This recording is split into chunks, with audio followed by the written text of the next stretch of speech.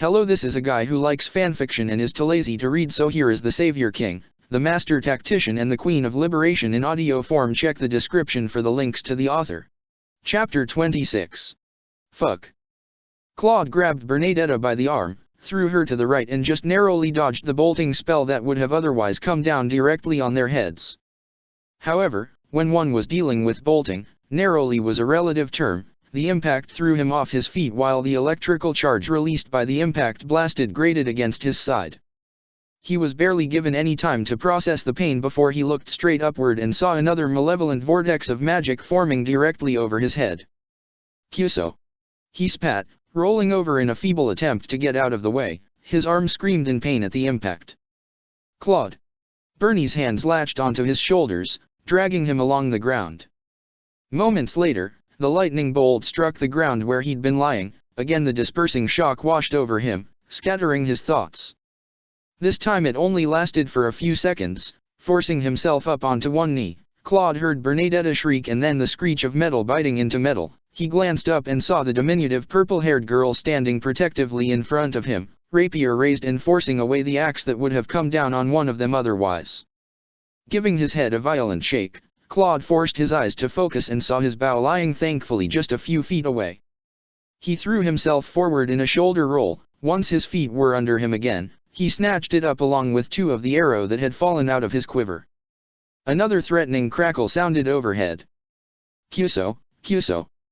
3 of them. He swore, his words lost in the racket of battle all around them.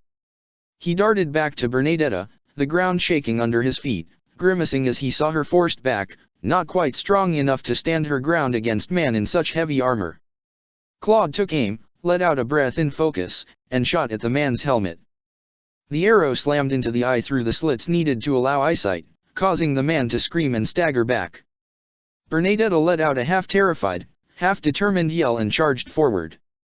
She carved up the knight's chest armor and into his chest, letting him crash to the ground. "Thanks, Bern," he said lightly when she turned around, relieved. Then he heard static again and muttered fucking dash. Bernadetta clasped his hand and they darted to the far end of the line of tombs, lightning smashing the ground behind them until they concealed themselves behind a pillar.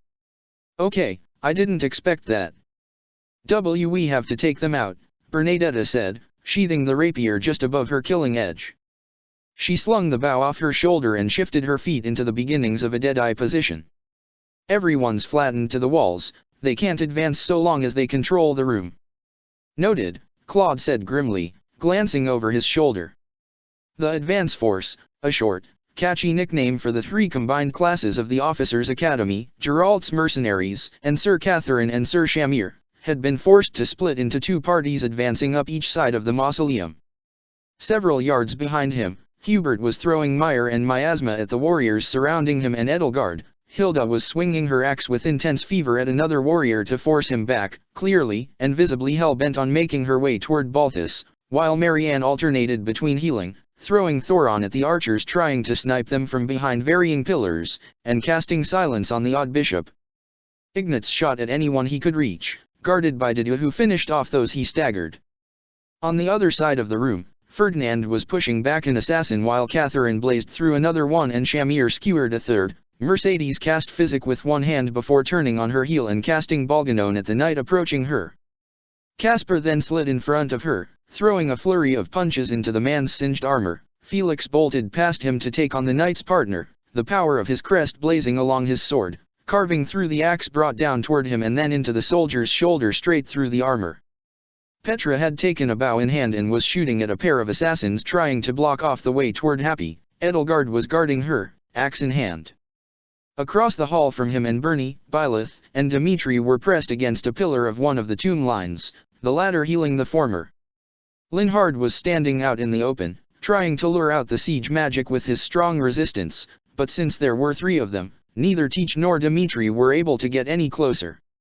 "We need Marianne up here," Claude muttered, thinking furiously as he examined the battlefield as it was in the moment. "If she can shut just one of them up." He tapped Bernadetta on the shoulder and pointed downward, at the backs of those behind them. "Hey, Bern, help me out and give me some cover, will you?" "Oh, okay." Bernadetta nodded, lifting her bow and decisively entering a ready stance. Claude grinned confidently at her. Great. Just be careful not to hit me, okay? Then he darted forward, back towards the warriors and his classmate. An arrow whipped past him, striking the back of the warrior's helmet. The man closest to him when he came to a stop, lined up his own arrow and knocked the man out of the fight with a shot to the spine. Hey Mari, he waved at her, we need a hand over here, I'll cover you. Marianne took a step towards him, hesitated, and glanced back at the others. Go on, Hubert said in a gruff but not unfriendly way. Both you and Linhard can provide healing support from a distance. The sooner we can advance, the better. He's right, Hilda said, before swearing and kicking away a warrior who had been faking unconsciousness in order to get close enough to pull her to the floor. Go on. We'll catch up. Reassured, Marianne turned on her heel and ran after Claude as he led her back to Bernadetta's position as another round series of bolting spells rocked the room. Torches flickered and the dust fell down from the old ceiling. Please tell me that's not a sign of things to come. Skidding to a halt behind the pillar, wincing as another bolting hit the ground dangerously close to their position hidden behind the pillar, Claude took out an arrow, winked at Bernadetta and pointed at the mage in the position closest to them. Think you can shut him up, Mari? He asked lightly. Marianne nodded. She pressed her hands together as if in prayer, expression set in concentration. Then a flare of green light spread from her fingertips, and she gave him a little smile. It was a near mischievous look, something he more associated with Hilda than his soft-spoken, devout friend. Yeah, she said quietly, and raised her hand. The green light flew forward and formed a wide bubble around the nearest mage without fail. It dissipated seconds later, leaving its victim staggering and frantically pawing at his throat. Marianne grinned, delighted by her success, and moved her attention onward as she prepared the spell again. Claude spun an arrow around his finger, took aim, and then swung around the pillar before taking a shot at the defanged enemy. Bernadetta cheered loudly when the man went down. That quickly turned into an alarmed yelp when a bolting struck the pillar, sending the three of them scrambling backwards. Hilda caught Claude before he could fall to the floor, pushing him back to his feet while eyeing the stretch of land between herself and Balthus.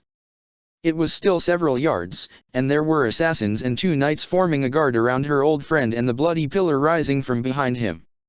Careful, guys. The Pinkette urged. Noted, he said with a rush of breath. Marianne righted herself and promptly cast silence again. This time, she caught the man in the middle mid-cast, causing a magical backfire that knocked him off his feet. How's your axe holding up? It's still in one piece, and my mace is still ready to roll, Hilda responded as Bernadetta dropped into a dead-eye stance and fired her killer bow. The third bolting mage finally fell. Moments later, Dimitri rushed forward with Byleth at his heels. Just as the silenced mage was getting back to his feet, perhaps signaling for a companion further back to cure his status, the prince slammed the handle of his lance into the man's face. The enemy dropped like a stone. Byleth darted up behind the prince and pulled him back by the collar. Moments later, a single bolting crashed into the enchanted tiles where he'd been standing moments ago. You've gotta be kidding me, Claude muttered before running forward, Bernadetta following a bit before coming to a stop at the edge of the tomb. The brunette kept going until he skidded to a halt next to Byleth and looked forward into the second half of the room.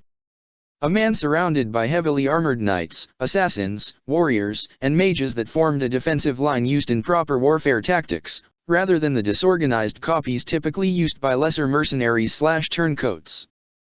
Can you see another one, Teach? No, it's just him. Byleth responded quickly, straining to see into the corners of the room and cursing. Okay, with just the one, he won't be able to cover as much range, Sir Catherine. She rushed to the side where the warrior woman was cutting down a pair of assassins. Do you think she's used it? Claude asked Dimitri, hating that he couldn't hide his unease while asking. The prince shook his head, fingers tightening on his lance. I don't know, but I don't think so, he said as Raphael, Lawrence, Didu, Ash, Lysithea, and Shamir abandoned their defeated enemies where they lay and hurried to join Catherine/Byleth for a new strategy. I've kept close to her, and she hasn't staggered or lost strength yet. Claude grimaced, trying to focus on the plan Byleth had clearly telegraphed to him.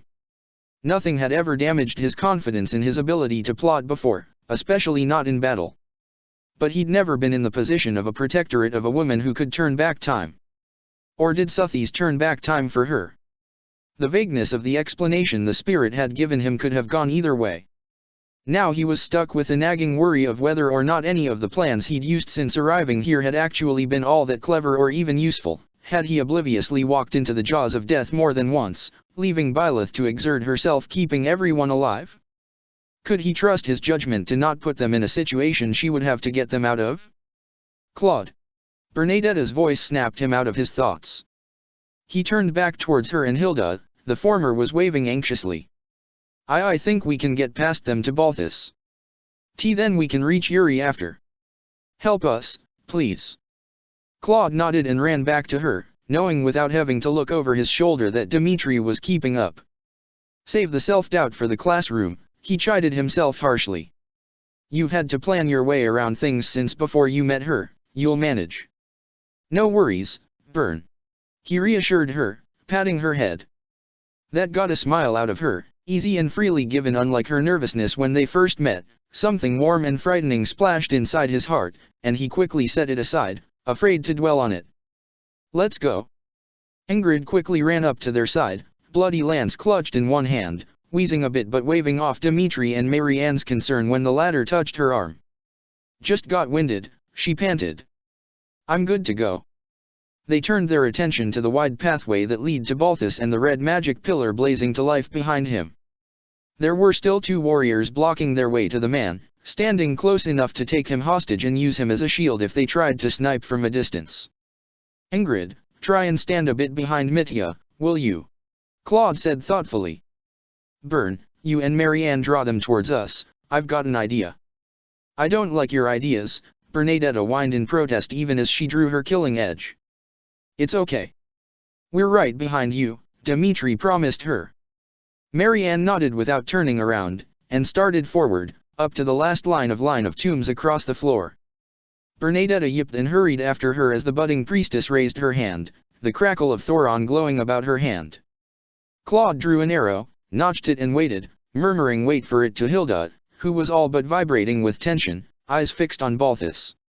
The self-proclaimed king of grappling was slouching, wavering a bit from side to side, but despite that his posture was still defiant, and he had visibly turned their way moments ago. Amazingly, he still had his relic gauntlets. Yuri must have planted them there so he could pick them up as needed. Not bad, my friend. Marianne's Thoron slammed into one warrior's gut. He staggered backwards a few steps, his partner cursing virulently as Bernadetta joined in with a few arrows, aimed largely at his legs and feet, so in case they went wide they wouldn't hit Balthus, to harry him.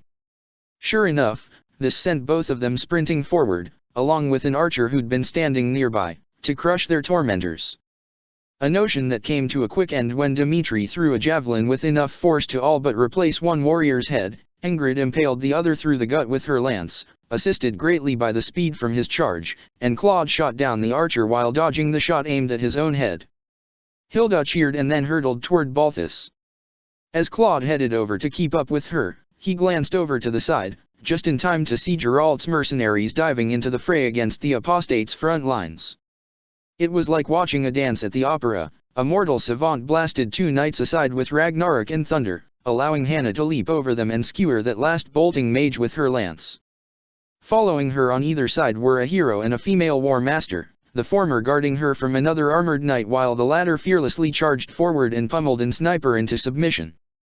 Behind them was an elegant woman in bishop's robes, hands raised in prayer. Claude felt a heavy blanket of soothing warmth fall over him moments before he stepped out of the range of the shower of green magic. The sensation was hard to describe. It was somewhere between a long soak in hot salt water after a long day and being wrapped in the thick, fluffy blankets in bed. Just a sense of utter comfort and peace, completely free of any pain. So that's Fortify, huh? Nice. Balti! Hilda cried, skidding to a halt in front of him. The older man beamed at the sight of her, placing slightly shaky hands on her shoulders. Hilda! You're a sight for sore eyes, no doubt about it. Balthus laughed. The blood-red pillar of light pulsed, causing him to flinch and lean heavily against her to avoid being brought down on one knee. Ugh! What do I do? How do we stop this? Hilda asked anxiously, glaring at the pillar of light. According to C. Constance, Balthus cringed again, grasping her shoulders. The flow of magic needs to be disrupted. Since its purpose is draining me dry, doesn't make a difference if I stand on the magic tile, but if one of you did, that might work. Bernadetta balked a bit and eyed the pillar of light anxiously. Okay. But, okay, is there anything big that we can drag on top of it? Not that I can see. Wait a moment. Ingrid darted back to one of the fallen knights and began to pry the chest plate off. Dimitri, come help me, let's see if some of this will do it. The rest of you just stand guard. Dimitri nodded and hurried over to her side, kneeling next to their fallen enemy and grasped the steel plates in his strong hands. Claude swept his eyes over the room, catching sight of Leonie shooting down an archer and earning a pat of admiration from the War Master while Catherine blazed her way past a pair of armored knights, Thunderbrand glowing as it tore through steel like parchment with its mythical double movement. Shamir was right behind her, arrows flying through the dark. Directly across the hall from them, Claude could see Byleth, Didu, Ash, and Ignatz hovering around, either happy or Constance. It was hard to tell with the red light pillar blazing right behind her. Byleth was gesturing animatedly at the others, conveying something to the others before offering her hand to the girl before the pillar. Didu and Raphael both walked around her to either side of the pillar. Dorothea, Lawrence, Mercedes, and Ferdinand had gone past them.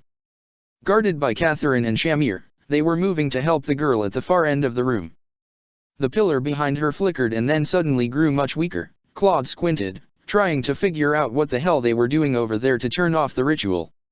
Yuri, Bernadetta murmured, vibrating in place as she stared up the hall to the last imprisoned wolf. Yuri, Micah, she rocked on her heels, glancing back at Balthus and Hilda before looking longingly ahead to where her old friend was trapped. She wanted very badly to go to him, but couldn't leave Balthus behind as long as he was stuck, until they figured out how to disrupt the power of the ritual. Claude reached down and squeezed her wrist in an attempt to convey reassurance.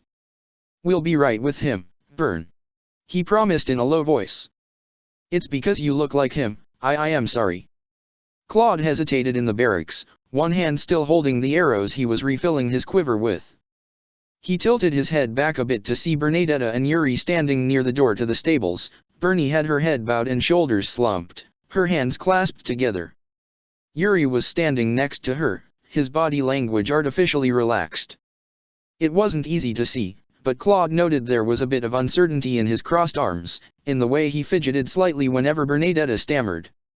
Cool and collected as he was hesitant to approach her. Claude slowly and very gently slid the arrows into his quiver, swung it over his shoulder, and leaned against the wall to observe. "Is that right?" Yuri gave a slight shake of his head. "This old friend must have been quite a piece of work, with how you keep running away from me." "And no. Not at all," Bernadetta hugged herself. "He was the assistant to the gardener at the estate. He was gentle and kind, he went out of his way to make me laugh, and he was the only person who was ever nice to me. We used to run around in the gardens, playing together." "Then why you keep running away from me?" Yuri asked. "Yuri, come on," Claude thought with exasperation and a significant twinge of annoyance. "You know why, or at least suspect. There's no need to drag it out like this and needle her."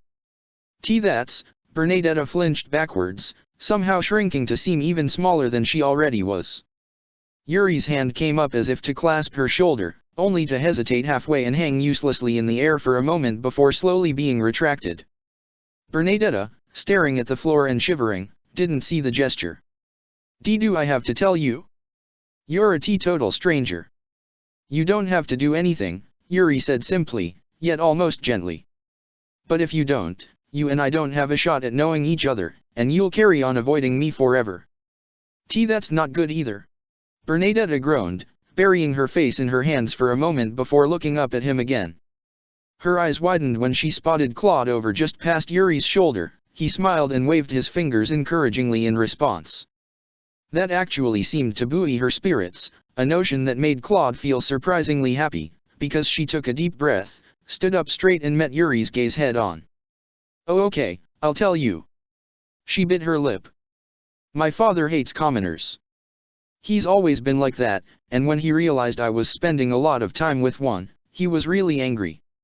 But then the girl swallowed hard, leaving Claude to once again contemplate how to get poison into Count Varley's next drink. He heard me complaining to my mother that I didn't want to marry any noble boy, I wanted to stay with my best friend, the gardener's boy. That's what got him up in arms, Yuri said, legitimate incredulity in his voice. You didn't know that, Claude thought in surprise. I'm surprised Varley didn't proceed his attack on you with a rant about how you were poisoning his daughter's mind or something similar. Or did you think he had a different reason? Bernadetta didn't seem to hear this. My father had a maid hold me in a room with a window above the courtyard. Then he had the household guards drag my friend out and they beat him to death, and tossed him out onto the streets. Whimpering, she bowed her head again. And it was my fault. Yuri, if you don't call bullshit on that in the next 5 seconds. Claude thought with a sharp stab of what he could only describe as brotherly indignation. Fortunately, as it often was, they were on the same page. Yuri let out a frustrated sigh. That doesn't sound right at all. Why would you think that? He shook his head. Nothing you did would make his death your fault. And hating you for something your father did, completely against your wishes, that is absolutely absurd. Delusional, even. But it was my fault. I told my mother I wouldn't marry anyone but him, after my father started looking around for potential marriage alliances. Bernadetta hugged herself tighter. If I hadn't said anything about him. If I held a grudge against you for anything, Yuri said with a diplomatic calm, it would be for cutting my face with those garden shears when I was trying to show you how to prune the rose bushes. Claude grinned, while Bernadetta squeaked in disbelief and jerked her head up. How could you know about that? Wait, cutting your face, shears, her whole body goes ramrod straight. And no way. Micah. Call me Yuri now, Bern. Yuri responded playfully, patting the top of her head. I'm glad I finally know how you felt about all that. Let's spend some time together later and catch up, chat about the good old days, and maybe how you ended up in the Golden Deer house.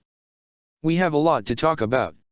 The purple-haired teen took a step back, one hand lingering on his friend's shoulder. Bernadetta was still totally frozen, staring in blank shock up at him. I'm looking forward to it. Bernadetta nodded a little bit, knuckles white on her bow. Claude turned when he heard Dimitri and Ingrid return with the heavy armor in tow, expressions determined. Marianne was casting heal on Balthus, but given the way she was frowning and he still staggering a bit despite looking much healthier than he had a moment ago, the blood draining was interfering with her ability to properly heal him. There. Ingrid threw the heavy shield into the pillar and over the tile in which it was rising. The pillar weakened but didn't falter, the light pierced through various holes in the steel, and the blood rose unabated. Frowning, Dimitri stepped around her and dropped the chest plate on top of the shield, kneeling down on top of it in the process. Ah! The prince gasped. Claude spun around and saw the bloody light suddenly cut out, turning into a flat circle hovering just above the ground. Above it, Dimitri had jerked back a bit, and the symbol of his crest was glowing above both of his hands. Mitya. I'm all right, Dimitri reassured him. I just felt something odd. I think I can feel the magic right below my feet. Balthus, what are you feeling right now? I feel like 1,000,000 gold pieces, Your Highness. Balthus said boisterously. Hilda let out a cheer of relief and hugged him. He wrapped an arm around her back and glanced down at Dimitri. I think you've saved my hide there. No need to thank me, Dimitri said wryly before frowning. Unfortunately I don't know exactly how I've done it, I'm not sure I can afford to leave this corner. Claude looked across the crowd, spotted a familiar face approaching them, and yelled, Hey Ash! What's going on over there? Have you cut off the ritual? We have for Happy and Constance. Someone has to stand over the carved crest symbols and disrupt the ritual's magic until all 4 of them are covered. Ash then pointed directly up toward Eelfric, who was standing in front of the altar. Catherine, Shamir, and Hannah were warily prowling a few yards away from him, weapons drawn but not making any attempt to approach. For a second Claude wondered why, then he saw it, a shimmering, glowing wall of golden magic. The chalice is protecting him. Or maybe he's channeling the immense amount of magic for the ritual through himself. Either way, I bet that once we free Yuri, that will disappear, then hopefully we can take him down for good. If you sure, Mitya, we're going to go ahead and get Yuri, Claude said decisively, glancing back at his prince. The blonde smiled wryly and nodded confidently. The brunette pointedly ignored the now familiar jump in his chest and went on, Balthus, sit for a moment, you look pretty grey. Hilda and Ingrid will stick with you. The pinkette nodded firmly, letting Balthus out of her hug and picking up her axe again. Ingrid moved a few steps to the right, taking up a defensive position in front of Dmitri so any attacker, close range, or otherwise, would have to physically go through her in order to reach him. Hang in there until the ritual fully breaks up. Marianne, stay right behind me and burn, all right. Okay.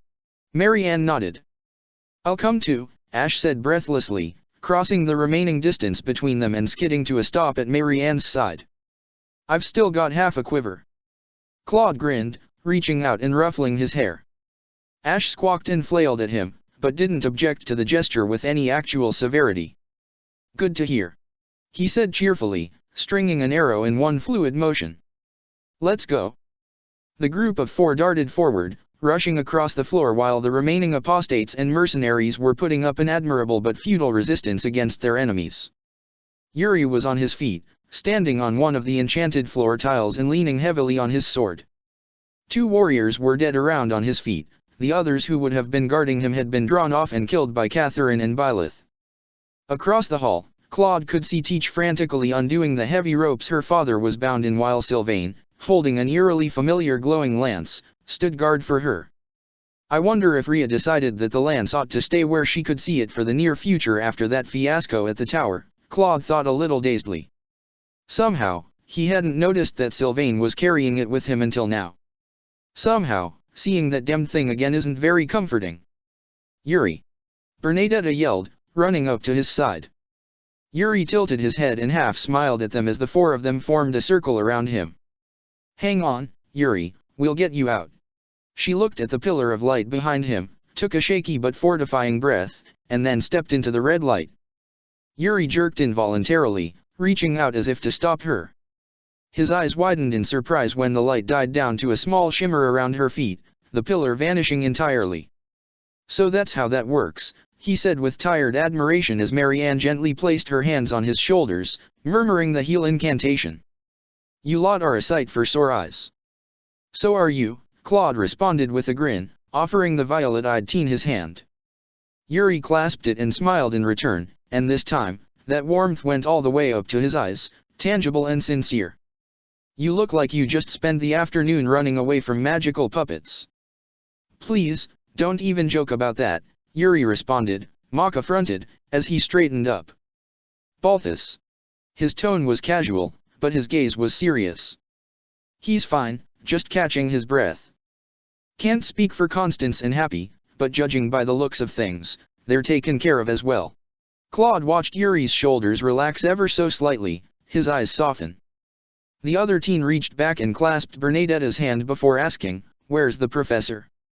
Pairing up with her father, Claude responded, pointing in Teach's direction. Further conversation was interrupted by a great rattling, which was immediately followed up by a powerful blast of magic. The impact made Claude stagger several feet backwards, stinging his eyes and skin and causing his crest to burn inside of him for a few painful seconds. As that light died out and he could refocus his eyes on the scene in front of him, he could see that the light barrier around Aelfric had shattered and disintegrated. Aelfric himself had staggered, his hands grasping the altar behind him for stability, but he hadn't fallen, and the chalice itself was still glowing with a bright, soothing, yet still very eerie light. Cautiously, Claude took a few steps forward, watching while both Geralt and Byleth strode up and confronted the pale, shaking man with weapons drawn, but not raised. It's a bit late to try and talk him down, isn't it? He wondered, stringing an arrow. But nevertheless, he didn't raise his weapon, despite what his instincts told him. Instead he waited, wondering if either of them would be able to succeed. Why, Geralt? Why? Doesn't Citrai deserve to open her eyes and see her daughter grown up? Aelfric pleaded, placing a hand on the arm of the corpse lain out in state. Citrai? Claude's eyes snapped away from him to the body, which he hadn't paid any mind to up until now. She'd been a tall woman, slender and pale and delicately beautiful. Long, light golden green hair tumbled down her shoulders and off the sides of the altar, just like Byleth's had changed to when she channeled Suthi's hours ago. She wore a white funeral dress. Wait, then that's... Understanding swept over him, immediately followed by a crashing wave of revulsion, pity, and horror. That bastard. You think I don't want that? Geralt spat back, more anger and indeed more emotion in his voice than Claude had heard from him before. You think I don't wish every night that she was still alive? But I knew her, and she would never agree to murder 4 teenagers to save herself. She would have strangled you for suggesting it, damn it. Byleth said nothing. She was standing stone still, standing on her toes, probably to get a better look at her mother's body. Claude tried to move enough to see her face. Her body language was closed off to him, whether out of shock, a return to the muteness that she'd possessed when they'd met, or something else, except for her hand on the sword of the Creator, which was shaking ever so slightly. We don't know that they'll die, Aelfric said desperately. This is her only chance, a chance to get back the life that was stolen from her here from that woman. Claude stiffened. What was this? What are you talking about? Byleth asked. There was a quiet bewilderment within a question otherwise chillingly devoid of inflection. Rhea was there that night, Aelfric said, gesturing maniacally at her. Don't you wonder why your mother's body is unchanged after 20 years? Why a woman with poor health but a strong body couldn't survive giving birth to her child? Rhea interfered with her pregnancy, with your birth. Why do you think you're here now? Why do you think Geralt took you and fled for so many years? How dare you? Catherine thundered, preparing to rush him. Shamir put a heavy hand on her shoulder, warily eyeing the still fiercely pulsing chalice. She deserved better, Aelfric said reverently. Whatever Rhea chose to do, it stole everything from her, and from you. Don't you want to see her open her eyes? Don't you want what's been taken from you back? Your mother, she was so happy when she was pregnant with you. She bragged about how incredible you would become. She wanted to see you so very badly. Claude's fingers dug into his bow. Bastard. Byleth shivered. She bowed her head slightly, and briefly Claude wondered if she was listening to Suthi's.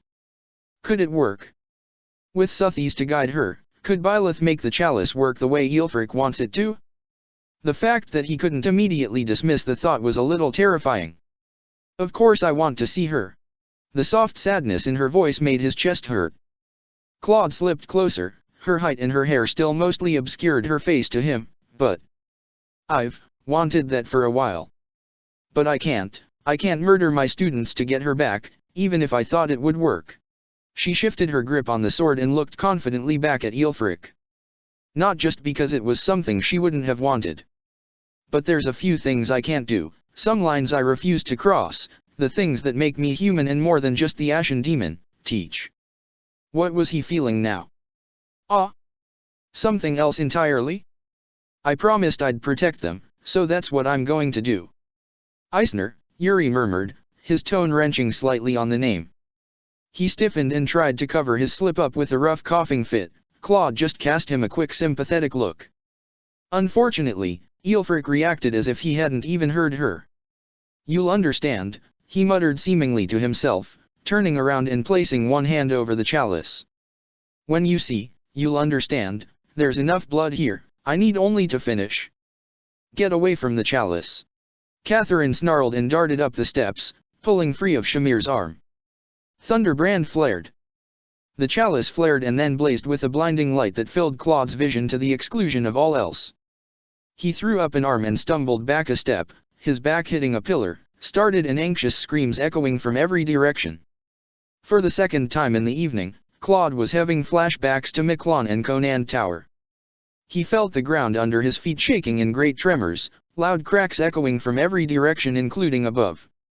Magic was swirling in the air so intensely you could taste it, it danced over his skin like the wind and stung his eyes. And above the howling gale he could hear a long, ear-piercing scream that he realized in a few seconds was Aelfric. At least, at first, it was Aelfric. After a couple of seconds the scream warped, twisted, and mutilated until it no longer sounded like a man. Briefly, it sounded like a man and a woman's voice crying out simultaneously, before dropping several decibels and transforming into a bestial roar that no human throat was capable of. Wind blasted out, Claude blinked several times and started to see something within the light that had turned blood red and slowly begun to fade. A massive figure in the red mists crashed down from the altar onto all fours on the stone, stretching and growing before his eyes. Claude swore and stumbled backward, watching the shape spread upward as wings burst out of its back, stretching up and out until they were bigger than that of a fully grown wyvern. Forelegs formed from the light, the neck stretched out as horns burst from the head section. The light finally faded fully into a hazy red mist, and the magic surrounding the creature burst, revealing its new form, massive, at least as big as Miquelan's black beast if not even bigger. It looked different, though. Rather than black and spiky, its furry and scaled skin was red and gray. Its head was a skull, red irises glowing within the empty eye sockets.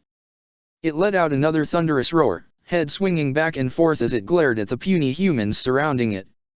Aelfric, the body of Citri Eisner, and the chalice itself were nowhere to be seen. "Everyone get back!" Byleth shouted. "Sylvain, Catherine, to me. Classes, rally to your house leaders. Mercenaries, to the boss. Hurry!" Claude didn't waste a second, launching himself back to Bernadetta and Yuri as the umbral beast roared and slammed both its front feet down. Bloody red spikes burst out of the ground and shock waves rocked the mausoleum. Claude stumbled but was far enough away to keep his footing. Yuri was at his side in an instant, a steadying hand on Bernadetta's shoulders. Marianne was shaking violently, her hands wrapped around herself, staring in wide-eyed horror up at the creature. "Again," she whispered, locking her fingers together. There was a flare of magic in her eyes, something sharp, unfamiliar, and very different from her usual healing magic. "Marianne, snap out of it!" he hissed, grabbing her arm. She winced and refocused on him, pressing one hand against the side of her head. "Stay with us." He then bolted back toward Hilda and the others, pulling her along with him with the others at his heels. The monster wasn't keen to let them go, however. It followed up this first attack by leaping forward to the middle of the room and laying its wings flat against its back. The bloody red aura flared up around it like a glass bubble, the light from it intensifying by the second.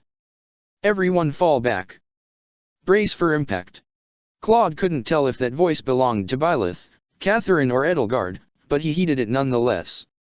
Upon reaching the small indent in the mausoleum where Balthus had been kept, he shoved Marianne into the small insulated hold, spun, grabbed Ash and pushed him in as well before bracing himself. The last thing he saw was Yuri covering Bernadetta against the wall, turning his body into a shield, before the whole room lit up with red energy and he was thrown backwards by a magical impact comparable to Ragnarok. His vision went white, then a fuzzy gray, everything sounded as if it was coming from miles away.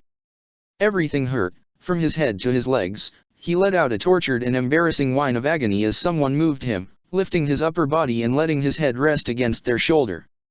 Incomprehensible noise battered his ears, coming from two directions, and then magic, glorious healing magic swept over him. The first wave cleared his vision and his head. As the room came back into focus, Claude found a worried Dimitri staring down at him. It was the prince who was holding him, repeating the same phrase over and over until it finally registered in the young prince's mind. "Please, Claude, can you hear me?"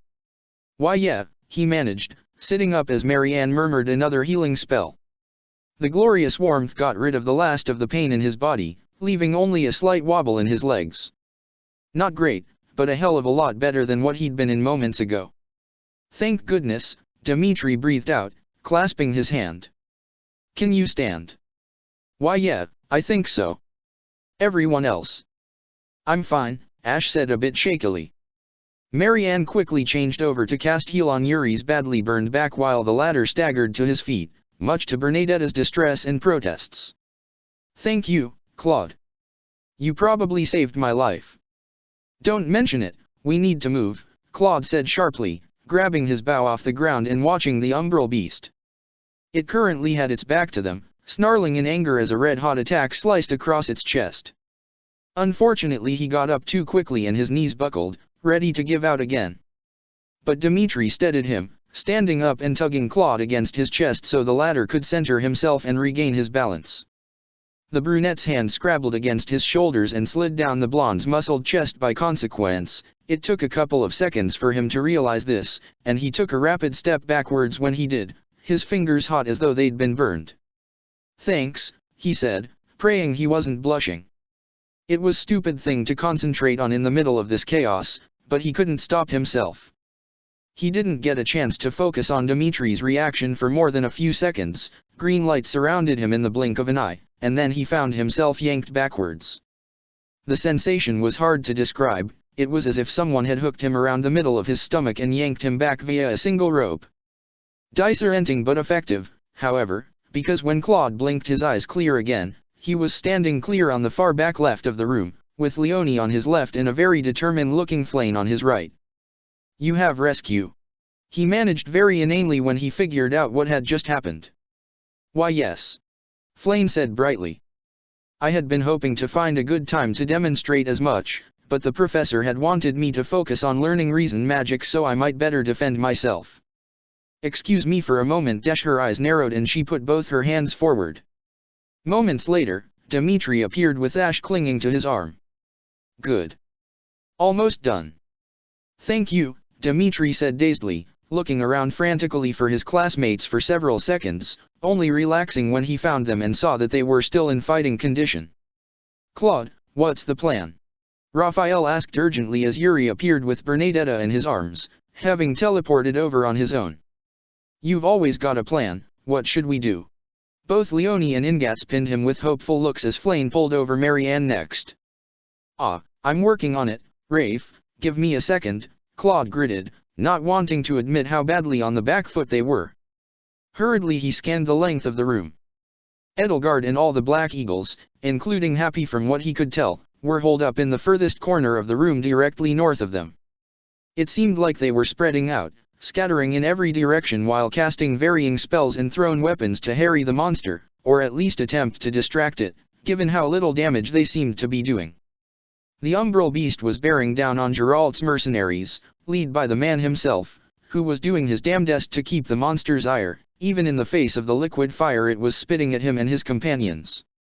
Meanwhile, Teach, Sylvain and Catherine were swinging around the creature's left flank, relic weapons at the ready. Behind them, Constance and Shamir were hovering, clearly trying to make the best of their range and provide what assistance they could to both protect and support the three. To the left of where the golden deer were waiting, the rest of the blue lions had taken up point. Felix was at the head, Mercedes alternating between healing Didu and Annette as Flane rescued Ingrid and dropped her off closer to her classmates. Teach, Sylvain, Catherine and Lysithea are our best bet of doing serious damage to that monster, Claude said after thinking furiously for a moment. As he spoke, Flane's rescue spell dropped Hilda and Balthus off in front of him. Felix and Balthus can take potshots where they can, but it's damned dangerous to get up close and personal with something capable of stomping you like an ant, so make that a last resort or only when it's completely distracted. Other than that, the rest of us are doing scratch damage. Unless either Mercedes or Annette learned Seraphim when I wasn't looking. Not as far as I know, Dimitri said, shaking his head. I haven't seen Constance use it, I don't think she knows it either. Okay. That means our job is to run interference and distraction, while taking whatever potshots we can. Flane, Yuri, you focus on throwing people out of danger with teleporting and rescue. Whenever you're not doing that, heal anyone who needs it. Marianne, if you can find some way to coordinate with Linhard and Mercedes so the three of you can be a coordinated physics support outside of battle, do so. Lysithea, I'll cover you best I can. Leonie, you're our backup. Dimitri, go and lead your classmates around the beast's back flank, keep an eye on Teach and Sylvain. Ignatz, Lawrence, use your discretion. Raphael, protect Marianne. Claude snatched several stray arrows off the ground to replenish his quiver. Archers, mind your ammo.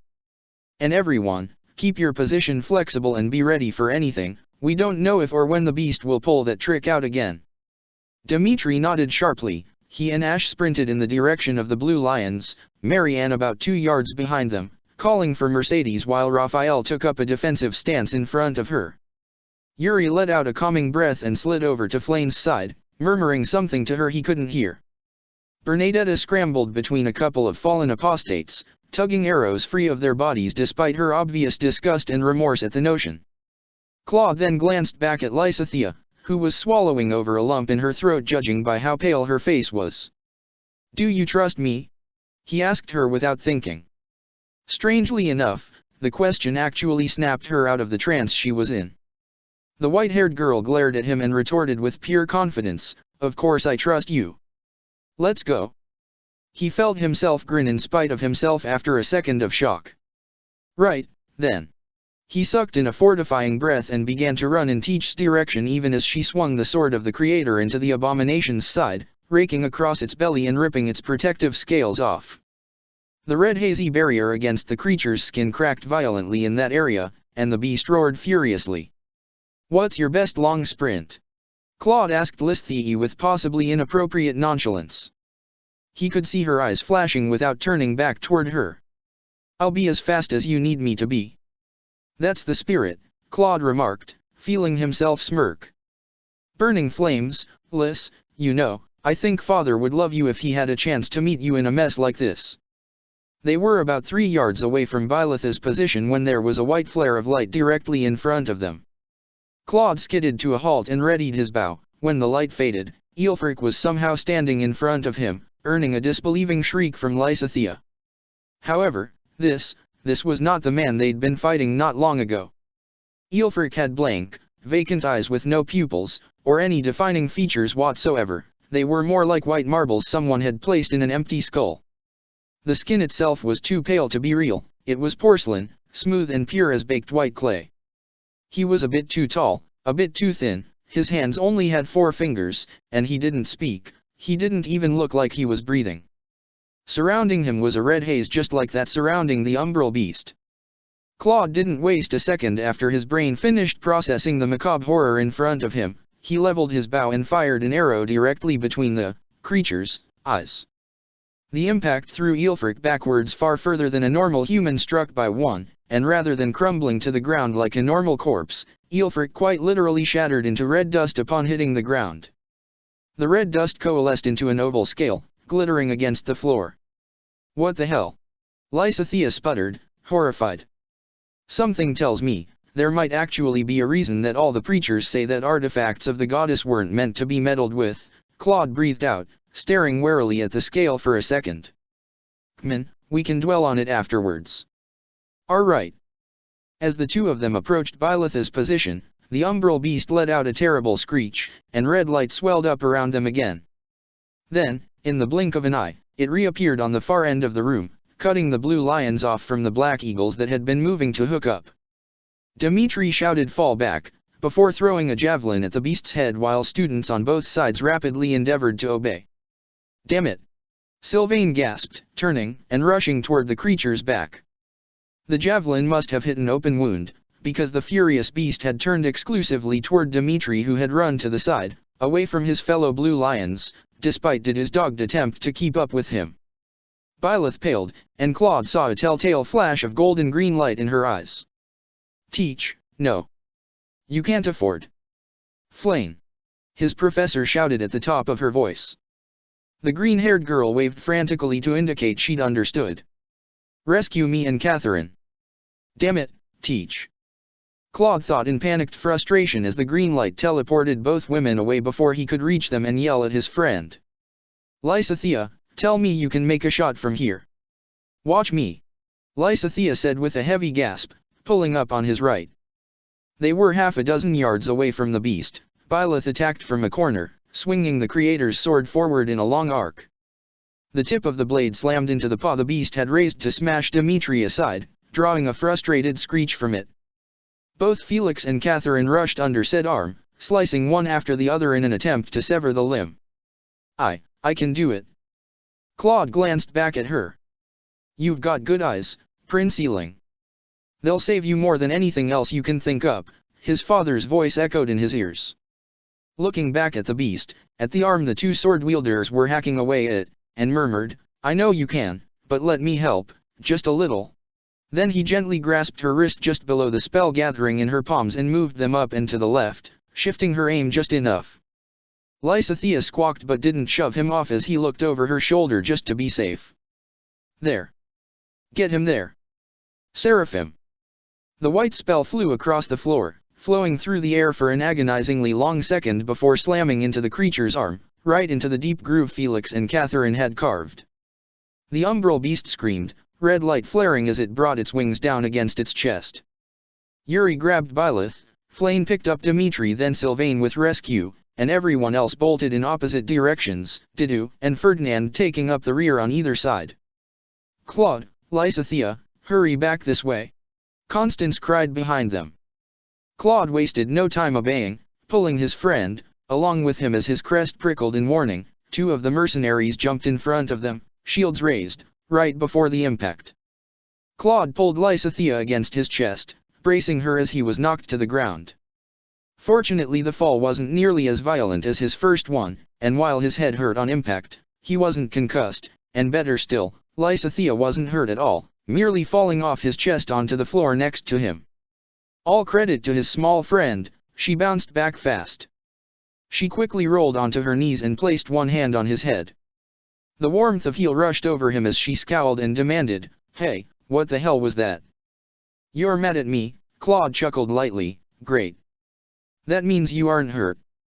Lysithea's eyes widened a bit, a myriad of emotions rushing through them before settling on a mixture of frustration and gratitude. She smacked his chest twice and yelled, "You moron," even as her cheeks turned slightly red. Claude laughed, pushing himself up to a sitting position. He was a little surprised to immediately find Constance standing in front of him, one hand stretched out in support. Smiling a little hesitantly at her, he accepted it and got back to his feet. "It keeps healing its barrier," the blonde fretted. "It must be drawing power from the chalice. This is why we should not toy with artifacts of the progenitor god." Lysithea glanced over at Claude, a visible question in her eyes. He minutely shook his head. No, he was fairly certain Constance wasn't aware that the progenitor god, Des, was much closer than she realized. "Hopefully as we wear it down, it'll lose the ability to do that," he said grimly, frantically scanning the room to see where Teach, Dimitri and everyone else had ended up. Dimitri was easy to find, lance in hand, already heading toward the front of the mausoleum where the umbral beast had positioned itself. Byleth was ahead of him with Catherine and Sylvain at her sides. The redhead had swung his lance twice and the blade was blazing brightly, clearly building up for something.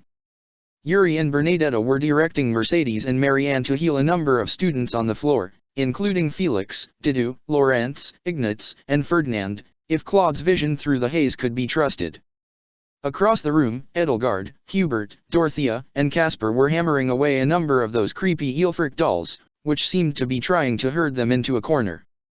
Linhard and Happy were running madly away from the umbral beast, which had turned its attention towards them.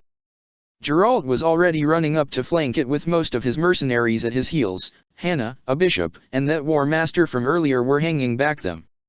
"At least, it isn't regrowing its leg," Lysithea panted as they started to make their own way to the center of the room, where most of the others were gathering.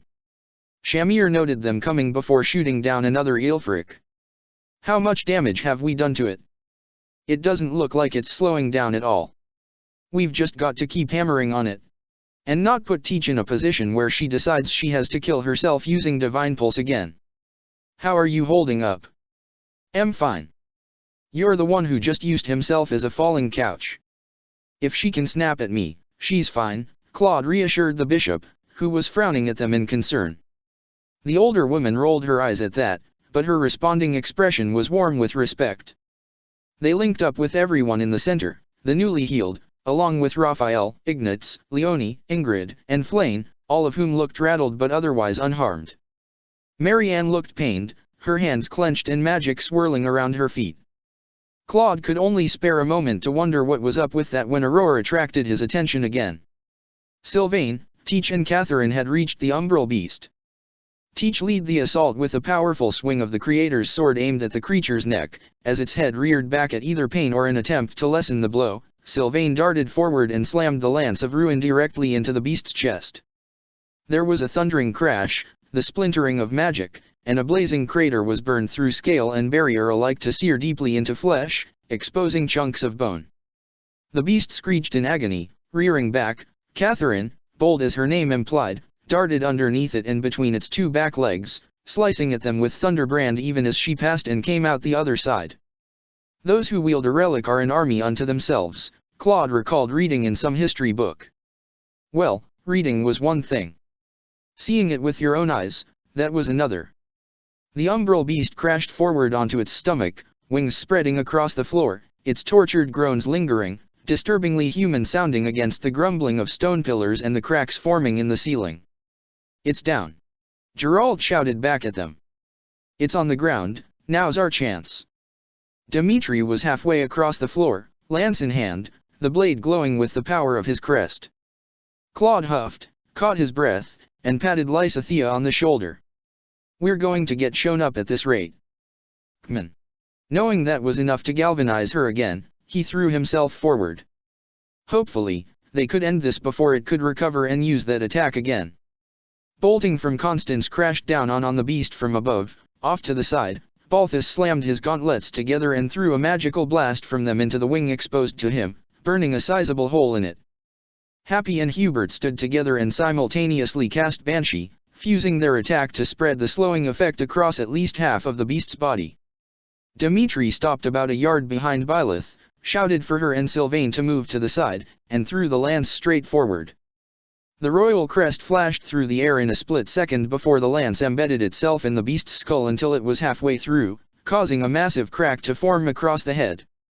Hilda threw an axe at one of the wounded back legs when the wing twitched out of the way. Ingats, Ash, Bernadetta, and Petra all took aim with their bows and unleashed a storm of arrows on the beast's wings.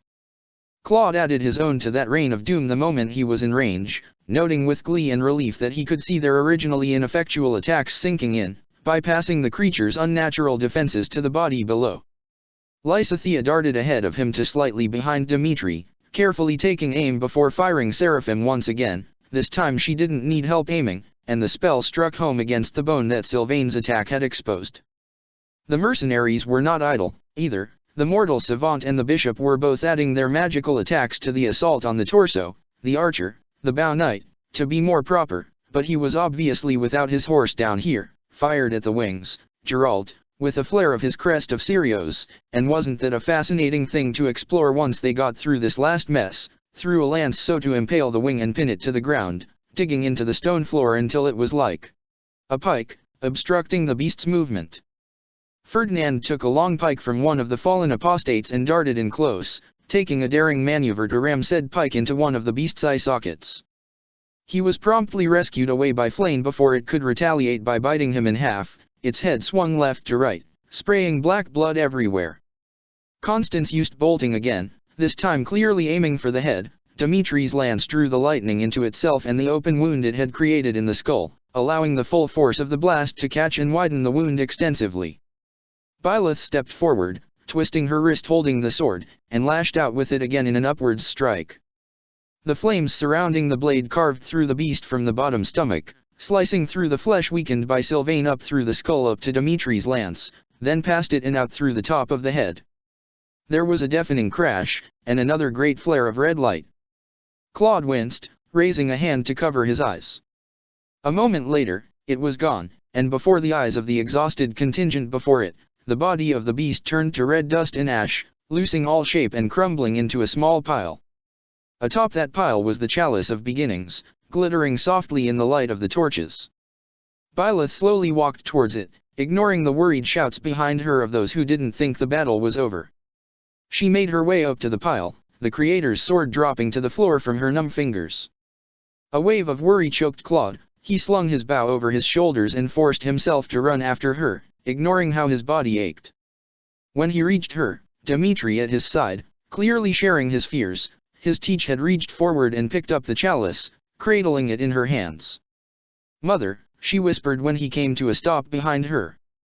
A violent shudder went through her whole body. Dimitri quickly grabbed her shoulders, catching her before she could fall. Claude helped him guide her down to the floor as he knelt, hovering anxiously and studying her parlor. She was pale, but there was still blood in her cheeks. "Oh mother, mother," her voice cracked violently, and she pressed the chalice against her chest. For a moment, Claude thought she might be crying. But, no. It was as if she wanted to cry, but didn't know how to. "Mother," she whispered weakly, pitifully, as she slumped back into Dimitri's arms. "Professor," Dimitri whispered tenderly, tightening his hold on her. Claude, for once unsure what to say or do, reached over and placed a hand on top of hers. I did want to see her. I wanted to hear her, I wanted," she bowed her head. "I hoped, but it wasn't meant to be, was it?" "Rest, Professor," Dimitri responded quietly, brushing her hair aside. "Please, rest. You're hurt, you're weakened. Rest, we'll be right here with you." "Listen to the prince, kid," Gerald said quietly. How someone that massive had managed to silently walk over to their side, Claude had no idea, but there he was. Please. He had a sense that please wasn't a word that the grizzled mercenary used very much. Byleth looked up at them with distant, shiny eyes. She tried to say something, but couldn't seem to find the energy. Her lips moved anyway, and then she rested against Dimitri's shoulder. Claude wasn't sure if his prince knew what she'd meant to say, but he'd heard it loud and clear. "Please don't leave me. I'm not going anywhere, teach." Chapter 27. Byleth hadn't really noticed the cool breeze. In all honesty, she was a little outside her own head. She carefully fingered the bunch of flowers in her hands, red and blue and purple, gently pruned and cleaned, for a moment before she knelt and carefully laid them out at the foot of the tombstone. Citri Eisner. The date of her birth and death were worn away by the wind and rain. The grave wasn't overgrown or in any way neglected, but she had a sense that those who felt the loss of her keenly had difficulty coming near here. She reached out and gently traced her fingers along the carved letters. The stone was cool and hard underneath her nails, unyielding, unfeeling. "You don't remember her at all?" She thought at Suthies, morose. "No. I'm sorry, the goddess, the goddess?" "How could that be?" said regretfully. "What troubles me is that I believe I should. Once I heard her name, I could see her in my mind's eye, but there's only an image, nothing more." She had such a warm, vibrant smile. Byleth closed her eyes for a moment as the phantom sensation of Suthies' hands settling on her shoulders. "You have her look. Your height and strength come from Geralt, no doubt, but the beauty, the fierceness, the warmth, all of it comes from her. What do you think she would have thought about the Ashen Demon?" Byleth wondered, sitting back on her heels before the grave. The sun beat down on her, yet its rays didn't soothe her as it so often had before. The gargoyle who couldn't feel, even when she killed.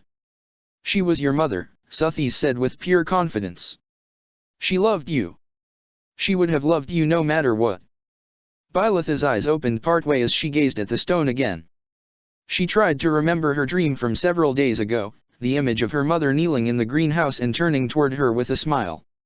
She clung to that image, that picture, and wondered if, perhaps, there was a portrait of her somewhere in Garreg Mach. The monastery had been her home her entire life, so maybe. A sudden warmth cut off her thoughts. Byleth blinked twice and grabbed the edges of the heavy coat that had just been dropped over her shoulders. "I thought you were supposed to be recovering, Professor," her companion said. His voice made her relax, even if she was a bit chagrined he could so easily sneak up on her. "Does dressing warmly offend you?" "Of course not," she muttered, standing up and turning to face Yuri. "I was lost in thought, and I'm not so fragile that this sort of weather could hurt me." Her newest charge didn't look very impressed by that logic. "Maybe, but why take the chance? Being sick and weakened is a chore. No reason to risk stretching it out." He nonchalantly stepped around her, pulling the coat tighter around her before tying it around her neck. "There, that's better." "Thank you, Yuri," Byleth replied with a sigh, yielding to the logic and the most recent in many, many attempts to make her comfortable. Yuri smiled lightly in response. There was a slightly softer, more serious look behind his usual teasing, and Byleth welcomed it. He had ditched the chains that had been part of his Ashen Wolf's uniform, switching it out for gold-painted buttons on his white shirt while keeping his purple overcoat and black pants. He didn't quite look like a golden deer, but frankly nobody minded that, and these colors suited him quite well anyway. "How is your mother?" she asked after a moment of silence, tugging lightly on the loose sleeves of the coat. It felt nice against her skin. "I didn't see her at breakfast. She was just tired," Yuri said. His eyes darkened slightly, but only for a moment. After spending all that time in the tower stressing out over what I would have to do to keep her safe, she's playing catch-up. I've been bringing her food, so try not to worry any more than you have to, okay? All right. They stood in silence for a moment, Byleth letting her attention fall down on the grave again. Hey, whatever answer you're looking for, I don't think the stone is going to come to life and offer it to you. Yuri mused, reaching over and tugging on the cloak's hood. Byleth jerked back a step and gave him a warning look that, naturally, was less than effective. What's eating at you the most, right in the moment?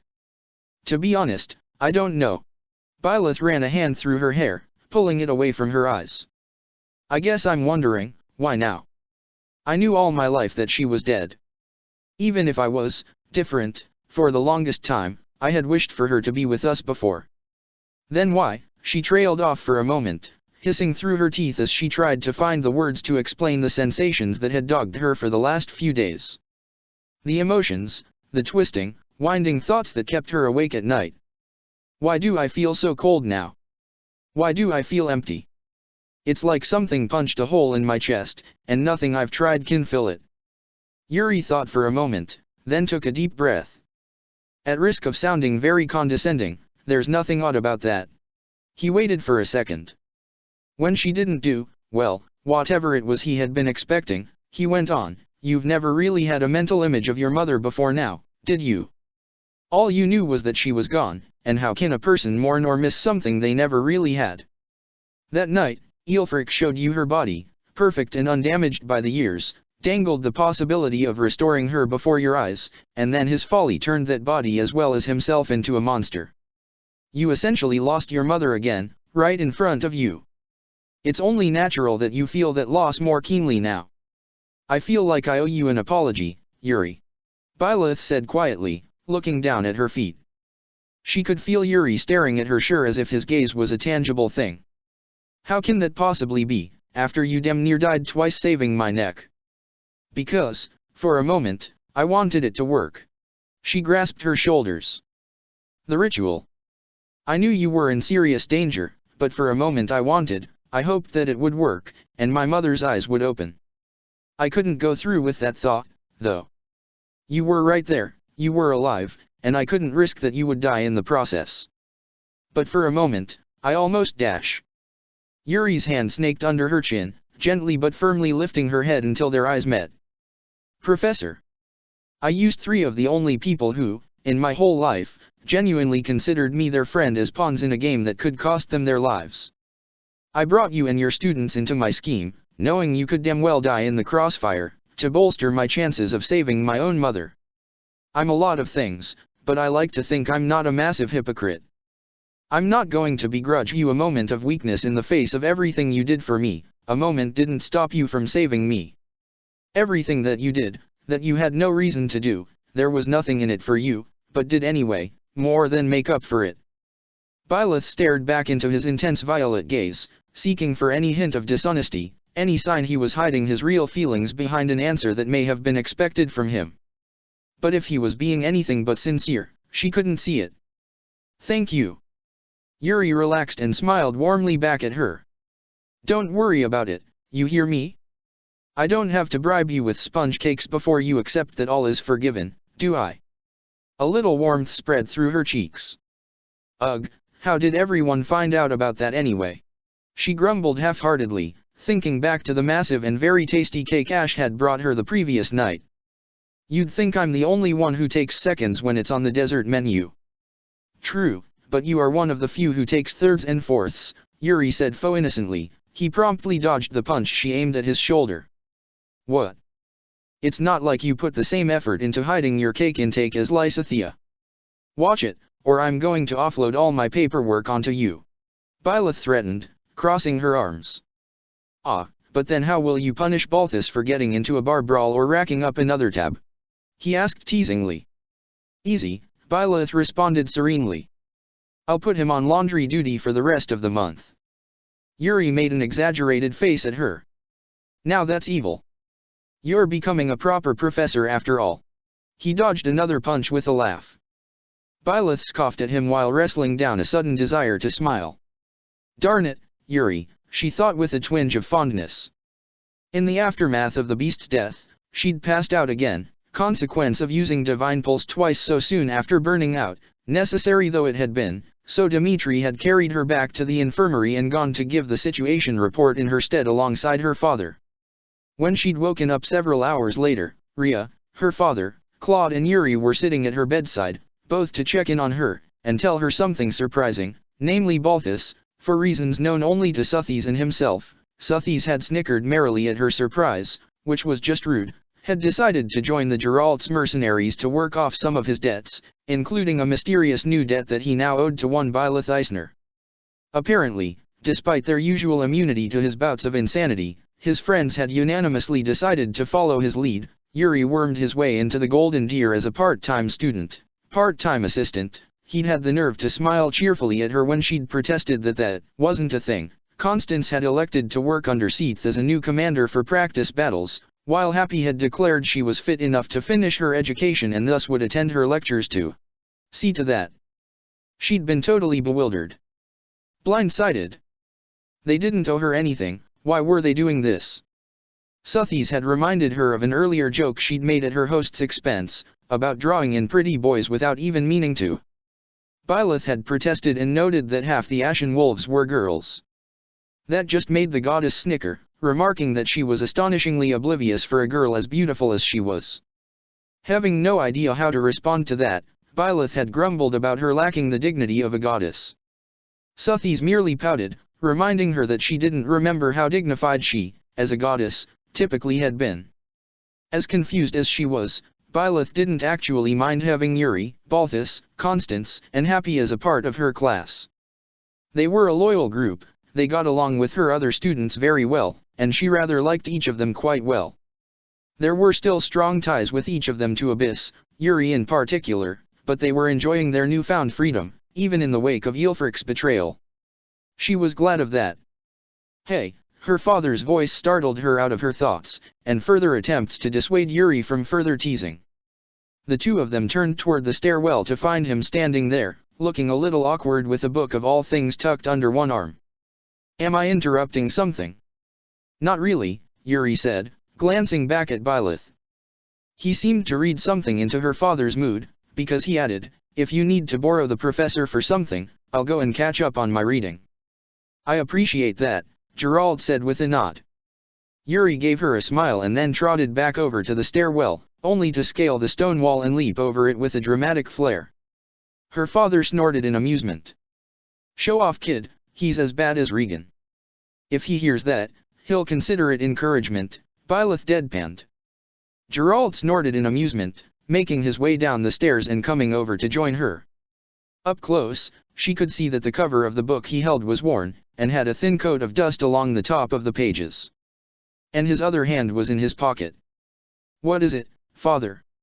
For a moment, Gerald didn't reply. His attention had fallen on the tombstone, his expression pensive and very distant.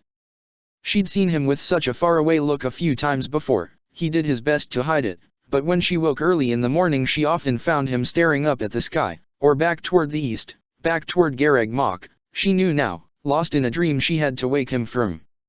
She'd thought once that her father wasn't a sentimental man, perhaps he always had been, but he'd tried so hard to hide it from the world. I owe you an apology, kid. Gerald sighed after a long minute of silence. Byleth knew without asking what he was referring to. That odd, foreign feeling of resentment flared up suddenly in her chest. The emotion she had been ashamed of, confused by, suddenly it fell into place in her mind, and she felt justified in it. Maybe so, she said in a familiar neutral tone. I told myself a lot of things over the years about why I had to leave Citrai in the past, but in truth, I just couldn't bring myself to talk about her. Her father traced the top of the gravestone with one hand. I wasn't there when she died. I'd been sent out on an errand of mercy in the Empire. Simple stuff, low stakes, nothing I hadn't done 1,000 times. She saw me off with a smile. Everything was as perfect as it could have been, then I came back 3 weeks later, and she was gone. Just like that. Byleth felt her expression fall. A painful pinching feeling took hold in her chest. The pain I felt for those days was indescribable. The only moments when I could think or feel though the fog surrounding me was whenever Ria put you in my arms. He glanced at her and smiled, small and pained, but genuine. You were a quiet baby, you didn't fuss much, unless you thought I was ignoring you. Oh, she murmured. She loved you right away, Gerald said unexpectedly, turning to fully face her. Byleth's blood spiked a bit, her hands tightening on the warm fabric of her coat. From the moment she knew she had you, you were all she would talk about. She planned out your room, she started compiling books and toys for you, she fretted over every minute detail about her pregnancy so she could keep you as safe as possible. He took the book in his hands, brushing the cover off. This is one of those books, actually. She asked me to get it while I was out on that last job. I should have given it to you a long time ago, but it was hard to let go of. Hesitantly Byleth held out her hand, delicately accepting the hardcover treasure from him. The title was written in golden thread across a blue cover. Stardust. She opened the cover and gasped at the beautiful, intricate illustrations on the first page. It's a famous romantic fable from Faergus. Gerald said awkwardly, though a soothing memory seemed to creep up on him in a moment. I suggested buying War of the Moon, but Citrai said that a young girl would prefer to read this first. Hee, Byleth giggled softly, startling herself. Gently she turned through the first few pages, admiring the elegant writing within, before closing it and looking up at him. I don't have much left of Citrai, given the way I left the monastery back then. Gerald acknowledged before removing something from his pocket. Byleth took a step forward and blinked in amazement when he opened his hand to reveal an elegant silver ring studded with amethyst stones. This was the engagement ring she bought for me. It's something, isn't it? She was determined to return the gesture after I proposed to her, said it was a tradition in Dada. Give me your hand, kid. She did, and was more than a little surprised when Gerald placed the priceless treasure in her palm and closed her fingers over it. It's yours now, he said softly. One day, I hope you'll be able to give it to someone who loves you as much as she loved me. Byleth cradled her hand to her chest, opening her palm and regarding the glimmering ring with a mix of reverence and an aching feeling in her chest that both hurt her and warmed her. Carefully she picked up the chain the ring was strung upon and wound it around her neck so the ring was lying against her collarbone, then locked the clasp. I'll be careful with it. I know you will, Gerald said offhandedly, lightly ruffling her hair. Sadness lingered in his eyes, but there was pride there too, warmth, understated as ever, but visible, tangible. Father? Are there any portraits of Mother here? Well, to be honest I'm not sure, but there's no reason we can't ask around. You want to do that right now? Byleth gave the tombstone one last look before nodding affirmatively. All right then. Gerald put a hand on her shoulder and led her away from the grave. She traced the ring with her finger as she shot one final look over her shoulder before she ascended the stairs and moved out of sight of her mother's resting place. So that's your mother? Annette peered over Byleth's shoulder at the small portrait in her hands. She's so beautiful. Yeah, Byleth murmured, looking down at the smiling image of her roughly 19-year-old mother. There was a mischievous look in Citrai's eyes that seemed to her more akin to Suthi's than herself. Despite what Aelfric had said about her being weak of health, there was no obvious sign of it in her skin or her waist. You look just like her, Professor, Mercedes said sweetly, having set her tea aside to get a better look. Green hair isn't very common at all, though. I wonder if she was related to Lady Ria somehow. I hadn't thought to ask, Byleth confessed. Though I suppose, she does have the same shade of green in her hair that Flane does, doesn't she? Lady Ria and Lord Seatha's hair is a darker shade. Lady Ria would be happy to tell you if you asked, Dorothea hummed, taking a sip of green apple tea and resting her chin on her tented hands. She's quite fond of you, you know. I noticed, Byleth said awkwardly, glancing down at the portrait again. Hee, you're so self-conscious, Dorothea tittered. She reached out and clasped Byleth's wrist, rubbing her thumb against her skin. In my experience, people as talented and admired as you are utterly full of themselves, yet you're always sweet and humble. I'm the Ashen Demon, Byleth reminded her, feeling flustered. There was something in Dorothea's smile and eyes that made her feel beautiful, and she didn't know what to make of that. My talents have been a source of fear and unease by anyone who knew about me, not admiration. I've heard of a song before, the chorus of which referred to me and my monstrous visage. This monastery is full of oddballs and weirdos. Monstrous visage. That's awful. Mercedes looked shocked. Who would write such a song? Likely someone who saw me in a fight, Byleth said with a sigh, carefully setting the picture down so she could take a drink of tea. Do you remember my mood in the first month or so after I became a professor? In the years before, I was even colder than that. I had no emotions.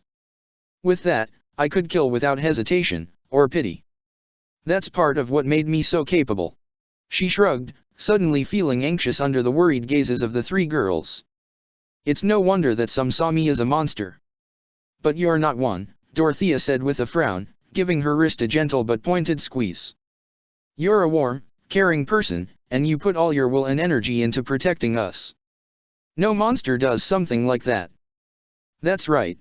Annette said brightly, wrapping an arm around Byleth's shoulders. If thinking that makes me weird, then I don't want to be normal. What is normal even supposed to mean? Mercedes wondered aloud. No one really agrees on what makes a person normal. Lords and merchants alike change the definition whenever it suits them.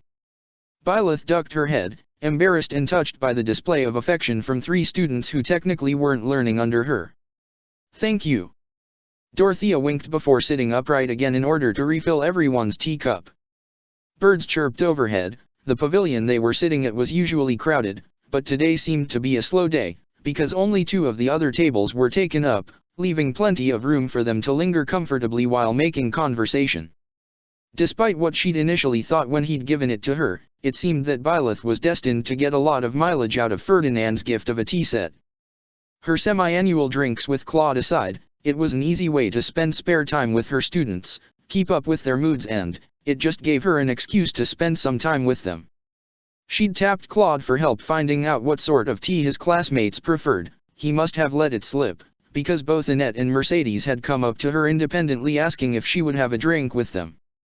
She'd quickly grown fond of these little moments, and wished she had time for more of them. It's too bad you won't be joining us for the Battle of the Eagle and Lion, Professor, Dorothea said with a sigh. I was looking forward to seeing if the Black Eagles could avenge our fallen honor. Not likely, Suthies said with a mischievous chuckle. I wouldn't have used it even if I was healthy enough to participate, Byleth thought dryly. I thought this power was supposed to be for emergencies? Humph. You don't think helping Claude succeed is an emergency? Oh, he'll be heartbroken. There was a knowing look in Suthies' eyes that Byleth most certainly did not like. It left her feeling unaccountably nervous and defensive. If Claude and my students can't claim victory without my help, then I've utterly failed them as their teacher, Byleth responded with calm dignity. If anything, he'd be happy that I have complete and utter faith in him. Then you should say so, Suthies grinned. What are you hinting at? You're playing some joke on me and I can't even get up in arms about it because I'm so confused. Don't worry, you will. Your mercy is as boundless as they say, beloved goddess, Byleth thought sarcastically before sighing and addressing Dorothea. Unfortunately, I'm on bed rest for the next week and a half. I will be there, however, I'll see for myself how much you've improved since that loss. This stinks, Annette moped, nibbling on a muffin. I was really hoping to try and take you on, too. And why's that? Byleth asked, bemused. The orangette clapped her hands together. Felix says that the best way to measure your improvement is to fight someone who's stronger than you, because whether you succeed or fail, you'll get a clear view of how you need to improve. Dorothea snorted. Of course he would say that, the war junkie. Mercedes chuckled gently. He doesn't really mean to be so aggressive, she said in defense of her prickly classmate.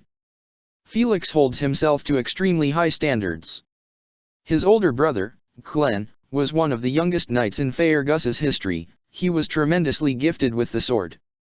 Felix wants very badly to meet those same heights, so he pushes himself to his limits and has trouble understanding why others don't work quite as hard.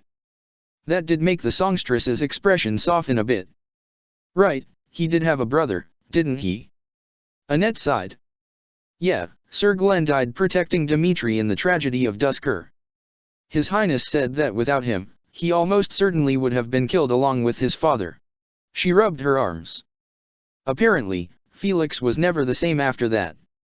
Byleth felt her chest twinge at that. You know, Annette, as soon as I'm cleared by Manuela I'll be available for sparring. If you want to join Felix and Casper and Dimitri, you're welcome to. Really? Oh, that's great. Annette cheered. How are you feeling today, Professor? Mercedes asked kindly, patting her arm. Any pain or stiffness? Are you tired? No more than yesterday, Byleth assured her. Professor Manuela says that I'm healing by the day, it's just that I absolutely cannot do anything to aggravate it before I've completely recovered. That's why I've been giving my lectures solely in the classroom and not setting up any practice battles. The more I relax like this she waved slightly to indicate their table, the quiet pavilion and the cloudless sky, the sooner I'll be completely back to normal. I'm glad to hear that, Dorothea said, smiling brightly. It's too bad you can't participate, but your health really should come first. Then her eyebrows tabled. You scared me when you passed out right after killing that monster. Take better care of yourself, Professor. I'm trying. Byleth protested, hunching her shoulders a bit. You know, it wasn't until I saw you collapse that I really understood why Felix is so determined to become as strong as possible, Annette admitted, surprising her. The orangette tugged on a loose strand of her hair, looking a little self-conscious. You're one of the strongest people I've ever met, and I've heard all the stories about what you've been able to do all on your own. So if someone like you can nearly die in battle against a beast, she slumped a bit in her seat, downcast. Then what chance do I have, if I don't toughen up? You have time, Byleth hurried to reassure her. What happened in the mausoleum was out of the ordinary. Most demonic beasts you find yourself fighting won't be nearly as powerful or durable as something supercharged by a sacred relic. You're not some helpless flower girl, Annette. Just because you can't fight the way I can right now doesn't mean you haven't made any progress. I know I haven't been teaching you, but I have been watching, and trust me, you've improved a lot over the past few months. You trust me, right? What kind of a question is that supposed to be? Annette complained, giving her an indigent look. Byleth felt warmth rush up to her cheeks and ducked her head, abashed. I've really gotten better? I guess the battle will be my chance to show myself exactly what I can do now. That's the spirit, Annie, Mercedes said cheerfully. Her hands brushed over the empty plate in the middle of the table, and blinked in shock. Oh dear. She giggled. It seems we've run out of snacks. I should have made more. Oh nonsense, Mercedes, you were lovely, Dorothea said, waving a hand. You didn't account for my joining you, but you still gave me some of the fruits of your labor. It's no surprise we ran out. Shall I bring the tea set back to the kitchen and give it a wash for you, Professor? Mercedes offered. Consider it my thanks for inviting us. Thanks, Mercedes. A thought struck Byleth, and she fished around in her pockets. Actually, if you can take it back to my room afterwards, I'd appreciate that. I need to talk to Marianne about something, and unless I'm wrong, she'll be practicing hymns in the cathedral right now. She pulled out her room key and offered it to the blonde. I know this is a bit sudden, but Oh, that's not a problem at all, Mercedes broke in, accepting the key with a smile. Shall I meet you at the cathedral's entrance in a little while? That would be wonderful. Byleth shot out of her chair, waved to Annette and Dorothea, and turned to run back the way she'd come, dodging around the tables and chairs as she went. There was someone she needed to check on, and she didn't want to miss her while she still knew exactly where she was. Granted, Marianne typically wasn't a very difficult girl to find. She could generally count on finding the blue-haired priestess in training either in the cathedral or the stables, and when she wasn't there, she was with Hilda.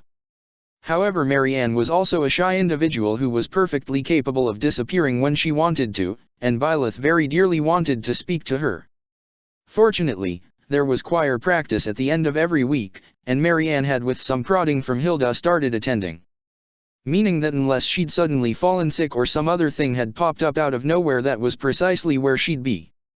The run through the main hall of Garreg Mach to the bridge that lead to the cathedral was an easy track, or at least, it usually was. Byleth felt her lungs burning when she pushed through the doors and stumbled a bit as she set foot on the stone bridge, wind swirling around her face. Ugh, definitely not recovered yet. This is embarrassing. Thank goodness Claude is out in practice flights. She leaned one hand on the wall as she slowed to a pause, focusing with half-closed eyes on taking deep, fortifying breaths. Absently she glanced over the side of the bridge, down to the grounds she and her students had been wandering across mere days ago. It happened so fast, and yet it feels like it happened in previous lifetime. Was it because I almost died? If she squinted, would she recognize the cliff that hid the tunnel they had entered the canyon through? It's a beautiful view, she murmured. Most certainly, Suthies hummed. Does your chest hurt? And no, it's going away. I'm all right. Byleth gave herself a slight shake and began walking along the bridge, just barely able to hear the beautiful tones of the organ and piano from within the cathedral echoing from within the magnificent building. The music grew louder as she walked up the stairs and into the building. Today the song being sung was the hymn of Saint Cethleen. It had first been heard when she went among the wounded who had fought alongside Saint Cyrios, healing even the gravest would-be fatal wounds without so much as a scar left behind. Now it was used to worship her and the virtues she represented: compassion, love, pacifism, and unwavering devotion. Byleth listened to the old Faudlain's words washing over her as she walked into the back of the cathedral proper and made her way over to the pew the furthest from the front where the choir students were practicing. Marianne was standing at the edge of the line, her voice easily identifiable even among the many people singing in that moment. What surprised Byleth was the undeniable sight of a certain purple-haired standing on Marianne's right, singing along with her, if notably less audible. Bernadetta? I know they've floated into each other's company before, but I'm amazed she joined in on choir practice. Was this a sign that her most anxious student was becoming a little more comfortable out in public? There's no way she wouldn't be here if Marianne wasn't. But still, it's good that her presence is enough that Bernadetta is willing to go to a public place to spend time with her. Byleth sat and waited, resting her hands on her knees as she listened to the song. When she'd been a wandering mercenary, music was a somewhat uncommon luxury. Even back then, she'd always liked any opportunity to listen to a good song, perhaps sensing that it had a calming effect on her, despite her lack of ability to truly appreciate it. She'd arrived near the end of the day's practice. The song was repeated 3 more times before the priestess in charge released the students, reminding them that the next week was cancelled due to some scheduling difficulties. Bernadetta unsurprisingly was the first to jump to leave, latching onto Marianne's arm and leading her around the pew and toward the back, only to stop with a startled squeak when she caught sight of Byleth. Byleth got up with a small smile and gestured off to the side, so they wouldn't be obstructing the other students. Marianne blinked, and then nodded with a hesitant smile. Bernadetta shot one glance back at the approaching students, squeaked again, and practically dragged her blue-haired friend along in her wake as she dove into the pew, running through it to reach safety, i.e., her professor, on the other side. Professor, Marianne said happily. Byleth blinked, and then felt herself smile a bit. Suthies? Am I imagining things, or does she look a little less sleep-deprived than I'm used to? No, I do believe you're right, Suthies noted, pleased. Marvelous. Was practice fruitful today? You sounded very good. You too, Bern, I didn't realize that you had joined the choir. I haven't. This is only a trial run. Bernadetta protested, clinging tighter to Marianne's arm. Marianne suggested it. She thinks I'm good at it for some reason. But you are, Bernadetta, Marianne said sweetly, glancing at the archer. I've been listening to you sing while cooking whenever we're paired up for it, you hum when you work in the gardens, and you've always had a very pretty voice. You can always duck out if it's too scary, but if you enjoy singing, we can do it together, right? Bernadetta paused, wavered, thought about that for a few moments, and then sagged a bit. It is kind of nice, she murmured thoughtfully. And it's less scary when I'm sitting with you. I'm glad to hear that. Something flickered through Marianne's eyes that worried Byleth. It was dark, pained and, almost guilty. Well, that tears it. Byleth thought very carefully about how she might phrase her question, took a breath, and started to ask. only to be surprised by Bernadetta's expression sliding back into a familiar anxious worry. So, how long have you been here, Professor? Did you just come in when we finished up? Her eyes were wide and hopeful. No, I've been listening for the last 3 repetitions. Why? Byleth asked, blinking in confusion. Oh no. Bernadetta moaned, burying her face in her hands. There, Bern, it's all right, Marianne said soothingly. But I butchered the old Fodlanes. I messed up the song that Saint Cethleen created. She'll be so offended. Wah.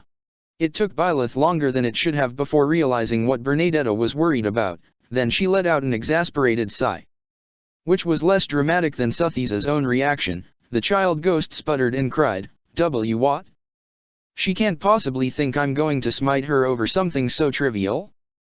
Oh, I swear, if I see a hide or a hair of that human slime that dares call himself her father Her words quickly dissolved into the hot, liquid syllables of rapid-fire old Fodlanes, yet Byleth needed no translation to know that whatever her friend was planning, it would not be a pleasant experience for Count Varley. Bern, she said softly but firmly, casting a quick look around to ensure they weren't being listened to before finishing, Suthi's is not so mercurial she'd get angry with you for not instantly mastering a language rarely spoken these days. As a matter of fact, she's too fond of you to do anything to hurt you. That's a promise. Bernadetta let out a disbelieving squeaking noise that was so disarmingly cute and honestly kind of funny sounding that Byleth had to smother a knee-jerk amused response. It's so strange, Marianne murmured, tilting her head as she gazed at Byleth. I've been praying to the goddess all my life, and yet suddenly she's within arm's reach of me, inside of you. Now I know that she loves and protects us not because I have faith in her, but because she herself appeared and spoke directly to me. But I also know that something must have happened to her while she slept, because she has forgotten who she is. She pressed her free hand against her chest. How could that be? What or who could have done such a thing to her? I'm afraid that right now, your guess is as good as ours, Byleth said with a sigh, clasping her arm with her other hand. The problem is, I don't really know where to start looking to help her. I've been thinking about trying to research what inflicts memory loss on humans, but would that or something similar even apply to the goddess? Before the Great Resurrection, the goddess walked among humanity in a mortal form, Marianne recalled. That's what was written in the scriptures. Of course, it's also said that when she finished healing the earth, she returned to the heavens. And Suthi's said that she felt very exhausted afterwards, Byleth mused. Maybe there was a window of time when she was still on earth, in a mortal body, before returning to heaven? If that was true, then maybe, but why would any damage to a mortal form reverberate into her divine soul? She frowned. There's just too much missing information here. Maybe you should ask Lady Rhea, Marianne suggested. The Archbishop is the keeper of all the scriptures, Marianne explained solemnly. If there's anything that might lend us a hint, that hasn't been spoken of in recent masses, she would know about it. You're probably right. I'm just at a loss as how to approach the topic without marking myself a madwoman and possibly a heretic in the bargain. That'll be difficult, Bernadetta said weakly. The charges of impersonating the goddess or preaching false scripture under her name is heresy of the highest order. If we're trying to hide the fact that the goddess is with you while dealing with these mysteries, then I have to present it as an academic curiosity. Byleth sighed. On top of all my class plans, I'd be losing a bit of sleep, unless I restructured my schedule a bit. Or delegated, now that I have Yuri and Balthus to help me. Marianne nodded. I would also be willing to help, if you want. I think it's important that we find some sort of answer for Suthi's. Byleth swore she sensed her ghostly companion blush a bit. That's good of her, she murmured. I can help too, I guess. Bernadetta said nervously. Don't worry about it, Bern, Byleth responded. She smiled. After all, I wouldn't want to interrupt your writing lessons. I'll leave the book diving to Marianne and Claude. Oh, Marianne said, eyes widening slightly. He would decide that he needed to find the answer himself, wouldn't he? I don't doubt it. The blue-haired girl giggled lightly, a feeling that seemed to infect Bernadetta as well. He's not actually very difficult to understand, is he? She remarked. Despite everything he's ever said or implied, he's just a curious, kind-hearted person. Byleth felt herself smiling lightly. We really should tell him he's been found out. I thought he already knew that. I thought that, Marianne wondered. He always seems to know, doesn't he? Usually. I don't think he really knows this, though. Byleth tilted her head. It couldn't hurt to let him know that he isn't the only kind and sensitive person in the class. Marianne blushed fiercely, looking away. Professor. Really? Marianne Byleth paused, thought about how she'd say this again, and then gently went on, I don't know what's troubling you. It's clearly been weighing on you for a very long time. But I want you to know that I'm here for you, and nothing lurking in your past is going to stop me away from helping you. And it's not just me, either. The rest of the class knows what sort of person you are. You're kind, considerate, and very mindful of our well-being. So please, if you need help, know that you need only to say the word. I know that, Professor. There was that anguished, guilty, sorrowful look again. This time, Bernadetta saw it too. She squeezed Marianne's arm in support. The blue-haired girl gave a trembling smile in return. Thank you. What could strike such deep fear and despair into a young noblewoman? Suthies wondered, her voice darkening. I miss like this, Byleth, whatever is lingering in her past, she's afraid to speak of it to you and to me even now. What could leave her in such a state? Byleth nearly bit into her bottom lip, but refrained. She didn't want Marianne to feel like she'd made a mistake. If she can't say it to either of us, it's something she's ashamed of. I hope that if we keep repeating that we're on her side, she'll start believing it, and then she'll be able to tell us. I hope we can impress that upon her soon, Suthies said with a frown. I don't like that look of despair, Byleth. It worries me. Me too. Are you two ready for the battle of the eagle and lion? Bernadetta let out a half-terrified, half-resigned whine while Marianne nodded hesitantly. Claude has been talking a lot about strategy, she said. I'm not sure what to expect, but I think that he'll have a plan for us no matter what the other houses do. Byleth grinned. I think you might be right. Shall we go, find the others, and have a proper pre-game meeting? We leave for the plains tomorrow, after all. Claude would tell her that no initial plan survived contact with the enemy, but even part of a plan was better than no plan at all. Which was why plans needed to be as flexible as possible. She had complete faith he could handle that without any input from her. You look pensive, Professor, Rhea said lightly as Byleth climbed the hill to her side. The Archbishop smiled warmly when the younger girl hesitantly sat in the seat on her right side. What troubles you? It's silly, Byleth said with a sigh, looking down over the field from this position on a great hill. Gronder Field was a gorgeous and scenic area, full of rolling hills and patches of forestry with many wide open areas beholden to nothing but the clear sky and blazing sun. In the middle of one of the highest hills was a small fortification containing a ballista. It would only shoot blunted magic bolts to match the non-lethal weaponry that everyone would be wielding for the mock battle, but its range and power would make it an invaluable asset to anyone who managed to capture it. Of course, getting up the hill to take control of it would be difficult. You had to climb up the hill and contend with front-runners from both opposing armies who had the same prize in mind in order to seize it. And any time spent on seizing and holding it was time spent away from the other armies, both of whom would be making strides against each other and any of your people who were trying to form lines elsewhere. Lines of iron gates were set up to provide some defensive structures for the armies to exploit, but other than that each of the classes would have to use their wits and will to push back approaching enemies. There was no river to contend with, apparently due to a previous battle in which a number of students fell into one and came dangerously close to drowning. Byleth scanned the field, and wondered how much help she would have been to Claude if she had been in the battle. Mercenary companies the size of her father's typically avoided wide-open spaces with little cover to speak of, since it was hard to leverage any advantages out of such terrain. She wouldn't have had too much active strategic know-how for this sort of battle to offer him. He would have to rely entirely on his own wits and whatever contributions Lawrence could give him. She was confident, though.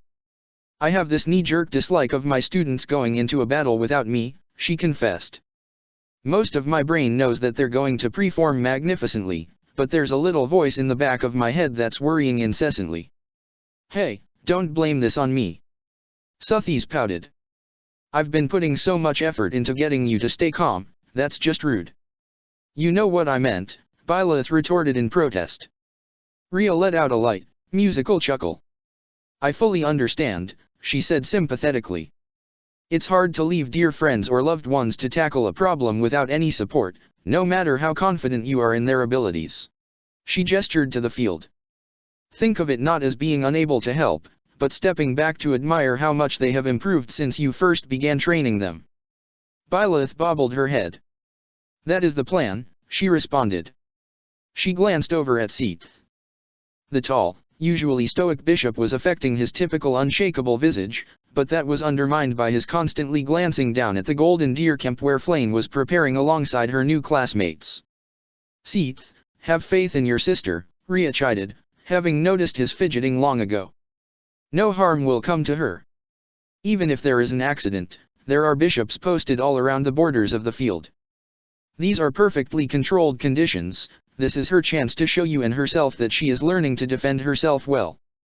And her classmates won't let any harm even capture befall her without a fight, Byleth offered as well. Seath let out a long breath. I know, you're both right, I can't help it. It's only been a month since she began her proper training. There is precedence for her sitting the event out, but she insisted and... He actually wrung his hands a bit before abruptly shaking his hand and snapping to attention. Now he was standing so stiffly he could probably be confused for a statue at a distance. Never mind, you are right. I must focus on keeping the score books. That is not the same as relaxing, Byleth thought but didn't say. The score books were an interesting quirk to the battle, as far as she was concerned. Whoever took out the highest number of opponents would receive a prize. What made that interesting is that the army who took out the most enemies wasn't necessarily the same army that won. This meant that each class had a compelling reason to rush forward and focus on taking out the others to the exclusion of all else, and by doing so, render themselves vulnerable. She didn't doubt that Claude wanted to both win the overall battle and claim the knockout prize, but she was fairly certain, anyway, savvy enough to know that said prize doubled as bait. Rhea is right, Byleth mused. There is something exciting about seeing how he'll apply himself and coordinate the others. It will be quite the show, Suthies said with an undercurrent of excitement. After all, he and the prince are both invested in impressing you. I wonder how audacious their plans will be by consequence. Suthies. They aren't going to, Byleth felt heat crawling up her face and her pulse quickening with excitement? Nervousness? Part of her was happy, warmed by what Suthies was so teasingly implying, but the rest of her was a jumbled mess of thoughts and feelings she couldn't make sense out of. Do you really think? Ah. Suthies smiled playfully in return but didn't answer. Byleth's pulse was so loud in her ears she wasn't sure she would have heard her even if she had. They're going to try to impress me? Chapter 28. Dmitri hoped he was projecting the stern, confident poise of a king his father had worn like a second skin all of his life. Inside his nerves were playing merry hell with whatever dark corner of his mind was dedicated to conjuring worst-case scenarios as he surveyed the gently rolling plains of Gronder Field from their position at the far left side of it. He settled for tapping his fingers against the training lance in his hand, a gesture that could be written of as idle. It was worth noting that he wasn't just uneasy.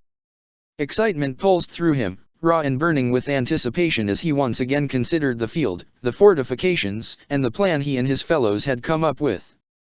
He felt lightheaded yet simultaneously focused like a hawk about to dive upon its prey.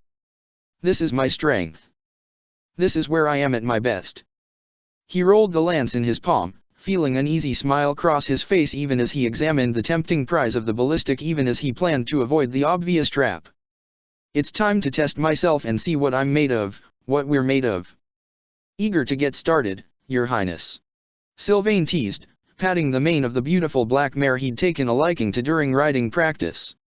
You aren't. Dmitri retorted lightly. He can just see the massed forces of the Black Eagles directly across the field from their position, the students of the class backed up by a number of low-ranking knights and foot soldiers on loan from the local lord, Casper's father. He had the same forces, men and women from the church, since his own people had precious few hands to spare while grappling with the internal strife still ongoing. Of course I am, his childhood friend responded lightly. It's just that, well, you don't really smile that easily these days, and you've got this glint in your eye. You're not nervous at all, are you? Dmitri rolled his shoulder and shrugged. Is that so? Good. I'm glad I can share my confidence. Such would be his duty on the field, after all. The king couldn't afford to look worried or fearful, that would weaken the resolve of his fellows. Besides, he honestly wasn't that nervous. There was an undercurrent of worry, but it was far overshadowed by his excitement, his desire to, well, show off. He was determined to put Claude on the back foot, to make the clever and quick-witted brunette fight tooth and nail for victory. He wanted to see what his star was capable of when his preferred solutions were much harder to reach. How quickly can you strategize, Claude? How swiftly can you account for the ebb and flow of battle and adjust accordingly? Are you going to challenge me wielding a bow as you prefer, or will you try a weapon you're less able with but a better defense against a lance? He wanted Byleth, sitting next to Lady Rhea up above the field, to see the man he was becoming, to show her that he wasn't a broken teenager she needed to bleed herself out protecting. That he could be, would be, her equal on the battlefield. Let me protect you, Byleth. Let me help you. Confidence was running through his blood as he stepped out onto the field, dropping one hand to his belt where the training sword was strapped to his side. He glanced over at Ingrid, who was on his other side, patting the mane of her Pegasus and looking quite determined. You're going to overextend them, his father warned him. They'll get overwhelmed eventually. They're mounted, though. Glenn pointed out evenly, a slight grin on his face. They will take control of the battlefield. All everyone else has to do is keep up, and the lions will break through. And let the deer set up? Father said, directing a pointed look at the ballistic. Claude wants to win, Dmitri replied calmly. He smiled at a nervous-looking Annette, who did her best to smile determinedly back at him. Felix, who was standing on her left and looking up the field to where the golden deer were in camp, glanced over his shoulder with an unreadable expression before turning his back again. The gesture still caused a twinge of hurt, despite how long it had been since his old friend had rejected him. He's proud of his strategies, how he can pull victory out of a hat. If he doesn't want to win both the battle and the prize, well, I know he does. I'm not useless at the subject, but I don't doubt that he's my superior. With that in mind, the more I can keep him off balance, unable to plan long-term, the better. He smiled. Something he'd absorbed from the tactical seminars Gerald had headed that he attended was the most reliable plans were the ones kept as simple as possible. While lacking contingencies made him uneasy, looking out at the field he could see the beauty of simplicity quite well. Edelgard's comparative lack of mounted warriors was curious, he doubted she didn't have any, they must be further up the plains, placed to counter the deer, and also a significant weakness compared to his forces. Sylvain and Ingrid could break up her line with a simple charge, leaving her wide open to be overrun by him and the rest while the Eagles struggled to reform her ranks. If they took out most of his stepsister's army, they could then turn to the deer and all but secure the prize for highest victory count, if not victory itself. So if Claude wanted the prize and victory both, he would have to react quickly to the charge. Leonie, Laurence, and surprisingly Hilda were all mounted, along with a number of the infantry backing them up, but apart from that, they were also mostly foot-based. Meaning they would have to play catch-up. Unless they focused their whole efforts on capturing the ballistic. Dmitri grimaced a bit at the thought, he was sending Felix, Ash, and a number of his backup their way, a small detachment by necessity, since he needed everyone else to break through Edelgard's front line, in hopes of securing the dangerous weapon, but he was well aware that the deer could overwhelm them. He was banking that the necessity of fending off the Eagles' mounted force would bog the other house down, giving Ash the chance to climb the hill or allow Felix to take some of the opponents out. He hadn't chosen his old friend for the task lightly, he was their best bet at heading off Claude or Lysithea, being fast enough to potentially dodge their attacks and keep up with them. But still, leaving the ballistic up in the air for Claude to potentially seize could easily come back to haunt him. Dmitri had made up his mind, however. He wasn't going to commit half his army to the grueling uphill struggle that had regularly turned into a bogged-down nightmare in previous battles, he was going to aim directly for the throat and go for victory. Looking up the field to where Claude and his classmates were encamped caused his eyes to drift upwards, up the hill overlooking the plains, to where Lady Rhea, Bishop Seath, and Byleth were all sitting, watching. "Can you see me clearly from there, Byleth? Or are you too far up?" "Ah, it's a silly thing to hope for." His father let out a little amused chuckle, eyes dancing with mirth. Dmitri tried not to blush and studiously avoided looking at the phantom image of the king. "Is everyone ready?" Dmitri asked, giving himself a shake. He could see Seath standing up and moving an arm. The battle was going to begin very shortly. "You need to ask." Felix scoffed. He spun his training sword, eyes fixed on the upper hill. "I am prepared," Didu assured him, stoic as ever. Ingrid rolled her shoulder. "Let's see the results of our training, shall we?" "Ready," Annette said with determination. She had a training axe strapped to her side, and the warm light of magic swirled around her wrists. Quarter strength, as usual. Dmitri idly wondered if Sir Gustav was here along with Catherine and Sir Shamir, watching his daughter's progress. Unfortunately he was keenly aware that the man, despite remaining consistently in Gareg Mach, had been going out of his way to discreetly avoid his daughter. "I'm always ready, Your Highness." Sylvain laughed. "Let's all do our best," Mercedes said, sweet as ever. "Beware of Marianne, my friend. She could cripple us if she gets close enough."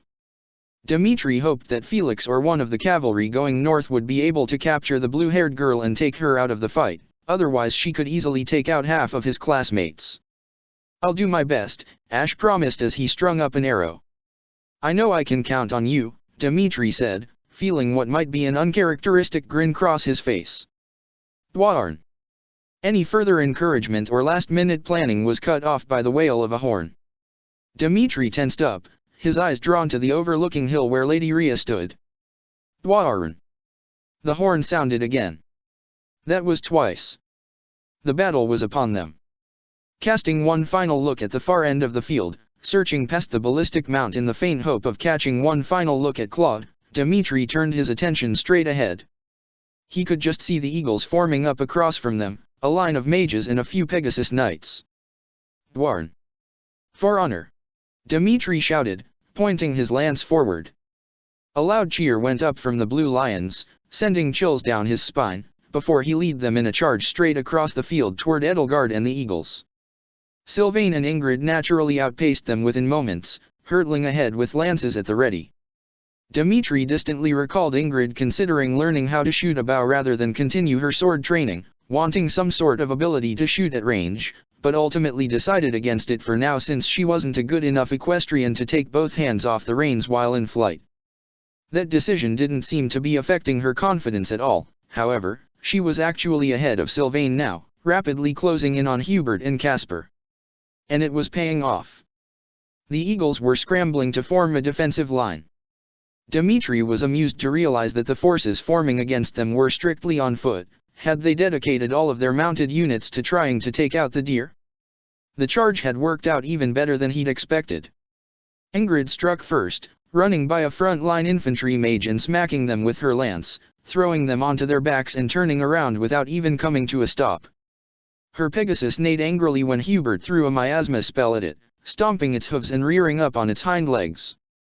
Sylvain caught up then, clashing with Caspar and preventing him from coming to his classmate's aid. The redhead threw his training javelin, hitting the brawler's shoulders and causing him to stumble backwards with an angry curse. Meanwhile, Ingrid was pulling hard on the reins to keep her mount under control as she drew out the wooden blunted short spear and flung it at Hubert. Moments before the weapon hit home, Hubert had been surrounded by a couple other mages Dmitri vaguely recognized as a number of older honors students. They gestured as one, a black cloud forming over Ingrid. The blonde glanced up and then yanked hard on the reins, turning in a corkscrew style so the rain of fiery projectiles hit the Pegasus's wings instead of her. The horse whinnied in annoyance when they righted themselves, pawing at the air as Ingrid brought her around. Hubert had been knocked to one knee by the wooden spear. It was pretty impressive that it hadn't straight up taken him out. What sort of stamina or pain tolerance did he have? And he was just trying to get up when Ingrid swung her spear out and smacked him in the face with the flat end. That put him on the ground, quite possibly for good. That was the moment that Dmitri caught up with them. "Ingrid, Sylvain. Spread out." He brought his lance down on Casper's back, staggering him and preventing him from trying to grab onto Sylvain's leg and use the momentum to swing up onto his horse, forcing him to turn around to face him. Take out everyone you can reach. Got it. Sylvain grabbed Ingrid's lance from where it had fallen and threw it through the air. Ingrid caught it. They'd been practicing that, hadn't they? Dimitri grinned in admiration, before clicking her tongue and urging her mount ahead. They flew over the stairwell to the ballistics toward Dorothea and the mages supporting her. Sylvain moved to join her, but Edelgard shouted something Dimitri missed over the roar of battle, and a couple of the infantry cut him off. The redhead tisked and urged his horse in a circle, keeping a bit of distance. Dimitri now had more prominent problems on his hand, or, problem singular. Casper was a handful in and of himself. The young brawler unleashed a flurry of punches that he had to duck around and dodge past. The prince had given some thought to taking up hand-to-hand combat. He knew that he was well equipped it. Better than most, one might argue, however, he preferred to use weapons, and he worried that if he got used to fighting with his fists, he would be more prone to slips of control over his monstrous strength. Come and get it, Prince! Casper bellowed, swinging his gauntleted fists at Dimitri's face one after another. Dimitri dodged and slipped past him with a duck and spin, a little trick he'd learned from watching Claude, as a matter of fact. Dimitri let himself laugh in response, basking in the jolt of adrenaline the words caused. If that is what you wish, he said in return before swinging his lance up. Casper blocked the first hit with his crossed arms. That was about what he expected. The prince didn't let that deter him. Instead he pulled back, spun the lance around and struck at his opponent's leg. Odd that I can't see Ferdinand here, he mused as Casper yelped before throwing another punch, which he caught with a wince before striking again. Around him he saw Dida receiving healing from Mercedes, his heavy armor sooty from the varying magical attacks he'd been targeted with. Annette was trying to make her way around to reach Linhard, who was providing healing and stamina to all of his comrades. Sylvain was whittling down the few mages that Dida hadn't taken out, riding circles around them as he struck again and again with his lance. Edelgard he couldn't see, perhaps she'd gone north. And when his eyes found Ingrid, it was just in time to see a flare of magic fly from the central hill and strike her in back. The Pegasus wailed and immediately dropped to the ground, lessening the distance Ingrid fell when the impact knocked her off its back. Dimitri's heart jumped into his throat, even as he reminded himself that there were priestesses at every corner of the field to quickly respond to accidents. He knew well that falling from horseback was hard even on the hardier crest-bearers. Another punch from Casper forced his attention back to the present. The prince gritted his teeth and swung the lance about, this time managing to catch the reckless brawler at the side of the head. Casper winced and stumbled. Dimitri took the few seconds that had bought to glance up toward the central hill. Another flare of light flashed, flew out to the far field where the rest of the Black Eagles were trying to keep the field, and crashed into the ground. A lot of frantic yelling echoed from that area, flying even over the other chaos on the field. Aimed at the far end of the field. Claude captured the ballistic. Dimitri caught Casper's arm, turned around, and threw the shorter brawler over his shoulder as though he were a sack of flour. Ignatz or Bernadetta must be manning it. Damn it, I knew that was a possibility, but I had hoped Edelgard would keep them bogged down. I can't afford to let them keep it. He pointed his lance down at Casper's chest, waiting a few breathless seconds for the blue-haired boy to concede with a pained grunt. Sorry, the prince apologized hastily. I hope I didn't throw you too hard. Casper rolled his eyes a bit and waved him off. All right. Dimitri turned on his heels and waved in warning at Didu and Mercedes, urging them to hide within a nearby thicket before rushing off himself. As one of the watching priestesses gently helped Casper up and off the field, the prince was nearly hit by a blast from the ballistic. The blast was much lighter than an actual, fully loaded ballistic used in war, a necessity, since there was no way proper ballista projectiles could be used in a mock battle, but that didn't mean that the magic bolts were toothless. The impact caused his legs to buckle and nearly caused him to hit the ground. Fortunately, he caught his footing and managed to make his way into the bushes where Didu and Mercedes were lingering. The deer have the ballistic, Didu said solemnly. His breath was coming out in harsh pants, and his brow was heavy with sweat. Mercedes's hand was lingering on his arm even as she tried to peer through the foliage to see up the hill. They now have control over the field. Unless we climb the hill and take it out, Dmitri breathed out, running a hand through his hair and growling. What are Felix and the others doing? He turned back and looked up the other side of the central hill, trying to catch a glimpse of his other classmates. Felix he couldn't see, but he did catch sight of Leonie running a circle around a blue lion's cavalier. The orange-haired girl, controlling the horse with her legs, swung a bow off her shoulders and took one shot, then another at her opponents. Moments later, Lawrence and his horse shot out from hidden shade before throwing a weak fireball that took the man out of the fight. There was no sign of Ash, either. And oddly, he couldn't see any other deer other than those two, who seemed to be wandering an empty field. Had they taken out the small force without him even realizing it? Or who had Edelgard gone up the field to face?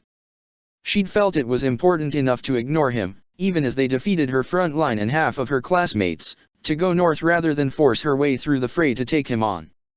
That meant Claude split his forces, he realized with a jolt of astonishment. He sent classmates down both fields, 2 or 3 to claim the ballistic, and they all held their ground. Split them. When facing 2 armies. Mercedes said in disbelief. Well, he's not really facing 2 armies now, is he? Dmitri noted with a groan. He let us send each other into disarray and grabbed the real prize. What now, Your Highness? Didu asked. The calm in his voice helped ground the prince, who had been cursing himself over his miscalculation. I hope that Felix is still fighting, Dmitri muttered, squeezing his lance with a scowl as he thought furiously. Claude wouldn't leave whoever's manning the ballistic without a guard. Didu, Mercedes, go and find Annette if she's still in the game. Then try to make your way back to me, his brow furrowed intensely as he glared at the hill. I'm going to take out the ballistic. Are you sure? Mercedes asked worriedly. You'll have to run right up the hill. I'll manage, Dmitri promised. And it will provide you cover. Go and find Annette, we need to regroup as much as possible. Your Highness dash. Go, Didu. I'll be fine. Dmitri paused and took a moment to give his friend a reassuring smile. You can't be at my back all the time, after all. Then, without waiting for a no doubt mildly sarcastic rejoinder from his retainer, he stepped out of under the foliage and bolted toward the foot of the hill. Another magic bolt flew out from the ballistic, flying over into the eagle's side of the field. Dmitri could hear the metal grinding of the device moving as its current wielder adjusted it for a new target. As he ran toward the step, he was cut off by a pair of golden deer armored knights, not Raphael, just the rank and file on loan from the church. Dmitri let himself grin, dodging between the men and letting them hit each other before spinning around and slamming a hard kick into one knight's stomach. The plate armor dented under his heel and sent its wearer stumbling to the ground, dropping their axe in the process. Their partner recovered quickly and swung at his back. Dmitri fell to one knee, letting the weapon swing over his head as he shifted his grip on his lance and aimed upward.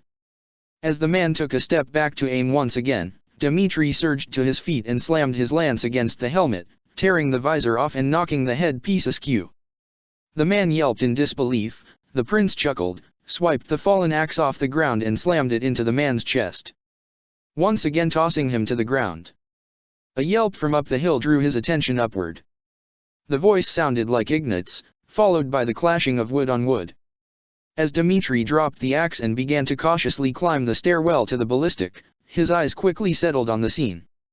Bernadetta was perched on the ballistic proper, spun around and fumbling with her bow as Ignat's, her guard, left behind as the prince had expected, was struggling to try and keep back Felix, who was dirty but unfazed by whatever action he had seen when they charged in separate directions not too long ago.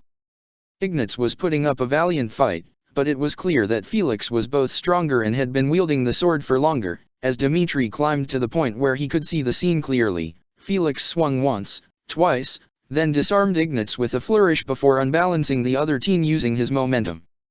Then he approached Bernadetta, his expression serious as ever.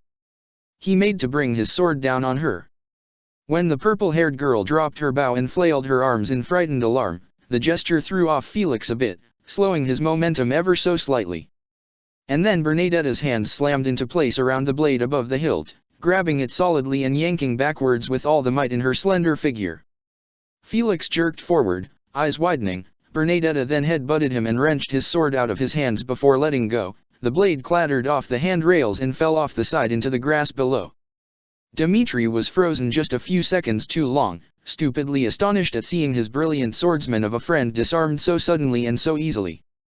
This gave Bernadetta the chance to let out a terrified yet somehow still determined war cry, draw her own wooden sword and swinging it at Felix. Instinctively the blue-haired boy brought arms up to defend himself. Bernadetta brought her blade down fiercely several times, hammering on him before jumping out of the ballistic entirely so she could tackle him and force him to the ground. Felix's head banged against the top step judging by the pained curse he let out. While breathing frantically, Bernadetta brought her sword up and pressed the smooth wood against Felix's neck, miming slicing his throat. "Why you are done," she said, her admirable determination somewhat undercut by how hard her voice was shaking. If her tone in that moment were a glass, it would be vibrating so fiercely it would be visible and rattle right off the side of the table. Bernadetta sat up a bit, pinning Felix via her weight on his stomach, and panted heavily.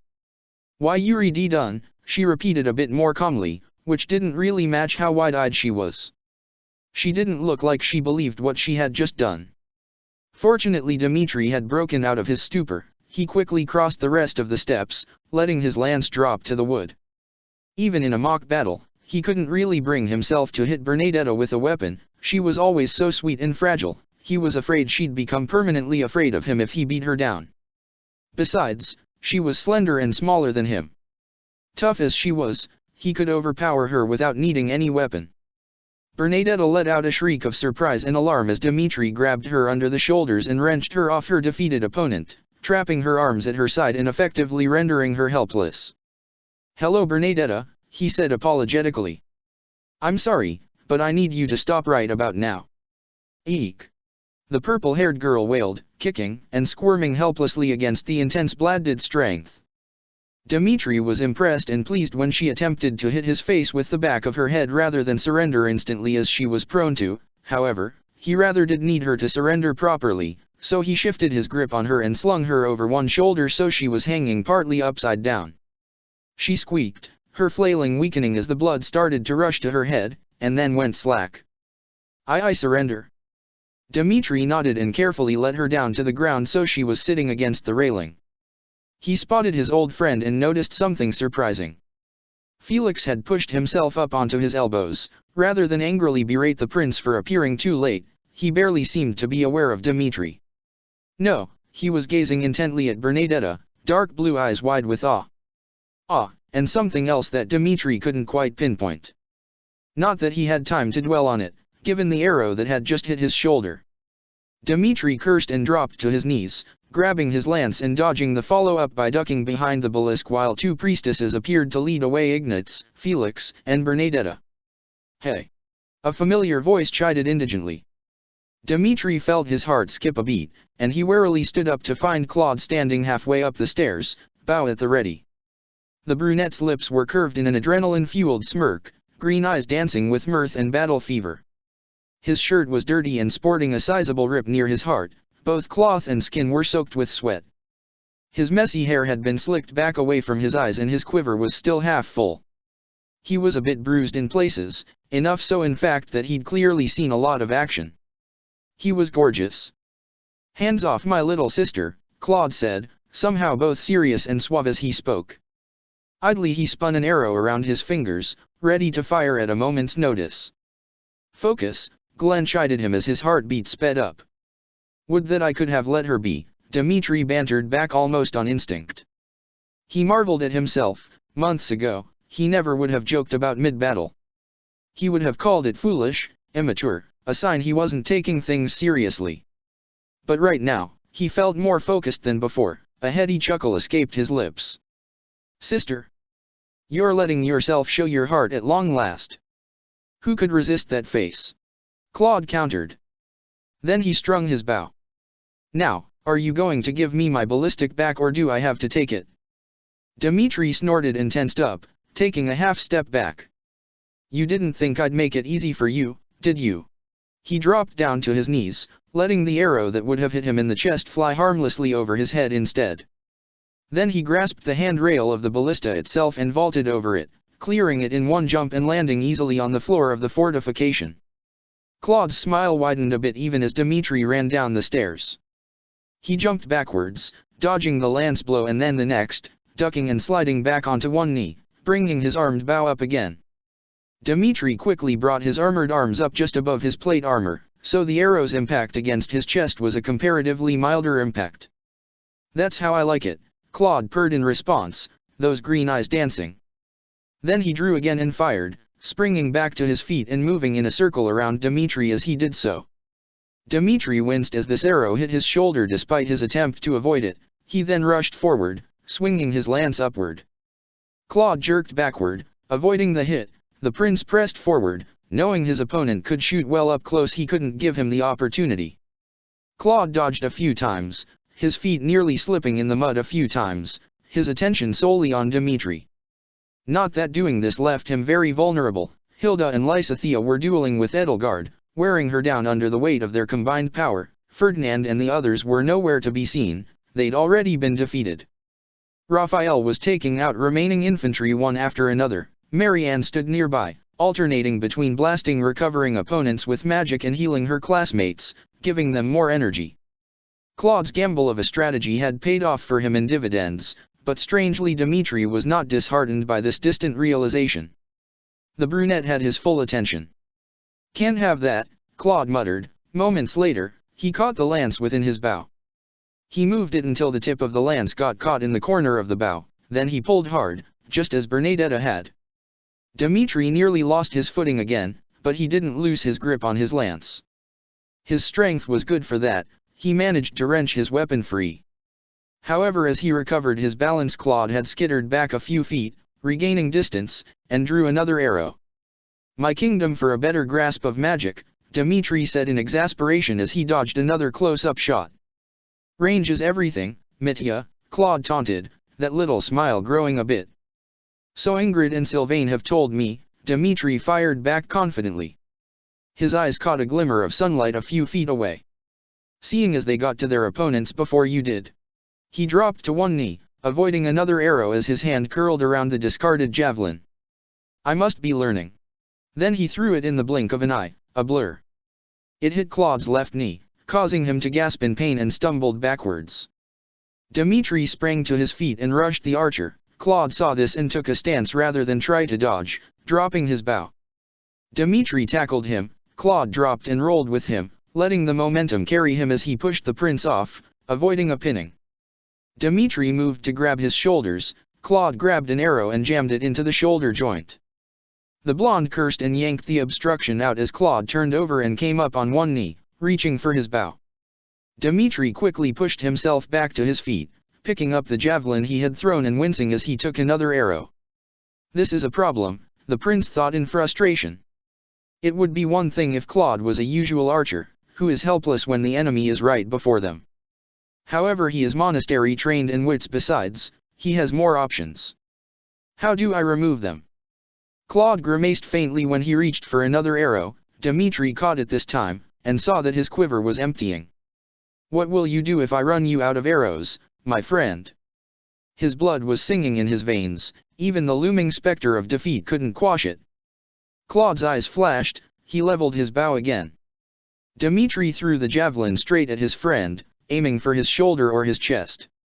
He darted forward, grabbing his fallen lance as Claude was forced to dodge. He kept moving, tanking a wild shot as he forced his friend onto the defensive again. "If I can just get him to drop his bow." Dmitri tagged Claude's arm with a glancing blow, then moved in again to unbalance and then pin his friend. Claude muttered something distinct that Dmitri nevertheless couldn't understand. He had just taken a hold of his friend's wrist when the latter suddenly let go of his bow and dropped.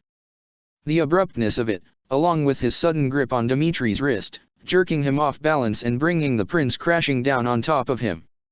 Not that he stayed on top for long. Claude had kept control of his momentum, catching Dmitri as he fell and throwing him onto his back. Lightly winded, Dmitri grasped his lance even as Claude threw himself over him, pinning him via his weight on his stomach and his hips. He brought the wooden edge up. Claude ducked his head under it just barely, and then pressed an arrow against his throat.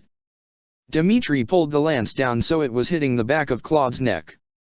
The brunette let out a harsh breath and gazed down at him intensely for a minute before letting out a tired and lightly frustrated laugh. "Damn," he whispered softly and lightly, "I'd wanted so badly to show you what I could do. Yet I missed a step." "You have," Dmitri responded. Blood rushed to his cheeks with dizzying intensity, he could feel Claude's breath on his lips. Neither moved, trapped in a draw, so close he could see beads of sweat trickle down the curve of the brunette's cheeks. The glow in those emerald pools dimmed a bit, becoming a bit hesitant, a bit uncertain. He looked as if he wanted to back up but was held in place by something intense. Claude, heart pounding, terrified that his secret was about to slip past his tongue, Dmitri silently pressed his lance down against Claude's neck definitively. Claude winced, and in turn, the arrow pressed harder down against Dmitri's throat. Dwarn. This mutual defeat heralded the end of the battle. Dmitri released his lance with a sigh as Claude scrambled off of him, letting go of the arrow and gently brushing his fingertips against the offended skin. "Hey, did I hurt you?" "No," Dmitri murmured, feeling like he was miles away. He tilted his head and looked at Claude. His friend was wide-eyed and surprisingly anxious-looking. And was he blushing a bit? "Well done, Claude. I see your schemes are not to be underestimated," Edelgard said gracefully. "I agree. I do not envy anyone who has to face you in a real battle," Dmitri added, rubbing his neck at the reminder. "It's an honor to be praised by such noble." Claude tried to make a proper noble bow, but gave up halfway with an honest burst of friendly laughter. Straightening up, he smiled at them and said, "In all honesty, you two made me work for it. What else can I call you stealing the prize out from under me like that, Mitya?" "Good fortune," the prince suggested, abashed by the compliment. "It was a gamble, and one I lost in the end. According to Ingrid, this is precisely the reason Pegasus Knights always fly out in battalions. Too easy to be overwhelmed or shot down otherwise." "How did you know that splitting your forces and fighting on two fronts while trying to take the ballistic would work?" Edelgard asked Claude with a faint note of incredulity. "Most would call that madness." "Most don't have Lysithea, Marianne and Flane," Claude countered before shaking his head. "Not that it had been my first plan, no, I had wanted to slowly advance, ambush warring pockets where I could and set up around the ballista. Everything after Ingrid and Sylvain started stealing our knockouts was me improvising." "Truly? That's quite something. A slapped-together plan in progress had taken down him and Edelgard?" "There was a bit of luck to it too, you know," Claude said, rolling his right shoulder a bit and wincing. Dmitri remembered hitting him there during the battle and winced. "Don't make that face, Your Highness, I'm just a bit stiff. We were having a hell of a time keeping Ferdinand, Petra, and the Pegasus Knights off of the ballista. If Felix, Ash, and the others had gone for the hill instead of engaging Leonie, Lawrence and Marianne, we probably wouldn't have been able to claim it." "Well, you've certainly given me an object lesson in the virtues and dangers of siege attacks," Dmitri said ruefully. "And here I had thought that getting bogged down in a massive struggle to climb the hill wouldn't be worth it." Edelgard crossed her arms and looked between them, a thoughtful but otherwise puzzled look on her face. "There's something on my face, Princess?" Claude asked jokingly. "I'm trying to figure out when you two become such good friends," his stepsister replied bluntly. "I had thought you would have driven Dmitri to frustration long ago, yet you can use that nickname freely without a care." "He tricked me into being honest with him," Dmitri responded drolly, and was so surprised with the results that he decided to linger and prod me until he had me figured out. "Isn't that right, Claude?" He had promised to keep his friend's secret and he was going to hold to that. With that in mind, he offered Edelgard a partial truth, even though doing so pained him a bit. Claude blinked twice at him, flashed a bright smile that had such terrible and terrifying power over the prince now, and cheerfully said, "I'd initially planned to annoy him into submission, but he's bizarrely immune to over-the-top prying. Must be a kingdom thing, when approaching things indirectly makes you more suspicious, not less. So I decided to be friendly instead. I think it's working." He whispered the last bit in a faux conspirator tone. "Not by half, my friend. Not yet. I'd rather keep the boar locked in his pen for as long as I know you. Lest I lose sight of that smile. All of you did very well." Bylotha's voice cut through the conversation and made his heart jump, Dmitri turned to see their friend and professor slowing to a walk as she joined them. She was smiling, bright and warm, her eyes gleaming in a way that reminded him of when Eloise had first made her laugh. His breath caught in his throat at the sight. "Thanks, Teach," Claude said. There was a hitch in his voice that Dmitri didn't think his friend had noticed. "Glad you can see me improvising. You can put a little more faith in me now that your teaching is showing fruit, yeah." "You say that as if I don't already have complete faith in you," Byleth scolded, crossing her arms. Dmitri, having never seen her express herself that way before, wondered if she'd picked the gesture up from Suthi's. "Nonsense. I was waiting for you to surpass my expectations, and you were fantastic." Claude let out a small laugh and rubbed the back of his neck. This time Dmitri was sure he saw the brunette blushing. "Si Simon, how am I supposed to respond to that?" "No fair," he complained weakly, that small sweet smile returning. Byleth giggled a bit herself, the noise was like music in his ears. "You did very well too, Dmitri," she said, turning toward him. "You recovered very well from the ballista being taken, you made a new strategy and even managed to take out Bernadetta. That was quite impressive." Thank you, Professor." Dmitri stammered a bit. He ran a hand through his hair, sheepish at the praise. "I'm honored." "Edelgard," Byleth glanced at the princess. "You fought very hard considering how quickly the tide of battle turned against you. I've seen lines of hardened soldiers collapse under less pressure than that. You have a gift for keeping people together." Edelgard swept a hand through her hair, looking pleased for a moment before sighing. "Not good enough, seeing as I have come in last in this competition. I need to train harder and impart more strength to the rest of my class." Dmitri glanced aside at her, hoping that he was just imagining that her calm expression was a thin mask over a dark pool of frustration. He wondered if he should say something, anything, when Claude clapped his hands together, drawing his attention once again. "Well, now that the three-way battle has ended in an alliance victory, I dare say it's time for some post-battle reconciliation. The victor has but one request, hear me out." Byleth tilted her head and looked curiously at him. "When we get back to Gareg Mach, let's have a grand feast to break down the walls between our respective houses." He sighed and pressed two fingers against his temple. "And by a grand feast, I mostly mean a regular old feast in the dining hall." Byleth smiled again. He couldn't be imagining that she was smiling more, could he? No, he was certain of it. "I accept your proposition," Dmitri said warmly, and fought to keep a straight face when Claude beamed back at him. "Once we're back, let me know when preparations have been completed." Edelgard sighed but nodded along with him. "I seem to have no choice but to drown my sorrows in overindulgence." Claude laughed. "It's not a feast if you don't overeat. Leave it to the imperial princess to possess such wisdom." "That's not exactly what I dash." "Oh, forget it," Edelgard groaned. Byleth clapped a hand over her mouth, her shoulders shivered a bit before she relaxed again. Her eyes were still bright with humor though, and Edelgard must have noticed because she huffed and gave the professor an indigent look. The trip back to the monastery would be tiresome, but this sort of cheer would make that almost unnoticeable. Dmitri didn't remember the last time he visited Leicester. He knew that he had once, with his father, Rodrigue, Lord Gautier, Clen, Felix, and Sylvain, but the memory was hazy and faint. He knew that it had been a diplomatic venture, and that he had been 10, 11, and that it had lasted 6 days. Unfortunately, all that he remembered was that his father had been frequently annoyed after speaking with the various lords across their journey, and perhaps he and Felix had met Hilda at some point.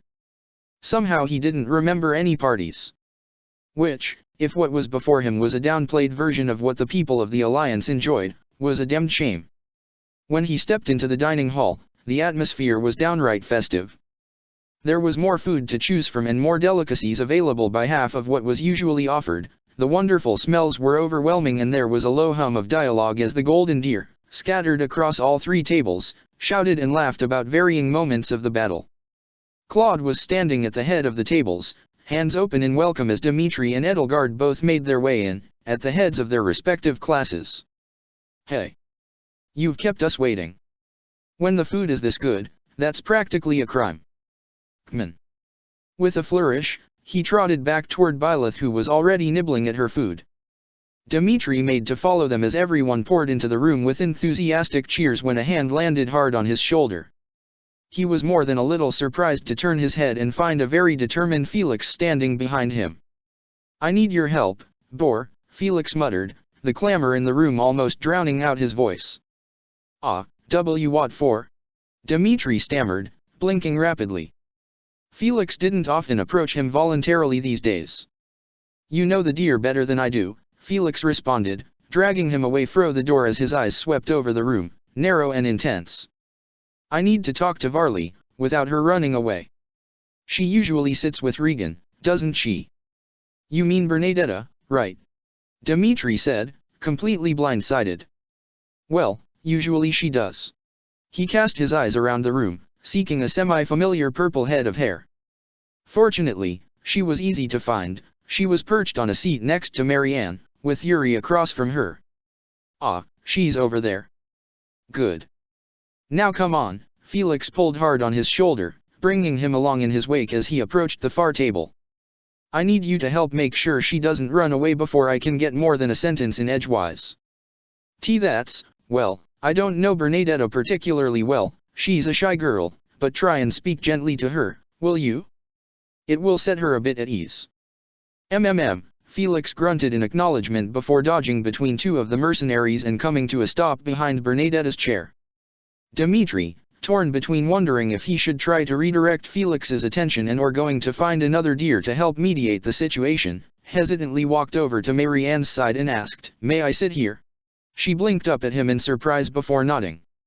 "Dmitri, Frildarius, how unexpected," Yuri said with a slight false airiness when Felix unceremoniously grabbed the chair next to Bernadetta, nearly making the poor girl jump out of her skin, and threw himself into it, reaching for the chicken in the middle of the table. "I thought you'd be poking Claude until he gave up some of his secrets." "Like that would achieve anything," Felix said with a roll of his eyes before promptly angling his chair so his full attention was on Bernadetta. "You." "Eep." Bernadetta squeaked, shrinking back into her chair. What do you want?" Marianne immediately reached out and clasped her friend's hand, squeezing gently while giving Felix a look that was somehow both neutral and a warning one. Felix bit his lip, gazing intently at the girl in front of him with a look that was somehow both fiery and yet soft. Was it admiration? Hope? Something flickered through his friend's face, soft and uncertain and shy. "You beat me," Felix said, tapping his fingers anxiously against the table. "I've been training with a sword ever since I could walk, but you beat me in just a few moves. Yanked my sword right out of my hand, rendered me powerless. That's why." Well, his jaw clenched for a moment before he snapped out, "I want you to teach me that move." "What? I'm really sorry it didn't me and top pleased and T-Bingri, wait, what?" Bernadetta blinked owlishly at the boy, who alternated between gazing impatiently at her and nervously looking elsewhere. "Why you want to teach me? Was I bounced off the ground by some other girl?" Felix asked dryly. He scowled in frustration when Bernadetta squeaked again and both Marianne and Yuri frowned at him. "Yes, you. When you ripped my sword away, I'd never seen anyone do something like that. You flailed your arms like a madwoman for a moment, then you were onto me." He let out a breath and gave her what was, for him, a very entreating look. "You were my superior. I want to learn. Please."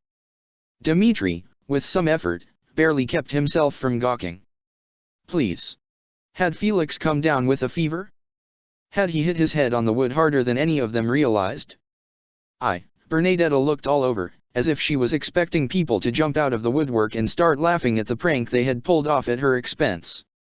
She met Felix's eyes, turned a bright shade of red and ducked her head for a moment before looking up at him from behind her bangs. It's not really wasn't he really, oh okay. Good, Felix said in relief, his shoulders relaxing. I'm grateful. Marianne twisted a bit and gave Dmitri a questioning look. He could only shake his head helplessly, equally mystified by his old friend's bewildering behavior. Yuri, thankfully, used the moment to guide the conversation along by asking Felix about sword techniques that he preferred. Felix answered, grudgingly at first, but as Yuri showed himself to be knowledgeable and a practiced swordsman himself, the blue-haired boy became more and more engaged. Marianne surprised Dmitri next by offering a few comments about a style her adoptive father had taught her before sending her to the officers' academy, bringing a shell-shocked Bernadetta back to the present by suggesting they could all practice one afternoon or another. Nervousness faded, and while Felix's attention did keep drifting back to Bernadetta, she was comfortable enough with Marianne at her side not to flee under his gaze. Dmitri took the opportunity to drift up the table toward Sylvain and Ingrid, who were spiritedly speaking with Leonie and Laurence. He quickly found himself dragged into a debate about mounted tactics, a conversation that quickly proved fruitful. Rodrigue had gone to great lengths to teach him how to ride, but he'd yet to fight real battles on horseback. Leonie and Sylvain, through their debates, left him with a wealth of things to consider and more or less solidified his decisions to learn how to do the same. Leonie was keeping up with Sylvain step for step, despite her low birth, while Ingrid alternated between snarking at Laurence to throwing her own 2 cents in whenever something caught her interest. Going to refill his plate caused him to be pulled over by Lysithea, who was determined to explain the virtues of sponge cake to a skeptical Cyril. Linhard wasn't being much of a help to her, given that he was somehow dozing in his seat despite the amount of noise in the room. Dmitri did his best to help, though he felt a bit guilty about it, since in truth he couldn't taste any of the mouth-melting joys that Lysithea was extolling.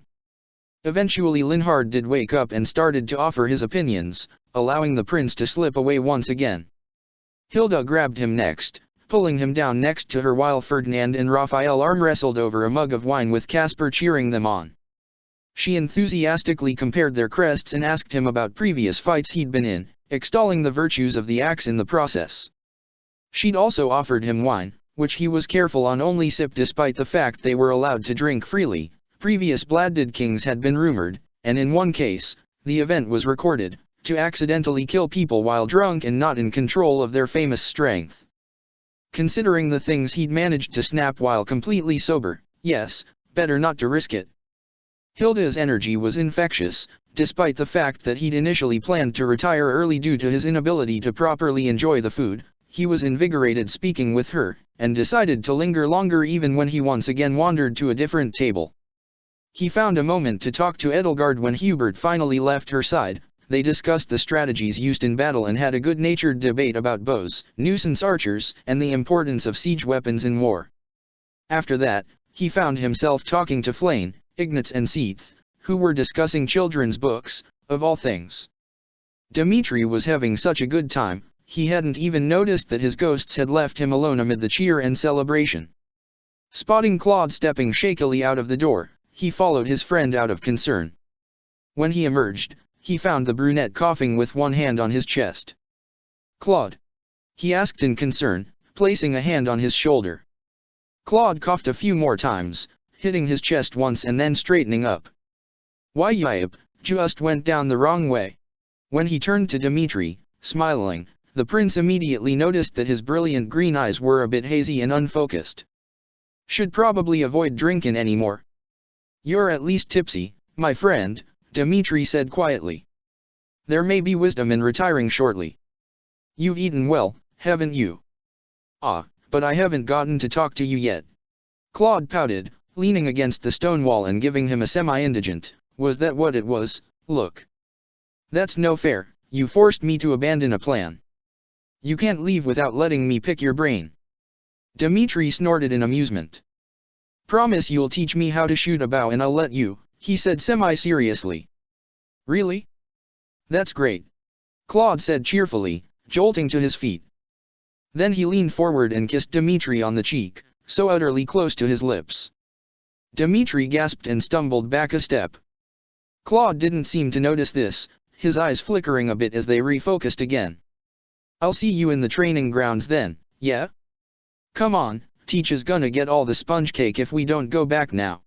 Then he vanished back into the dining hall. The prince pressed a hand against his chest, hard hammering wildly. His skin burned where Claude had kissed him, he felt like he had been branded. "What am I going to do?" he wondered, equally frightened and heartened. "What am I going to do? I can't, Dmitri." He gasped and jumped, turning to find Byleth standing in the doorway. She tilted her head, a curious, yet also sympathetic, look in her eyes and on her soft lips. "Are you coming back? I'm worried I'll need help keeping Claude from getting any drunker." All right. Are you okay?" she asked gently. "You look almost frightened." "I know not how to put it to words," he confessed haltingly. Byleth tilted her head, then reached out and grasped his hand. "You can talk to me, Mitya." She stumbled a bit over the nickname, but smiled when a stunned but happy gasp escaped his lips. "I promise, you can tell me anything. I can keep a secret." "Thank you," Dmitri responded before he could think the better of it. "Oh, that's rich of me," he thought frantically. "Yes, Byleth, please tell me what to do about these feelings that I have for my friend that I also feel near you." That doesn't sound pig-headed of me at all. But there was so much pressure in his chest, fire burning through him, that he felt as if he didn't say something, it would drive him to madness. Chapter 29. Aren't you magnificent? Claude mused, scratching the black scales at the base of the wyvern's neck. The mid-sized beast, a teenager by the standards of its species, crooned happily and bowed its head, nuzzling his shoulder. "How's your wing? Will you let me look at it, brave one?" The wyvern growled in response, pointedly nipping at his braid and pulling back to give him a look from beneath half-lidded eyes. I know. You could probably reach it yourself, but I just want to check, all right? I've brought compensation."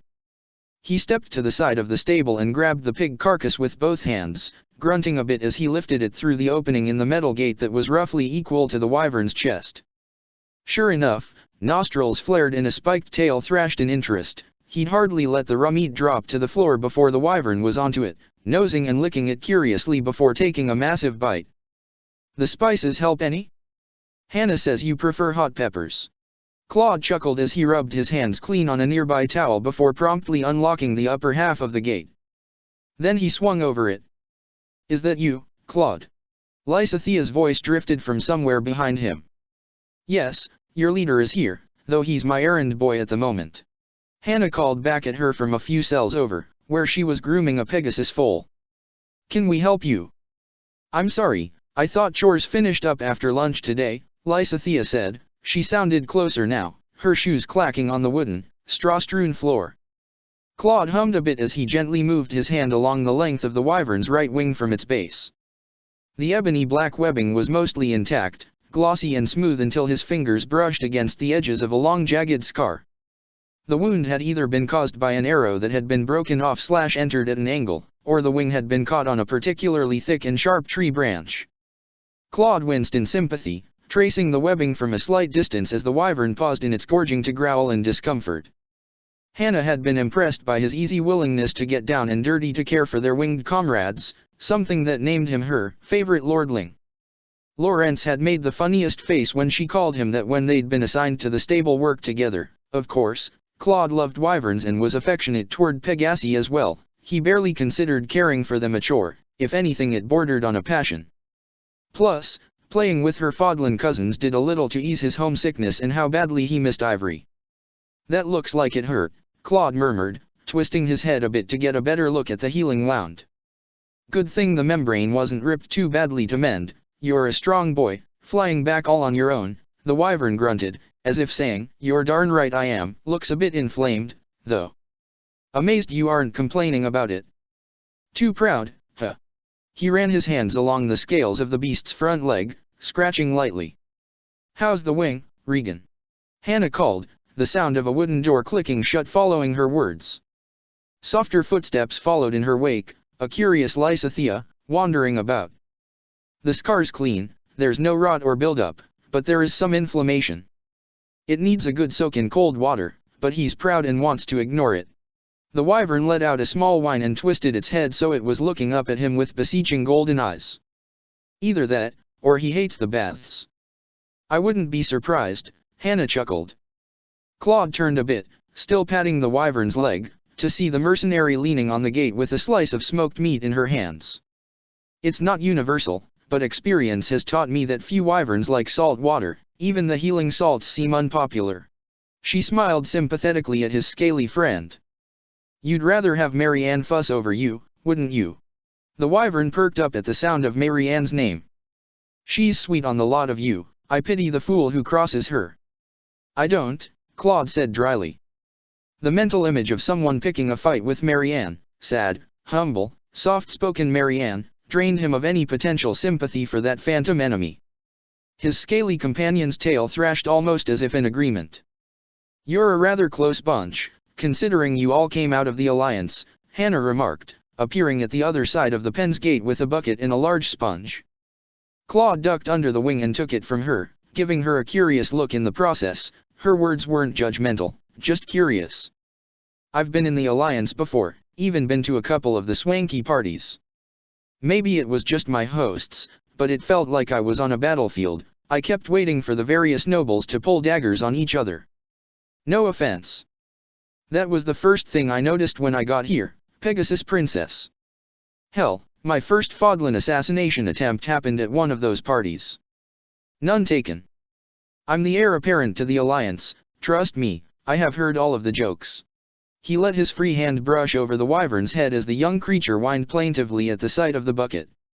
I know, big guy, but if your wing doesn't heal all the way you won't be able to fly well. We can't have that now, can we? Constance said that Pegasi and wyverns can understand us, Lysithea said, coming to a stop next to Hannah. A quick glance over his shoulder as he coaxed the injured wing down showed that she was watching him carefully, the same way she did when she watched Byleth demonstrating something. Does it depend on the bond? Or are they reacting to ambient magic? None of my textbooks seem to agree on the subject. There are two kinds of riders that these companions of ours have, Hannah responded, watching with a keen but ultimately satisfied look as Claude gently pressed the sponge down on the inflammation. The wyvern growled in complaint, slapping his tail violently on the floor a few times. Hey, take it easy there big guy, she said sharply. The wyvern's nose twitched, and his head sank down to the floor, letting out another unhappy noise. Hannah sighed and said, the longer you put up a fight, the longer you have to put up with it. Sit tight, big guy. It'll go numb in a little, Claude added. He leaned against the creature's hind leg, shifting so he was covering the whole scar. How did he get hurt? Lysithea asked, stepping forward and cautiously placing her hands on the half-open grate. The wyvern snorted and eyed her through narrowed eyes. Did he catch an arrow? The scar was too wide to be an arrowhead, even if he'd plucked it out with his teeth. It was likely a tree branch or possibly a spear, Claude said, pressing down a little on the sponge. The wyvern whined but didn't move. Fortunately the wound was shallow, so he'll heal up just fine. Lysithea hummed in understanding. She tilted her head a bit, looking down at the wyvern with a thoughtful look on her face. It's hard to have a fragile part of your body, isn't it? She asked him, her voice low and distant. It sounded like she was speaking half to herself. Something on your mind, kiddo? Hannah asked curiously. The white-haired girl made a face. Ugh, please don't call me that, I hear it enough from Balthus. She looked contemplative for a moment. Well, I was hoping to speak to you about learning how to ride a Pegasus. I know you aren't technically employed by the Academy, but Constance said that you'd given her your time before, so I hoped. You want to learn how to fly? Hannah repeated curiously. That's odd. Mages traditionally stay ground-bound, the famous formations created by Lung saw that as their optimal positioning. Maybe, Lysithea frowned. But I'm not a fast runner, I can't keep up behind the horses, and I'm not good at taking hits either. She tapped her fingers against the iron. Claude turned his head a bit to see her face. She looked grave, and deep in thought. Their eyes met for a moment, and she averted her eyes with a faint expression of guilt. Constance and I have been reading in the library a lot for the past few days, and she can fly. She talked to me about it a lot, so I started thinking, if I can't keep up physically with everyone else, I need to work around my weaknesses. I understand what you're feeling, Hannah said after a long moment. But you're thinking about this a bit clinically. Lysithea gave her a confused look. Letting out a soft but ultimately sympathetic chuckle, Hannah straightened up and glanced at Claude. Can you handle him from here, lordling? He grinned at her in response. I thought so. Walk with me, will you Ordelia? A little puzzled, Lysithea nodded. She trotted after Hannah as the older girl led her past the wyvern enclosures back toward where the Pegasi were kept. Claude tilted his head toward them, straining a bit in hopes of keeping up with their conversation. The wyvern snorted curiously, laying his head on its side so he could watch them too. Absently Claude reached out with his free hand to scratch the base of his friend's neck. A reluctantly pleasant trill was the response.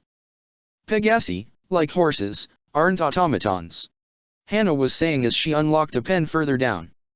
A soft, curious whinny followed the noise. They have upper limits on strength and stamina that have to be respected, both in and out of battle. Stories talk about horses riding through the night as a matter of course, though I suppose writing about the breaks, food, and grooming said noble steed wouldn't make for a very exciting read. Riding through the night without stopping would more likely kill your faithful mount than get you to your destined duel. I'll do my homework, Lysithea said earnestly, not at all offended. I know a little bit about horse care, I do sit next to Marianne in class a lot. My Pegasus will be the happiest, most pampered Pegasus in any army. Claude could hear Hannah smiling. Good to hear. Another whinny. This is Maya. She's young, newly trained. You want to give her an apple? Why yes. The small tremor of excitement in Lysithea's voice reminded him of the times Byleth had given out cookies or chocolate squares for thoughtful answers or intelligent debate. Okay, hi, Maya, I'm Lysithea. There was a small crunch, the sound of chewing, and Lysithea cooed. Oh, aren't you pretty? Pat her on the nose. Let her see your hands for now, she's a little shy, you want her to recognize you as a friend. Hannah urged. Claude shifted the sponge a bit, patting the wyvern's back, murmuring encouragingly at the creature's miserable trill. There you go. Look into her eyes, what do you see? She wants to go flying, Lysithea said confidently. Claude could see her stroking the Pegasus's nose while smiling. She wants the wind in her mane. Of course, Hannah mused softly. Pegasi and wyverns live in the air. They suffer depression and eventual muscle entropy when they're cut off from the sky, that's why they need to be taken out for flights every week. There was a rustling in a sack, followed by the crunch of another apple being devoured. Don't overfeed her now, Hannah cautioned with a touch of mirth. Dinner for them isn't long from now. Can I brush her mane? Lysithea pleaded. I can start lessons tomorrow, she's perfect. I don't know much about riding but I'm a fast learner, really you can ask the professor. Whoa, easy there. The mercenary was definitely trying not to laugh now. I am perfectly happy to teach Skywatch, but you're going to have to sign up for it. Have you told the kid about your plans so she can adjust your lessons for it? Claude grinned a little at Lysithea's audible squeak. She likes you, I can tell. Whoa. He heard the tapping of hooves on the wooden floorboards, followed by a bout of startled laughter from both girls. See? I think you can pet her neck now. Maya, Lysithea hummed. We're going to be partners in the future. I swear it. Claude removed the sponge at long last, smiling approvingly when he saw that the inflammation had gone down significantly. See? He praised as he rewrapped the bandages. It's all worth it in the end.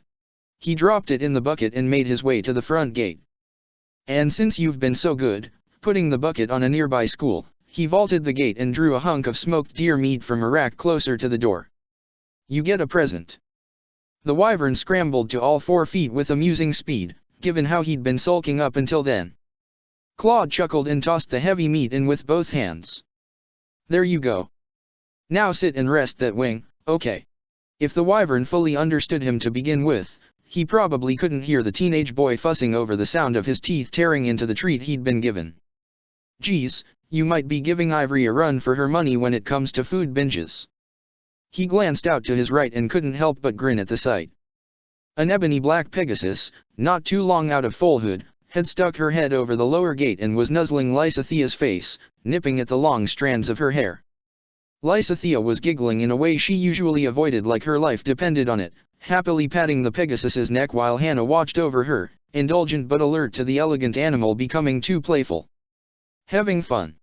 Claude asked teasingly as Lysithea extracted herself from the Pegasus, Maya's enthusiastic nuzzle, tucking her mussed hair behind her ears. Lysithea's very mature response was to stick her tongue out at him. Even you can't ruin this for me, Claude. I'm going to fly, I'm going to be the best Pegasus rider the Alliance has ever seen. Constance has a head start, but even she doesn't know all the magic I do. Well, if you two are entering Skywatch, you're stuck with me and Cyril. Claude informed her, putting one hand on his hip as Lysithea blinked rapidly at him. Hope that's all right. Humph. Lysithea rolled her eyes, giving Maia one final pet before stepping back. I guess, that's actually not too bad. You can be funny, as sometimes. She tried and failed to look indigent instead of embarrassed. It didn't really catch. Geez, harsh, Claude said, hiding that increasingly familiar flare of startled happiness behind his usual smile with a force of effort. She's afraid of looking childish, but she does appreciate the jokes I make that raise her spirits. I was half convinced I was the bane of her existence. This is doubly weird. Now that I think of it, Marianne is like that too. No matter how weird or inappropriate I act around her, she accepts it all with a smile. The only time she got upset with me was when I tried to pry into why she's so sad all the time, and even then she was more scared than angry at me. Raphael laughs with me all the time. Bernadetta hides behind me about as often as she runs to teach, who she obviously associates with safety. Would it stay this way? If they knew, if I could tell them. I can't. I charm people, it's what I do best. Does any of that prove that they wouldn't reject me if they knew I have the blood of the outside world dash? Claude? Hey, what's with that dark expression? What's the matter? Huh. Claude blinked to find Lysithea frowning at him in concern. He forced himself to smile again. The gesture made his cheeks ache. Nah, I'm fine. Just got lost in thought. Lysithea blinked, her frown increasing a little. If you say so. Suddenly, erratically, Claude's thoughts went to Suthes, his mother's goddess, the scriptures of her saint proclaiming the sinful nature of his birth. Something bubbled up in his throat, hot and hard, compelling him to go find Teach and have a long overdue conversation with the ghost of divinity, to ask the question that had always haunted him late at night. Was I truly not meant to exist? Claude took a hopefully unobtrusive breath to steady his nerves. He could feel Hannah looking at him with concern, and cursed himself for letting his guard down. How often had he slipped up since entering the academy? Why was he making himself vulnerable, letting himself be vulnerable?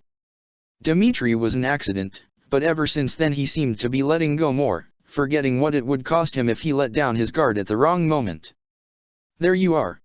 Marianne's soft call snapped him out of his spiral of self-recrimination. He and Lysithea both turned around to see the blue-haired girl standing in the doorway to the stables, waving hesitantly at them. The P professor is asking for you. She sent Ignatz to find Balthus and Yuri. Balthus and Yuri, she's bringing everyone together? I thought this was the free day? Have we gotten another request to tackle bandits? We'll be right there, he promised, turning on his heel to face Hannah. Sorry, looks like we've got to duck out early. I'll make it up to you later, promise. That's so sweet of you, Hannah said playfully. I'll be sure to remember that when you try and negotiate your way out. Hey, I only did that once. Claude complained while Lysithea snickered into her hands. And I distinctly remember winning you over. You have dangerous eyes, Hannah responded, shrugging a little helplessly. I am trying to immunize myself to them. Now shoo, go find out what the kid has in store for you. Claude chuckled a bit before turning to follow Lysithea to where Marianne was standing. The blue-haired girl smiled shyly at him. He noticed that she was wearing a new necklace, a small aquamarine gem strung along a sterling steel chain. That's new, Claude said curiously. A gift from your adoptive father. Oh, this. Marianne's hand shot to the stone and she ducked her head a bit. And no. It was a present from Ash. Lysithea's fascinated gasp made her blush brightly. Ah, it's not, I wasn't expecting it at all, but he said it was an apology for confusing me for a ghost and running away in the middle of the night. I tried to say it was too expensive, but he insisted. Eyes. That. Right? Claude thought, firmly repressing a snicker. Then he started thinking. Margrave Edmund was a fairly liberal man by the standards of the Alliance, but he was conscious of his house's status. He would consider Ash a good enough match for Marianne so long as he inherited the Gaspard dukedom from Lord Lonato, otherwise he'd think the potential drop in family status would be too much to risk. Now Ash was officially adopted by Lonato, which by the kingdom's laws and standards meant he would inherit as long as he earned a knighthood for himself. Lonato's blood family could dispute it, if he had any. A bit of snooping just after the Magdridway incident revealed that with Kristoff's death, the Gaspard family consisted of the man's adopted children, a spinster sister and a barren cousin. So long as Ash pursued his desire to become a knight in shining armor as Dimitri ascended the throne, he could probably start courting Marianne in earnest even now without her father making too many disapproving noises. And it would be pretty easy to disrupt any other grumbling that might pop up in the meantime. A few subtle words here and there, paired up with how earnest, sweet and determined Ash was by nature would probably be more than enough. They'd be a great match, Claude thought idly. Marianne brings political experience and prestige, Ash brings street wisdom and a perspective other nobles wouldn't have. And putting that aside, their personalities are complementary. I wonder if Marianne will become confident enough to make a move herself? She was clearly touched by the gift, since she's wearing it. Something to keep in mind if that ball that the servants were whispering about was an upcoming reality. The walk back to the Golden Deer classroom was peaceful, him and Lysithea gently teasing Marianne over the gift and prodding her for her opinion of Ash. She stammered and babbled a bit, admitting that he was kind and friendly towards her, and they had been in riding lessons together, but she was quick to plead that it was no courting gift, merely a thoughtful one. Claude asked if Hilda knew, and in response Marianne almost begged him to keep it a secret. If Hilda knew, the whole of Garreg Mach would know in very short order, and I am not ready for that. It would be too quick. Honestly, Claude was just glad that Marianne was reacting to the teasing, rather than crumbling into herself as she so often did. Usually she was so melancholic that it was as if she was permanently engulfed in the blackness of the moonless night. Talking to her was like speaking to someone trapped in the depths of a frozen well, you had to shout down it to know that she was still there. He could tell that Teach watched her with concern, and Hilda did as well, but no one was quite certain how they could pull her out of that darkness. After all, Marianne had not even hinted at what its source might be. Claude didn't believe that her adoptive father was to blame, cold and self-contained the man may be, but he'd gotten the sense that Margrave Edmund genuinely valued her. Proof of that lay in the man politely telling Lord Holst to inform his father that he would prefer any man looking to marry his daughter come and court her in person, and that she herself would give consent to the match. Not a lot of lords give their daughters that courtesy, right, grandfather? Upon entering the Golden Deer classroom, Claude was a little surprised to see Byleth sitting on the edge of her desk with Lawrence standing next to her. She looked serious, which by her standards meant her expression was slightly more severe than usual, while Lawrence was frowning, his mood bouncing somewhere between concern and anticipation. Bernadetta, Yuri, Raphael, Happy and Ignatz were already in the room. Hilda was still missing, probably looking for Cyril, Balthus, and Constance. "Here we are," he said lightly, dropping into his usual desk. "What's going on, Teach?" "Lawrence has a proposal for the entire class," Byleth responded. "I'd rather wait until the rest catch up so I don't have to explain it more than once." Well, that was slightly ominous. Claude returned his attention to Lawrence, who scowled at him briefly before, oddly enough, averting his eyes. When his gaze landed on Byleth, he flinched ever so slightly and quickly turned to the doorway as though waiting impatiently for the last of their classmates/adjutants to arrive. "Whoa. What the hell punched a hole in your unflappable confidence, Lawrence? I thought Teach's lectures were mostly water off your back." Fortunately, they weren't kept waiting long. Cyril was the first through the door, bow slung over his shoulder and looking a little disgruntled. Hilda must have interrupted his archery practice with Shamir. The kid did brighten up a bit when Byleth smiled and waved at him, urging him to take a seat next to Lysithea. The white-haired girl leaned over Cyril's shoulder and murmured something indistinct practically the moment he sat down. He nodded and made an odd gesture in his hands, like he was turning a page. Claude wasn't given long to puzzle over the implications. Balthus strode in the door with an annoyed Hilda on his heels. Constance was last, her subdued sunlight-based personality melting away as she strode through the doors. Her shoulders straightened and her confident smile beamed over them as she strode over to Happy's side. "Now that everyone's here, there's a request made of the house that Lawrence would like to put to us," Byleth announced, resting an arm on her knee. "There has been a disturbance in the lands of House Gloucester in the Alliance, and Lord Gloucester has called Lawrence home to handle the matter."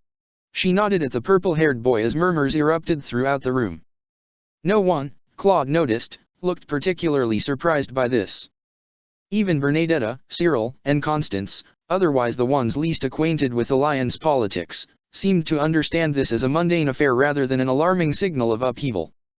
Something he'd quickly learned about his mother's homeland was that while the Alliance was easily the most meritocratic of the three kingdoms of Fodlan, and the one with the laxest boundaries between high, middle, and lower class, it was also a breeding ground for callous opportunists. "My father has been having some difficulty with Acheron," Lawrence said. Claude couldn't and didn't bother to hold back an exasperated sigh, and for once that didn't turn him a disapproving snort or anything of the like from his rival. "He's dredged up an old border dispute along a river that had been settled years ago, and he's begun to dispatch military force." "What kind of force?" Yuri asked casually, bringing one foot up onto the bench. "His personal armed forces, or whatever mercenaries he could find that were willing to work dirt cheap for a little political recognition." Father described them as a mix of the two. "Nothing particularly impressive.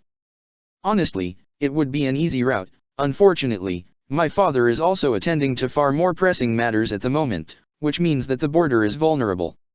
Which is why he called me home." Lawrence swept his eyes over the room. "However, I am loath to go alone. So this is what I propose to all of you, my classmates, that we go out in force as we did when we traveled to Dusker with Prince Dimitri. The expedition would be factored into the monthly evaluation, and we shall be led by our professor, as ever." Claude's eyebrows shot up in disbelief. Did you just cede command of a mission your father asked of you to teach? A mission on what will eventually be your lands? Effectively giving the glory of victory mainly to her? Who are you and what have you done with Lawrence? I'm obligated to remind everyone that this will be a dangerous expedition, just as the one to Dusker was. Byleth cut in before the murmurs could turn into a flurry of questions. "I've made my decision to accompany Lawrence, who needs to return as a matter of duty, but if there is anyone here who does not feel prepared to face a minor noble's mismatched attempt of a border raid, say so now. No one is required to come." "Professor," Leone protested. "We fought that horrible demon down in the mausoleum. Compared to that, a bunch of knights and mercenaries serving under some wannabe social climber is nothing. I'm going with you." "Well, I can hardly let our lovely professor go into battle without backup," Yuri said admonishingly. "She doesn't take good enough care of herself." "Excuse me," Byleth blurted out, eyes widening. Yuri gave her a knowing look. "Come now, in the time that I've known you, you've managed to knock yourself out twice and nearly died once, and that's when you had more than Lawrence for backup. How am I supposed to sleep knowing you're out there without a bunch of us to watch your back?" "Yeah, teach, what are you thinking?" Claude teased, while very firmly banishing the memory of her collapsing on her knees coughing up blood. Of her thrashing in the thralls of magical exhaustion, watching her die in front of him. Yeah, he was going. There was no question about it. He was wonderfully rewarded by the sight of Byleth, the stoic, steady, and unreadable ashen demon, turning a flaming red and sputtering incomprehensibly in protest. "I'm ready to go," Raphael said jovially. "I'm never gonna be a proper knight if I don't start tackling situations like this. Besides, you've been training me for months now. They'll take one look at my muscles and run for the hills." "I don't know about that," Lysithea mumbled before nodding and raising her voice. "But they're right, Professor. We took on the Dusker Valley and came out without casualties, and we had to hold back to achieve our desired victory. Without that restriction," she smiled. "Leone is right, they can't be more dangerous than that beast." I'll go with you," Bernadetta squeaked out. Her hands were still shaky at the idea, but she put on a brave face when both Byleth and Lawrence glanced at her. I think I'm ready." "There's nothing we can't achieve together," Ignatz chimed in. "So let's go, Lawrence. We're behind you. I've been in scrapes with bounty hunters for years now, Prof. This is nothing, let's go," Balthus said, punching his fists together. "You're indebted to him, aren't you?" You must be spoiling for a fight if you are going to walk into his territory, even with Teach leading the charge. That's something to be proud of, Balti, Hilda groaned before sighing. Ignatz is right, Lawrence. When do we leave? The answer to that was, tomorrow morning. With Lady Ria's blessing, the Golden Deer House set out with a vanguard of Sirios knights for backup, heading for the Alliance and beyond that the lands of Count Gloucester. The journey would take a week and a half, slightly shorter than the road to Dusker. Claude ruefully wished he hadn't fudged his initial riding test to hide his heritage. He would have given just about anything to have Ivory with him. He missed flying so much. Horses were all right, but he longed to feel the wind in his hair, sweeping over the trees on his oldest friend's back. Riding with Teach did make up the difference, though. He'd nearly jumped out of his skin when she invited him, this time on the back of a horse rather than a Pegasus. Taking a few seconds to chastise himself for acting like Aisling after his mother had slipped her another Fodlan romantic fable, he'd accepted. Now he was wondering if she could feel his heart beat against her back, or hear it pounding. He was sitting behind her, hands on her hips, trying to ignore the feeling of her muscles under his fingers. Wait, so you fell in love with Mom after she punched you across the room? She was the fiercest woman I'd ever laid eyes on, his father had laughed. She put herself between her school friends and I, and threatened to cut me down if I didn't back off. She was magnificent. How could I not adore her for that and still call myself a prince of Almira? My princely tastes might yet be the death of me, Dad, Claude thought helplessly. I'm trapped with a gorgeous, oblivious blonde on one side and an emotionally repressed, utterly devoted goddess container of a teacher on the other. Either one could quite possibly result in me waking up in the bottom of a river. Not that he thought Dmitri would allow anyone to attempt to dump his corpse in the river, that's what assassins were for, and Faergus had a vested interest in him marrying a woman and having children with her. As for Teach, well, he could get her in serious trouble with the faculty if they thought she was flirting with him, so it was better to keep his attraction to her on the down low. But it was increasingly difficult. Byleth was willing to die for him, valued him so much she was willing to risk everything by overusing power of the goddess. He wanted to tell her that he would protect her too, take her in his arms and plead with her to give him some of her burdens. He wanted to coax a smile and a laugh out of her as often as he could just to see her eyes light up. And Dmitri, oh, Dmitri. Every time he, in his oblivious sincerity, called him handsome and insisted that he was a remarkable person, the struggle to keep down that mask that he'd worn for years, the mask that saved his lifetime and again was so tangibly difficult. Attraction, it was an attraction. He was a teenaged boy, it happened. If it was more than that, then he was creeping towards the L word, and even thinking about the L word was a slippery slope that had no bottom, and if he started to fall he would never stop. The first girl who had slept with him had done so to slip him poison. His cousin had proclaimed affection for him while believing that he was about to watch him die.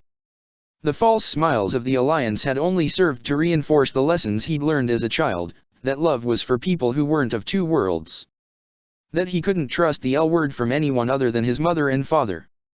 That he couldn't ever afford to leave himself so vulnerable as to love another person. The thought of taking that plunge, of giving in and giving everything to someone only to be ultimately callously used, betrayed or both. There was no crueler way to kill a man. Of that, Claude was confident. If only knowing that was enough to quell the raging storm of emotions the two were causing in him. Byleth, if she was aware of his inner turmoil, quickly both understood that he didn't want to talk about it and respected it. Instead she tried to draw his attention elsewhere by talking about the ring of her mother's that Gerald had given her. Thankfully she no longer sounded quite so distant when she talked about Citri Eisner. He hoped it was a sign that she wasn't trapped in what-ifs or the confusing, mysterious circumstances in which her mother had lived and died. Their conversation about the gem led to Hilda butting in to talk about her own passion for weaving bracelets and other such jewelry. Balthus took this as an invitation to talk about some of her earliest efforts from childhood which she did not appreciate in the slightest, even though it made Mary Ann giggle a bit, which the Pinkette declared staved off his execution. Hilda was a good friend, even when she wasn't directly trying to be one. Or maybe she was, because she's oddly good at guessing when I'm in a bad mood. He was a little jealous. Balthus currently more or less held her complete attention, but it wasn't surprising. He was an old friend she hadn't seen in years. They had plenty of catching up to do. Unfortunately, conversation and jokes were about the only distraction from how dull, monotonous, and relentlessly hill-strewn their ride was. They went up and down so many inclines that Claude occasionally closed his eyes to see if he could trick himself into believing he was on a rather slow flight. It was a hard sell. At least the scenery when they entered Dusker was fascinating and beautiful to behold. While the lands of the Alliance were pretty enough, they were constantly interrupted by border and toll checkpoints, which rather sucked the wonder out of their travels, in his opinion. Sleep, either intense or in the various inns they paused at, gave him little respite from his distractions. The kiss was a phantom one, his mind filling in the unknown taste even as their lips parted. He smiled down at the figure sprawled beneath him, the sun making his golden hair glow like polished treasure. The prince laughs in that sweetly nervous way he's come to treasure, blushing and looking away as if he can't understand why he's being admired. He can't have that. Look at me, he purrs, the silky smooth tone one he'd used for seduction before, but things time it's tinged with a plea, a soft longing adding a sweetness to it that hadn't been there before. Those sapphire blue eyes flicker back up to him, so uncertain, so timid. He chuckled before lowering his head and pressing kisses along his jaw, his hands wandering lower. The image melted away and was replaced by another. She was sitting with her back to him, looking curiously down the hill to the lake he'd played in as a child. Her hand raised to the sky as if trying to catch the wind between her fingers. He crept up behind her and wrapped his arms around her neck. She laughed, bright and warm, and leaned back against his chest. "There you are," she whispered, tilting her head back so her neck was bared to him. He traced kisses along her veins, hearing the thud of a rapid heartbeat as his lips caressed the skin above her pulse point. "Khalid, I..." Claude shot up in bed, his skin hot and his blood rushing. Running a hand through his sweat-soaked hair, he let out a harsh breath and shoved the blankets aside. Sleep wasn't going to come easily with that on his mind. Grabbing a pair of trousers and a loose shirt, he partially dressed for tomorrow and left his room. Taking care to walk quietly past his classmates in rooms, he wandered down the hall before deciding that he needed a drink, might as well see if there's anyone in the bar. Taking the stairwell to the second floor, Claude paused in surprise when he entered the bar room. A green-haired figure was leaning on a windowsill, looking up at the moon and star-filled sky with rapture. She was cradling a steaming pot in her hands. It smelled like chamomile tea. If her floor-length hair wasn't a hint to her identity, the fact that she was wearing Teach's night robes settled it. Even setting that aside, Suthies had made such a memorable first impression he couldn't have confused her for someone else if he tried. He couldn't help but take in a sharp breath at the sight of her. The fact that he was face to face with the goddess was enough to punch through his typical bravado. She didn't seem to notice him at first, but when he got within a few feet of her, she tilted her head and then gasped in pleased delight. "Ah, Claude. How nice for one of my favorite delinquents to be awake at this hour." Her brow wrinkled. "Well, nice for me, I suppose. Why are you awake?" Even Byleth, the silly girl, conceded to the need for sleep a while ago. "Isn't she awake, though? I mean, you're..." Claude trailed off in favor of vaguely waving to indicate the body Suthies was inhabiting. "Nope, though I can see why you'd be confused," Suthies said with a shrug. "Byleth is completely asleep. She isn't privy to our conversation, except perhaps on an unconscious level. This her body, but since my power is running through it at the moment, she won't wake up feeling tired." She straightened up and brandished the pot under her nose. "But now that you're here, come. You promised me tea and witty conversation." "I can't believe you know about that," Claude said even as he trailed after her. "I didn't see Teach anywhere. Just Ignatz and a couple of servants." Suthies turned slightly and arched an eyebrow at him. Yeah, I'm not backing out, I'm just boggled." The goddess giggled a bit, setting the pot down on the bar table before hoisting herself up onto the high chair so she could reach the glasses. Claude, meanwhile, couldn't help but boggle a bit at how cheerful and almost childlike the all-powerful goddess his mother had taught him of was. Everything else was the same, the compassion, the warmth. He could still see her embracing Marianne in his mind's eye, and the protectiveness was all real. It was kind of dizzying. "That's an odd look you're wearing," Suthies said, pushing a tall glass of tea his way. "A silver for your thoughts." "It's hard to believe that I'm actually talking to you," Claude said, daring to toe the line, to see how heretical his questions could get before the goddess began to get annoyed. My mother prayed to you for as long as I could remember, but I never really saw your influence in my life, because you were asleep, I guess. Sothis frowned a bit. I suppose that makes perfect sense. Claude tensed a bit. Had he offended her? Only for the goddess to shake her head. I've been trying so hard to remember. Dimitri was even kind enough to give me a full prayer book shortly before we left, but no matter how I try, my memory is all blank. I can't figure out what happened to Byleth and I. She scrubbed her face, grumbling something he couldn't understand, before taking her glass and drinking deeply. You're right. This is nice tea. She smiled brightly at him. He managed to smile back, even as cold current began to run through him. An old question was bubbling in the bottom of his throat, trying to nudge its way to the surface even as he tried to swallow it down. You should try Almiran pine. It's a sharper flavor, but there's nothing more pleasant after a hard day's work. Sothis hummed curiously, a thoughtful look on her face. Byleth does like it quite a bit. I'll have to try it once we return to the monastery. Teach has good taste. Sothis tilted her head to the side and regarded him with golden green eyes.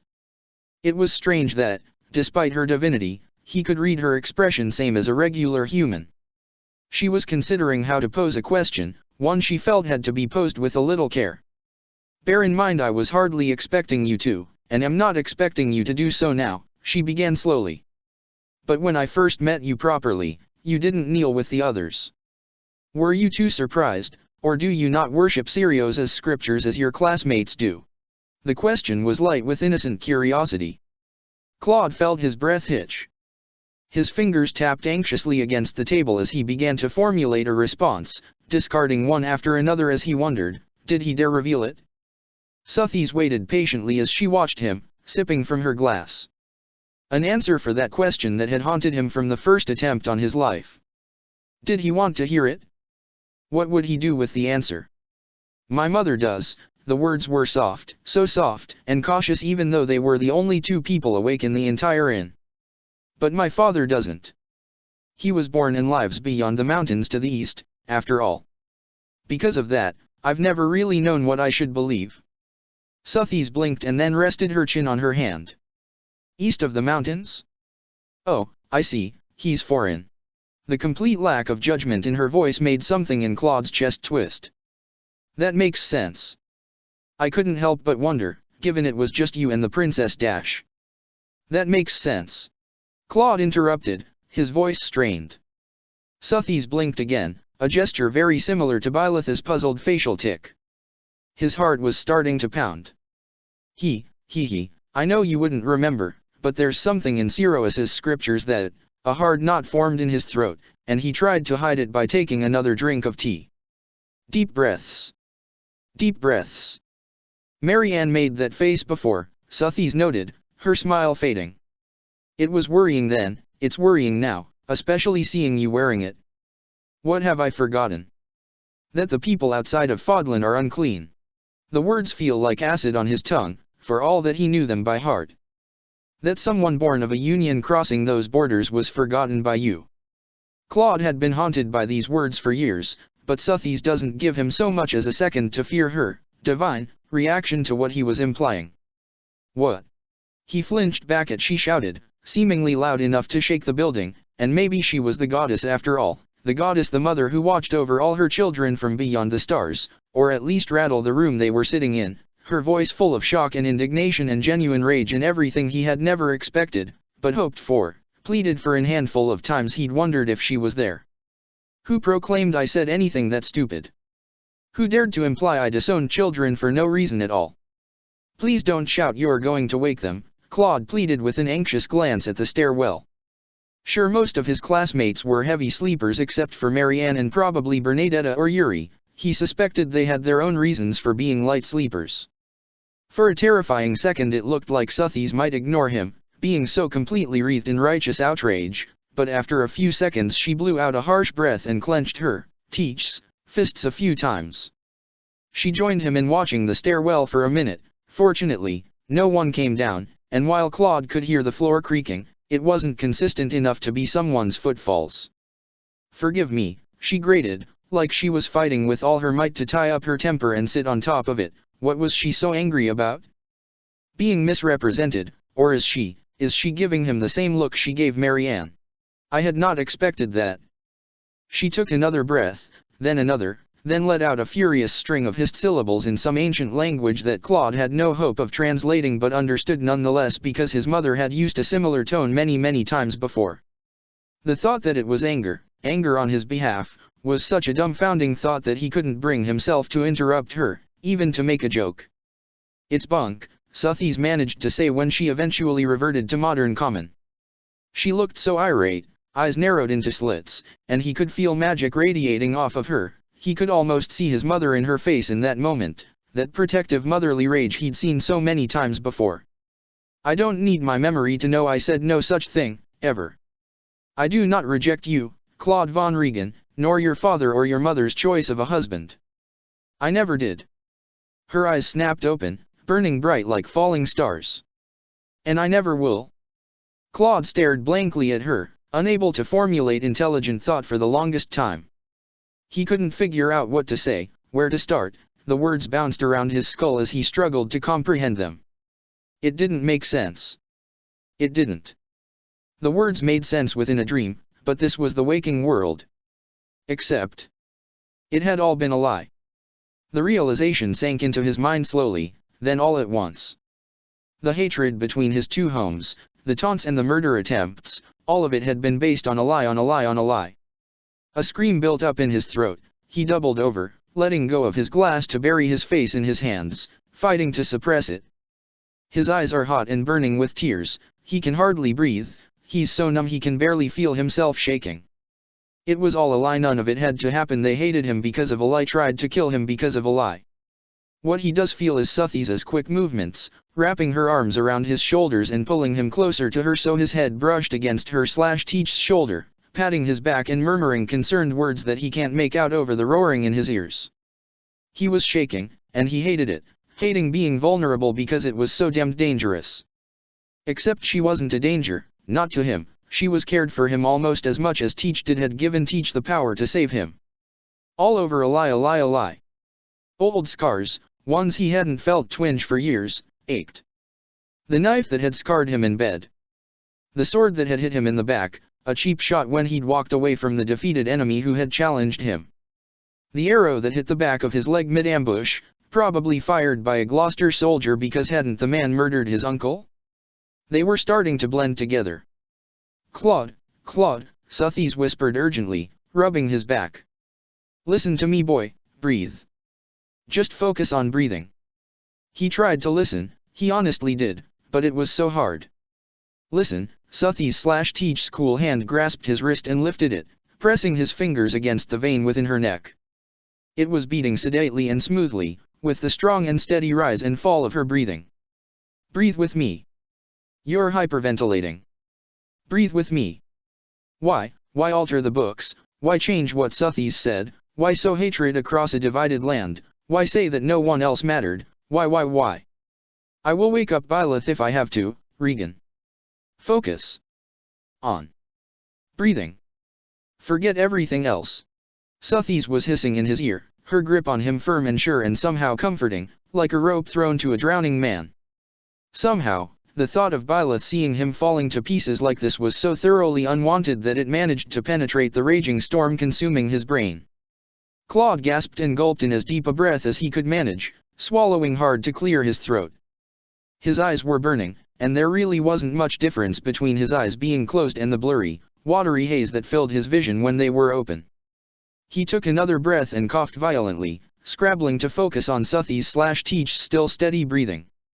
It was like he was drowning, again. But this time there was a hand reaching through the current to pull him back up. It was a literal miracle that somehow, they weren't waking anyone. How that was possible when he was making so much noise was anyone's guess. His head was spinning so badly he didn't put much stock in his ability to walk or even stand up. At least he could breathe through his throat now, though swallowing kind of hurt. Sothis released his shoulder and was now carting her fingers through his hair, murmuring soothing nonsense in his ears that now he could sort of understand. "Serve to be here. Of course you do. You're a fine young man, as much as you deliberately make a nuisance of yourself. It's no wonder Byleth is so affectionate toward you. Claude took a shaky breath, forcing his heart to slow down. That's when he really noticed it. There was no wind at the windows, no sound from the torches Suthies had lit. No anything, for that matter. He sat up slightly, rubbing furiously at his eyes, and blinked multiple times before he saw it, and felt it, for that matter. Green-gold magic floated in the air around them. A tree branch in the window was frozen mid-sway, the flames of the torch paused mid-snap. Suspended in time. He looked up and saw Suthies gazing at him with calm eyes glowing with power. She smiled gently when he managed to meet her gaze. "Please don't tell her," was all he managed to rasp out when he was physically capable of speaking. Suthies sighed. "She won't think any less of you for it," she chided without any bite. "I haven't explained. I want to do that myself. Please." In another point in time, he would have hated how shaky his voice was. Now he just wanted to sleep, to process what he'd just been told. To do something. "All right," she huffed a bit, though not without affection.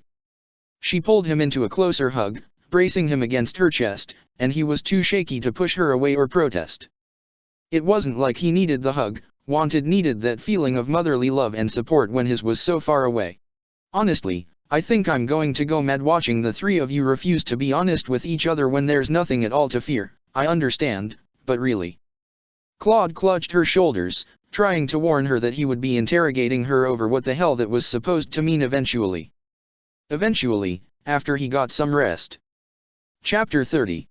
Byleth decided that distress was a feeling she could easily go without. If there was some way to strategically cut the emotion out of her mind, she would accept it with little fuss.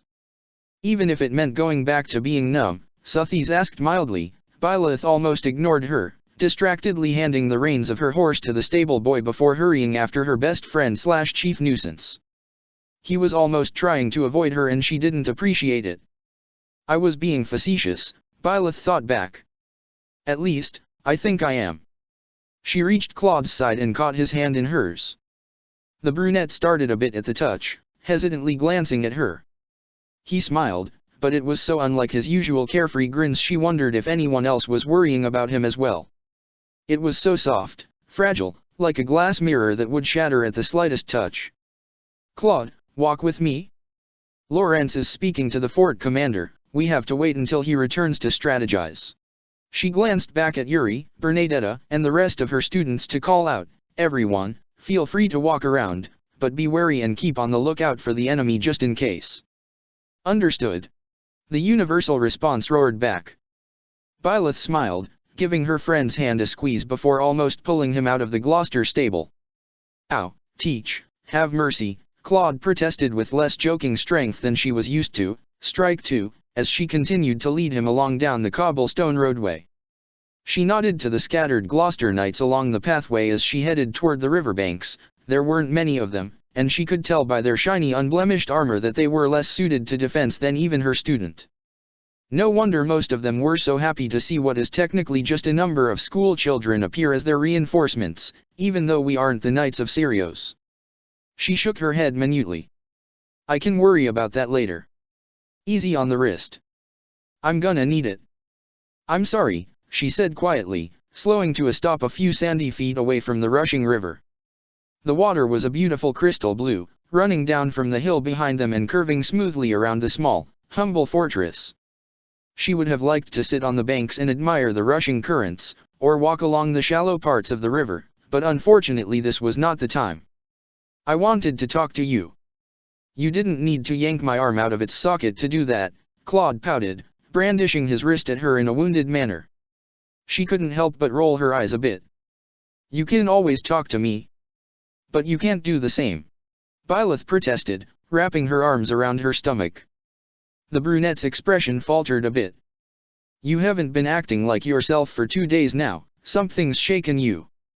What's wrong?" "Ah," Claude put a hand on his hip, looking over the river with an air of awkward uncertainty. It's nothing serious, Teach. I had a very strange and illuminating dream." "Then why won't you look at me?" Byleth, half demanded, half pleaded, thoughtlessly grabbing his hand again. He jolted a bit at the touch, his head jerking towards her. There was such a raw look in his eyes, and the fact that he was only half-heartedly trying to hide it only made that feeling of worry intensify. Claude hesitated. Strike 3. Since when was he ever unsure what to say? I'm sorry. You haven't done anything wrong.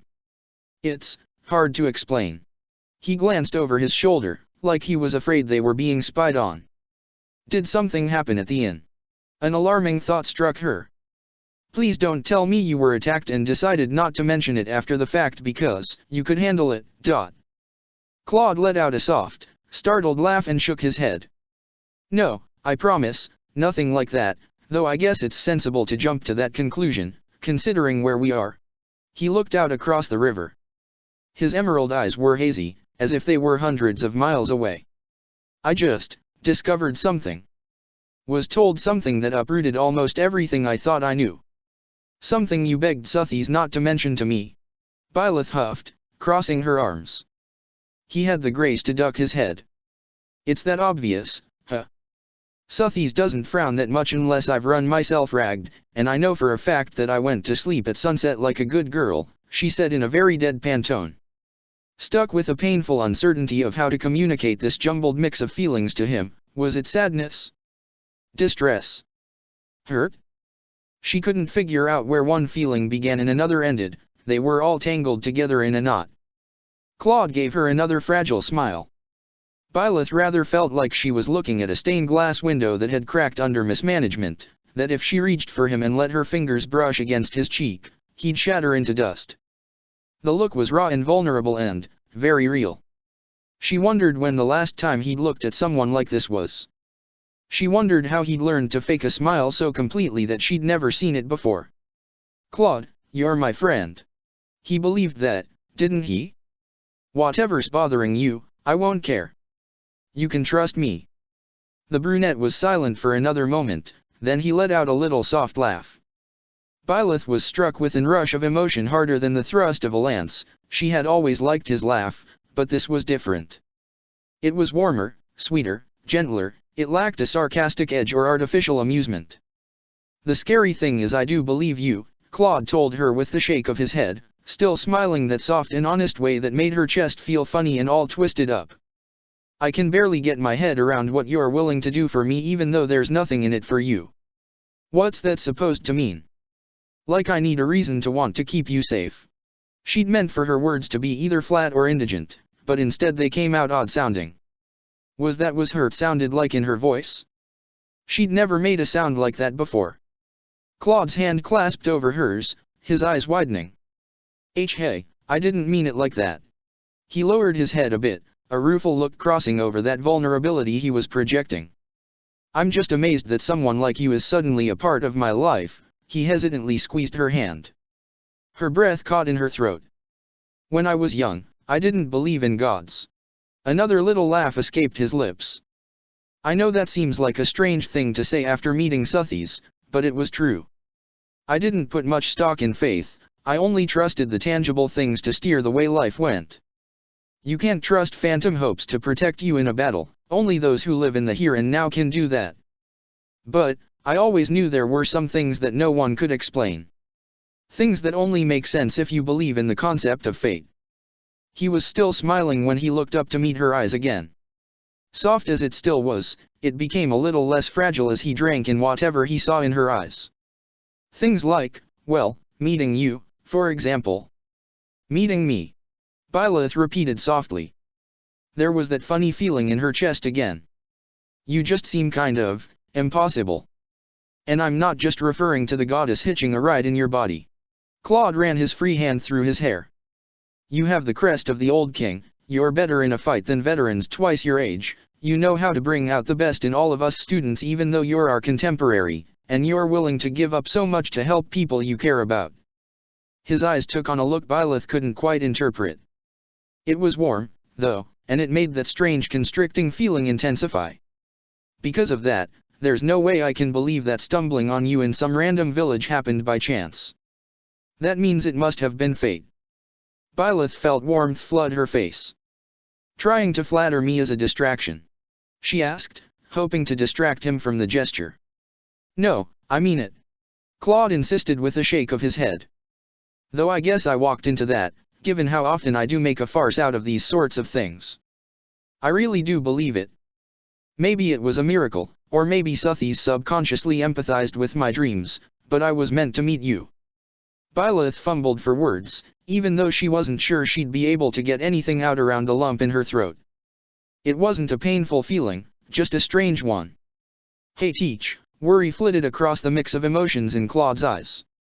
How many times can you use that rewind power Suthies gave you? Safely, I mean. How many times can you cover for a mistake I make before it starts to hurt you? Huh? Byleth bit her lip. Part of her wanted to refuse to answer, to insist that it would distract him if he kept wondering about her magic levels while in the middle of a battle. But that look in his eyes, the rawness of his emotions, she couldn't deny him an answer. 7, she said truthfully. 8 wouldn't kill me, but it would be debilitating. 9 would leave me on the ground, and anything beyond 10. His fingers released her hand to trace the curve of her throat. It made her skin tingle. Okay, he said quietly. I'll keep that in mind. Could he really build plans while balancing the pulse as a factor? After what she saw him do in the Battle of the Eagle and Lion, she almost believed he could. Don't go beyond 8. Promise me you won't. I can't, Byleth protested. We never know what might happen in battle.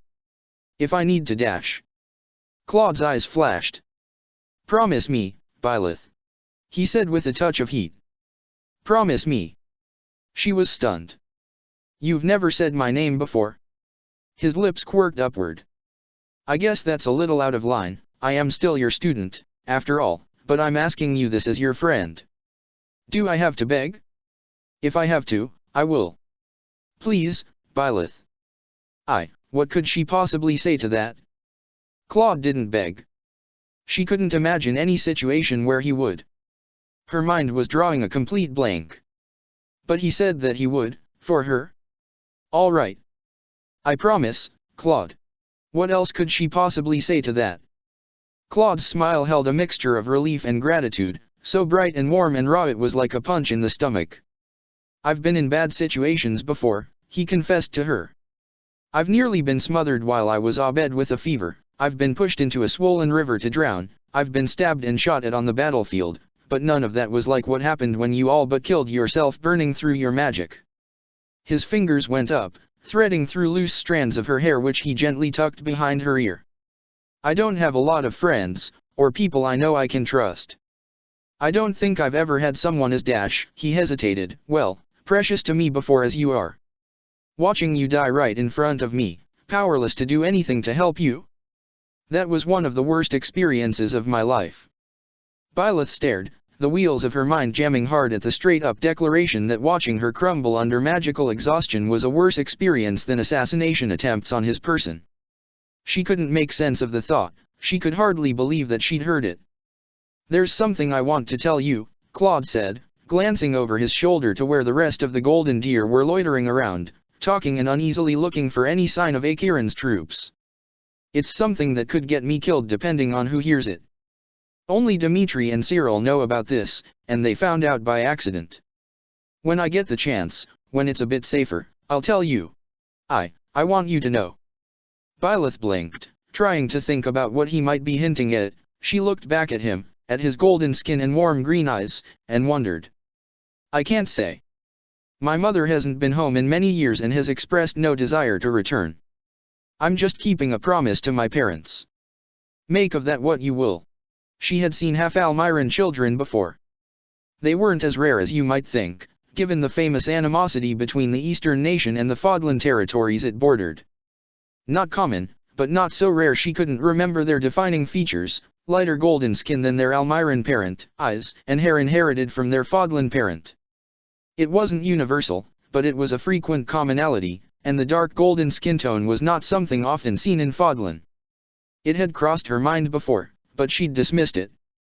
The hate and fear that was so often directed toward the Eastern menace had never mattered to her. A few tours in the country had merely reinforced the idea that it was all circumstantial. Besides, Claude's background was irrelevant to the fact that he was her responsibility and her friend. Why should it change how she felt? Her thoughts must have leaked through her expression, because Claude's eyes lit up, and quite suddenly Byleth found herself being hugged. She couldn't help the little gasp that escaped her. As friendly as Claude was, he generally avoided anything potentially more intimate than a hair ruffle or a hand on the shoulder. "Thanks," he whispered. Byleth, warmth bubbling throughout her veins, let her hands settle on his broad shoulders. They enjoyed a moment of peace before she felt Claude stiffen under her fingers. Before she could ask what was wrong, he pulled her back behind a tree. Moments later, there was a whistle on the far side of the bank.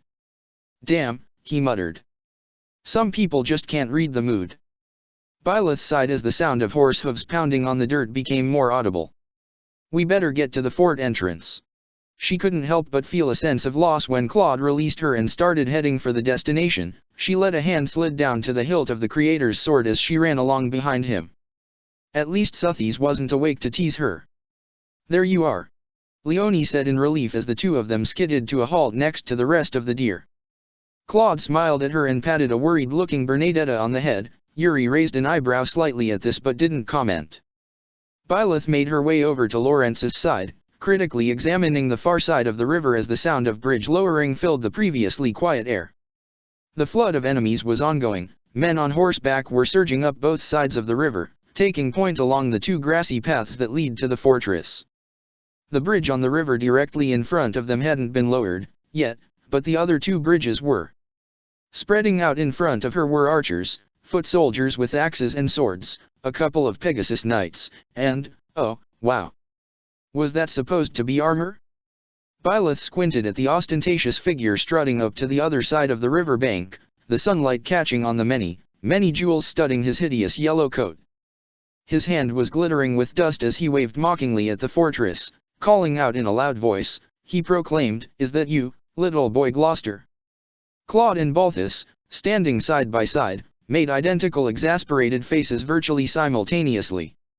The voice was a little distorted by air and distance, so Byleth didn't recognize it immediately, but when he spoke up again, the mental image clicked into place, being forced to stand next to a blustering self-important irritant as he made enemies every time he opened his mouth. Ha!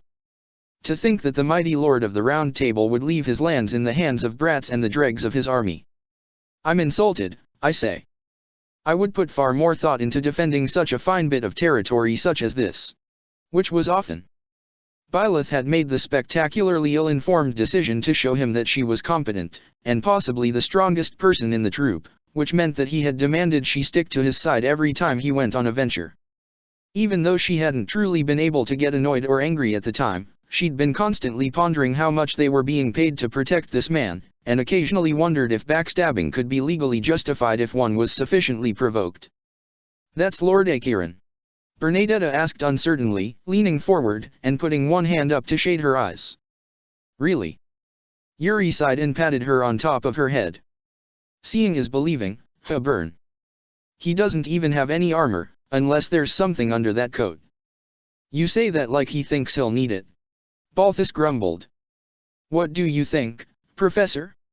Should we hole up and defend, or strike out?" Byleth bit her lip thoughtfully, before glancing at Claude and pointing across the field at their mounted opponents. He nodded in the direction of the bridge directly across from them before jerking a thumb back at the comparatively humble defenses the minor fort possessed. "We'll do both," she decided, rolling her shoulder. Her students all gave her an attentive and slightly confused look. "With the bridges down, he'll order his forces to rush us. Bernadetta, Ignatz, Lysithea, get up on the ramparts.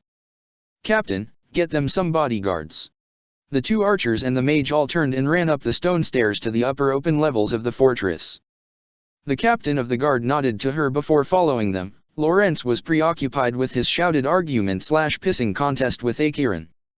Byleth then snapped her fingers and pointed at Raphael.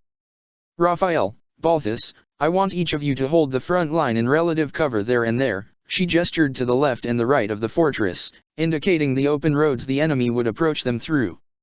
"Happy, Leonie, Lawrence, you'll be running support between both sides and sniping enemies." Leonie nodded sharply and strung her bow while Happy stroked her horse's mane, glaring warily out across the field. Claude, Marianne, take point behind Raphael and Balthus, keep them from getting overwhelmed. Flane, you're on healing duty whenever Marianne is preoccupied. Flane bobbled her head in understanding, fiddling nervously with her sleeves even as she visibly steeled herself. Yuri, keep stock of the battlefield, keep our more fragile classmates out of danger, and otherwise use your discretion.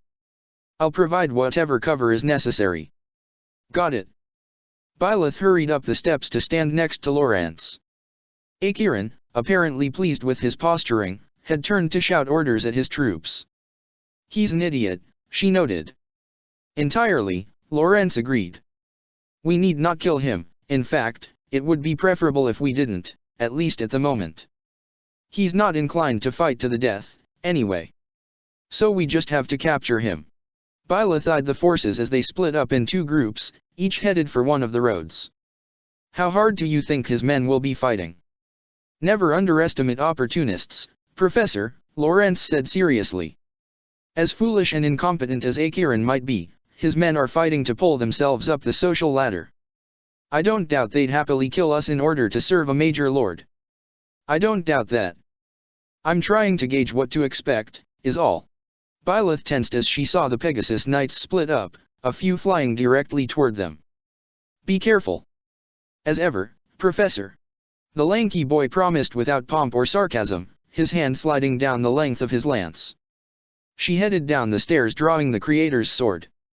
Her feet carried her forward, past the lines of her students and up close to the river, charging to meet the three Pegasus Knights approaching from the front. They must have thought the kids had left the front way exposed, assumed that since the bridge wasn't down that they needed to prioritize the side entrances to the fortress. They were very wrong.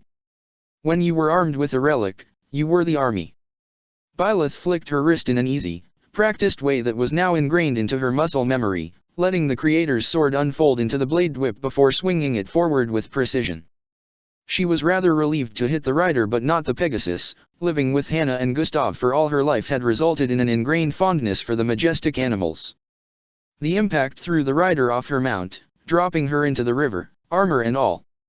Byleth couldn't spare more than a moment to wince. Drowning was a terrible way to die, before the other two wingmates were circling around her. She dodged a javelin thrown down at her, and even as she moved an arrow whistled out from the upper fortress and hit the Pegasus's wing.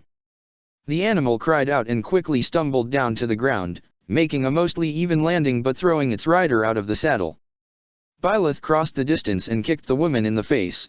Pegasus Knights didn't invest in helmets, because if you fall from high enough up you're dead either way, knocking her out. She promptly had to dodge the violent kick from the Pegasus, who was grounded but not dead and still protective of its rider. Pivoting on one foot, she used that momentum to carry her past the final knight's dive. Air rushed past her face like a physical slap as the lance and hooves narrowly missed her. I'll keep it simple. Leonie's voice echoed from the right, where Acheron's men had come forward and engaged her students. What's going on over there? Byleth threw a fireball up at the Pegasus Knight to disorient her, then as she tried to right her mount, she swung the blade whip in a circle and then unleashed a blade of fire up into the air. The scream and the smell of burnt flesh made her stomach churn. That was happening more and more these days. It was never like this before. Why is this happening? But nevertheless she hurried a short distance toward the bridge so she could see around the stone wall protecting the fortress. As her eyes found Leonie, Byleth felt herself slacken a bit in relief. Her father's apprentice was leading her horse in a circle, shooting through a wall of fire that most certainly hadn't been there a few minutes ago. A few of her burning arrows hit the ground near enemy knights on horseback, causing the frightened animals to rear back and throw some of their riders. The others hit arms, shoulders, and legs, causing uniforms to catch fire and armor to become overheated. Those men scrambled for the river to douse themselves. As they ran, Blizzard shot out and struck one in the back, causing him to topple to the ground while putting the flames out. Another spell followed, and only 2 men managed to make it to the safety of the river. Balthus chuckled and patted Marianne on the back with his massive forelic gauntlets, causing her to squeak. With a cheerful apology, he threw a punch at the wall of flames. A magic blast flew out from his fist, slamming into a knight who had been trying to remount and knocking him flat. Marianne turned her attention away from fighting or healing to cast Blizzard on the flames themselves, dousing them gradually and keeping them from spreading. Seeing they were holding up, Byleth turned back to the front of the river and searched for Acheron with narrowed eyes. However, she didn't really have time. His men had reached the lever for the bridge directly in front of her, leaving her standing between a dozen men and the open gates of the fortress. Poor things. It's not even a fair fight, Suthisa's sleepy voice interjected. While it startled her a bit, Byleth couldn't help but smile at the sudden input. Their funeral, she responded lightly as she strode over to her end of the bridge, recalling the Creator sword so it was in its blade form again and letting it hang loosely by her side. She needed a moment to see if there were archers here. Ah, there was one. This might be a bit tricky. However, said archer didn't immediately take a shot at her. In fact, the contingent of men only took a few steps across the newly lowered bridge before almost universally freezing in place while they stared at her. Is that one of them choked, his sword hand gesturing weakly to the relic sword. It's the Ashen Demon. She really was chosen by the goddess. And no way, man. I'm not being paid nearly enough to fight her. I've heard she ripped a man's heart out of his chest and crushed it in her hand as he died in front of her. Seriously? I don't think I ever did anything that screwed up. She'll slaughter all of us like without batting an eye. The archer Byleth had been mentally planning to work around was backing away, to the side of the bridge, toward the rushing river. That's the sword of the Creator. Screw this, I know better than to challenge someone armed with a relic. With those words, he promptly jumped into the river, ditching his bow on the wooden bridge as he let the current carry him away from the battle. Byleth slowly looked between the other men, wondering how she should make use of this development. After a second she hit upon what Claude would do, and felt herself smile ever so slightly. I won't fight to kill, she said, quiet and soft as ever. Her head was slightly bowed so her hair was partly concealing her face. Not unless you're foolish enough to make me. Then she looked up and fixed her harshest stern glare on them. Two of them screamed and jumped into the river immediately. A few of the others just backed up fearfully, while the remainder, either determined to earn their paychecks or dumb enough to take her on regardless. They charged her in a single file line, effectively negating their advantage in numbers. Byleth blocked the first man's strike, kicked him once in the kneecap and then punched him in the face. She faintly felt his nose shatter under her gauntlet and slammed the hilt of the Creator's sword into his chest, knocking him aside. The second man charged forward only to be stopped by a ring of white light forming around him. He had about half a second to mutter what the dash, before aura ignited and engulfed him whole. Much like Luna, the man essentially vanished within the spell. When the white light faded, only bits of ash falling to the ground remained. I had him, Byleth said bemusedly as Yuri flickered into existence by her side. But thank you. You can't blame me for worrying, the violet-eyed boy said playfully. The third man moved for him, thinking him an easier target, somehow missing the clearly glowing relic binding his wrist. You were going to hold the bridge by yourself. Experience has taught me that you'll go and get yourself terribly hurt before you ask us to help. Without even pausing, Yuri teleported past him and then kicked him in the back, sending him tumbling into the river. I don't need to be protected from minor mercenaries like these, Byleth chided as the remainder of the men promptly broke ranks and fled. How's the situation? We're holding just fine. The enemy tried to smoke us out, but Claude and Leonie used their oil barrels against them. Yuri smirked. Bernadetta and Lysithea are doing an admirable job forcing the rest of the enemies to keep their distance. Everyone's health is holding steady, and because of that Lawrence's men are agitating to start taking the offensive. Now that we have this bridge, Byleth's eyes were drawn to Acheron, who was still standing with arrogant confidence on the far banks of the river. A minor lord with delusions of grandeur, how could she ensure that Lawrence wouldn't have any trouble with him for the foreseeable future? Quickly an idea hit her and she felt herself smile a bit. Yuri, be a dear and collect Claude, Lysithea, Hilda, or all three, will you? Yuri, wonderful troublemaker that he was, understood immediately and laughed. I'll be right back. What should I tell the others? Press the advantage, but don't overextend themselves. Keep healers close by and watch out for other oil barrel traps. Watch for snipers and Pegasus Knights. Byleth looked to the right, taking a few steps so she could see past the wall to the far right. A number of Gloucester troops were holding the line, Lawrence and Ignatz leading them and firing into the woods where the Acheron troops had retreated to for cover.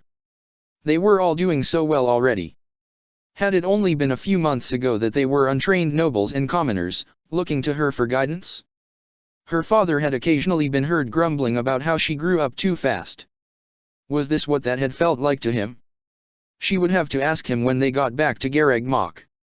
Focus, Byleth, Suthies said teasingly. Right. That should cover it. I trust the others to use their discretion, and to mind Raphael and Balthus for me, she added the latter as an afterthought. Yuri's grin widened. I will, he promised with a chuckle right before he vanished in a flash of orange light. Byleth then confidently turned toward the far bank again, walking across the bridge at a leisurely pace. Acheron was surrounded by a circle of bodyguards, both mages and axe-wielding foot soldiers, and she could just hear him shouting orders over the clashing of weapons and cries of animals.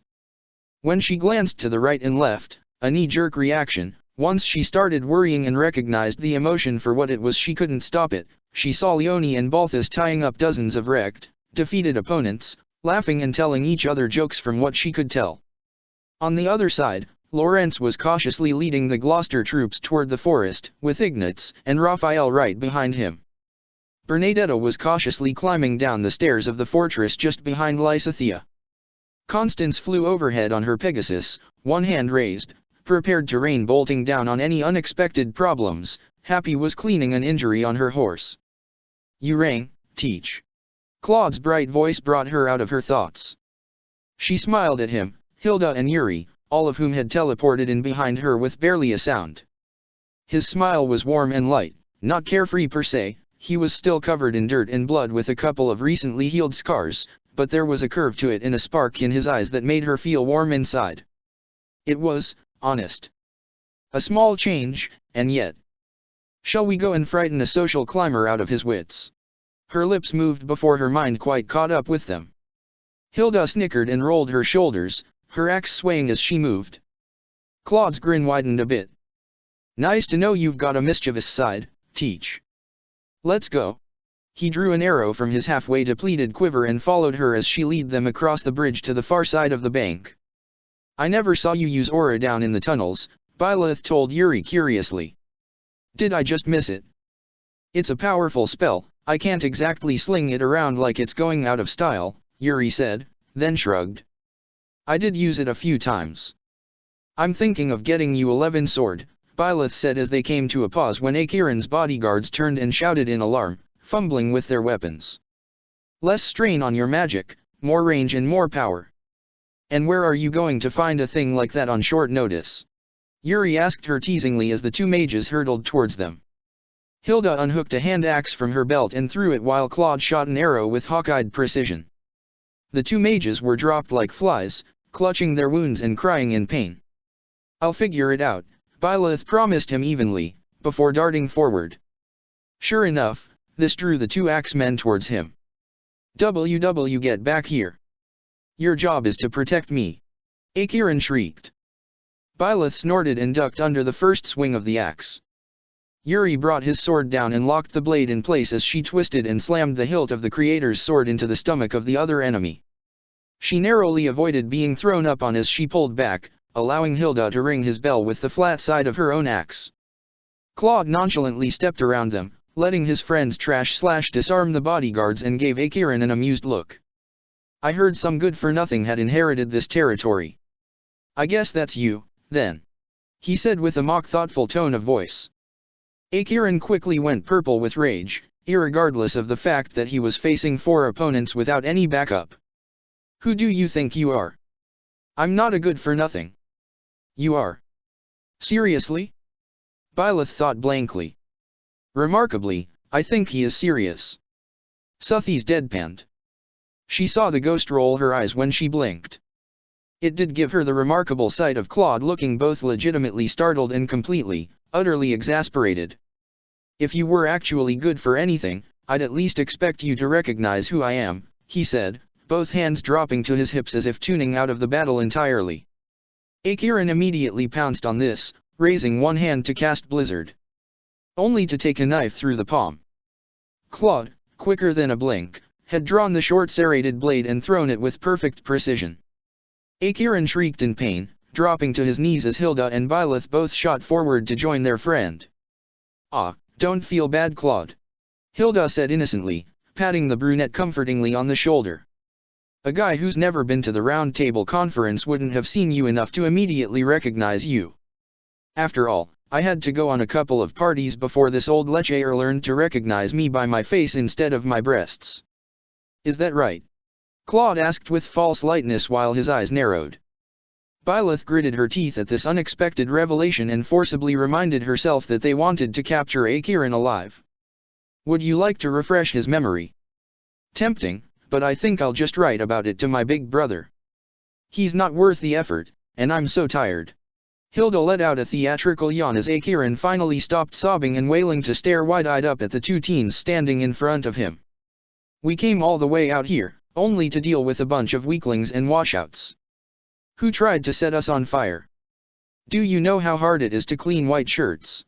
She tugged at her dirty uniform for emphasis. "Let me tell you, it takes forever." I guess I should write to Gramps too, then," Claude said.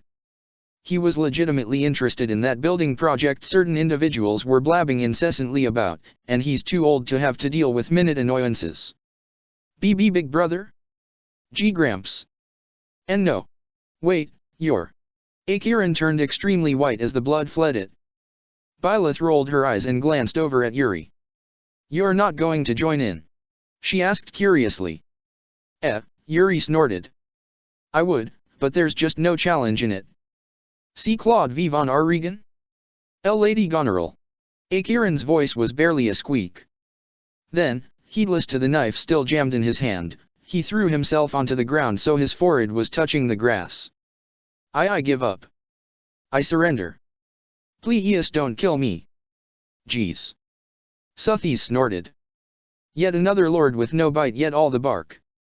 I appreciate he isn't that dangerous, but really, I would have thought he'd act a little bit dignified. One would think. I better go and bring Lawrence over, he is the offended party here. Oh, and check on everyone one more time." Byleth murmured as much to Yuri, who nodded. Leaving the capture to her three students, Byleth turned and began making her way back the way she came. "I can't believe it went this smoothly. I knew that Acheron was an incompetent, but with the battles we've already faced so far, this was so easy.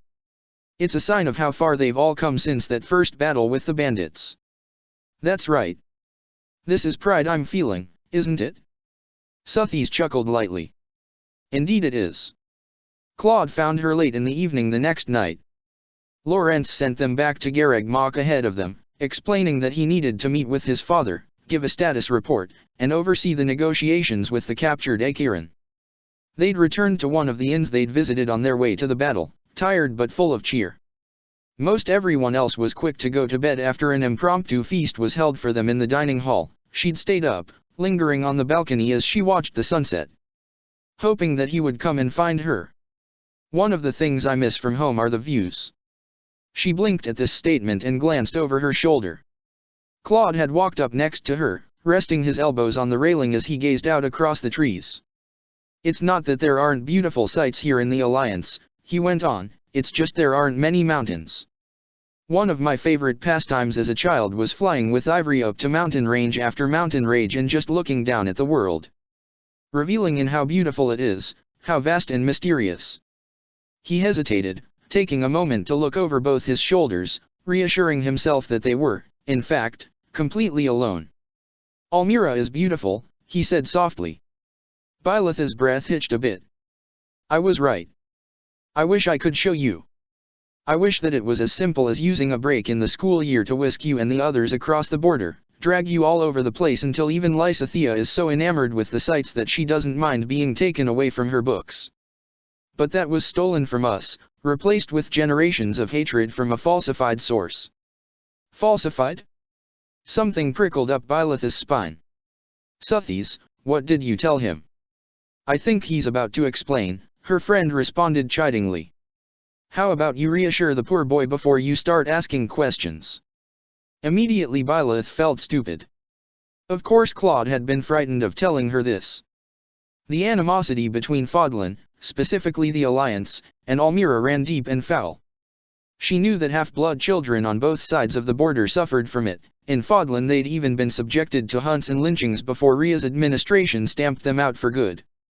Even now Claude had good reason to fear letting this particular secret slip. "I remember," she said softly. "The beaches were my favorite place to rest at the end of a job. I enjoyed feeling the sand between my toes and the salt water crashing against my legs. I would like to go back sometime." Claude let out a small, shaky laugh after a moment of silence. It broke off after a few seconds into what almost sounded like a sob. Alarmed, Byleth placed a hand on his shoulder in concern. "That's all you have to say?" He stared into her eyes, those beautiful emerald pools glimmering with unshed tears. "You really don't care? Why would who you parents are change the fact that you're my best friend?" she asked in all honesty, torn between worry and bewilderment. Had she somehow given the impression that she distrusted foreigners? Had her lessons built off of previous jobs been misconstrued? Claude clasped her hand in his. "Can I steal you away, Teach?" he asked jokingly, his breath hitching. "You're too sweet and pure for this unworthy world. Clearly I have to hide you lest you be tainted by the rest of us." Byleth felt herself blush hotly. "I can't believe you can say that with a straight face," she managed, tucking some stray hair behind her ear. "You do remember that I'm the Ashen Demon, right?" Claude gently stroked her face, tracing the curve of her cheek. That feeling of warmth, happiness, hope, glee, anticipation, confusion grew so strong Byleth thought she would burst, that her blood would boil in her veins from trying to contain it. "What should I do? Flee from it or embrace it?" "If the Ashen Demon can embrace a half-breed as a friend and mean it from the bottom of her heart," he whispered huskily, "what does that make the rest of us?" He cradled the side of her face in his hand. "You are not a demon, Teach. I'll duel the next person to say otherwise." She sputtered a bit, trapped in that warm, affectionate gaze. "See Claude, I can take care of myself." "I know." He smiled that innocent, pure smile again. "I'm going to do it anyway, though. You're too important to me." "Then, thank you," she tried to tell him what she was feeling. She tried to ask if he was feeling it too, to beg him to explain the fire that was roaring inside her, but the words wouldn't form. She didn't even know how to ask. "Khalid." "Huh." She blinked at him. Wait, that's one of your names." Claude nodded. Somehow his eyes seemed to shine even brighter. "Mother named me Claude. Father named me Khalid. I'm trusting you with both, okay?" Something hot stung at her eyes. That gesture, knowing how dangerous it was for him to talk about this here. "Khalid," she whispered back. The name tasted so sweet on her lips. Check the description for the links to the author.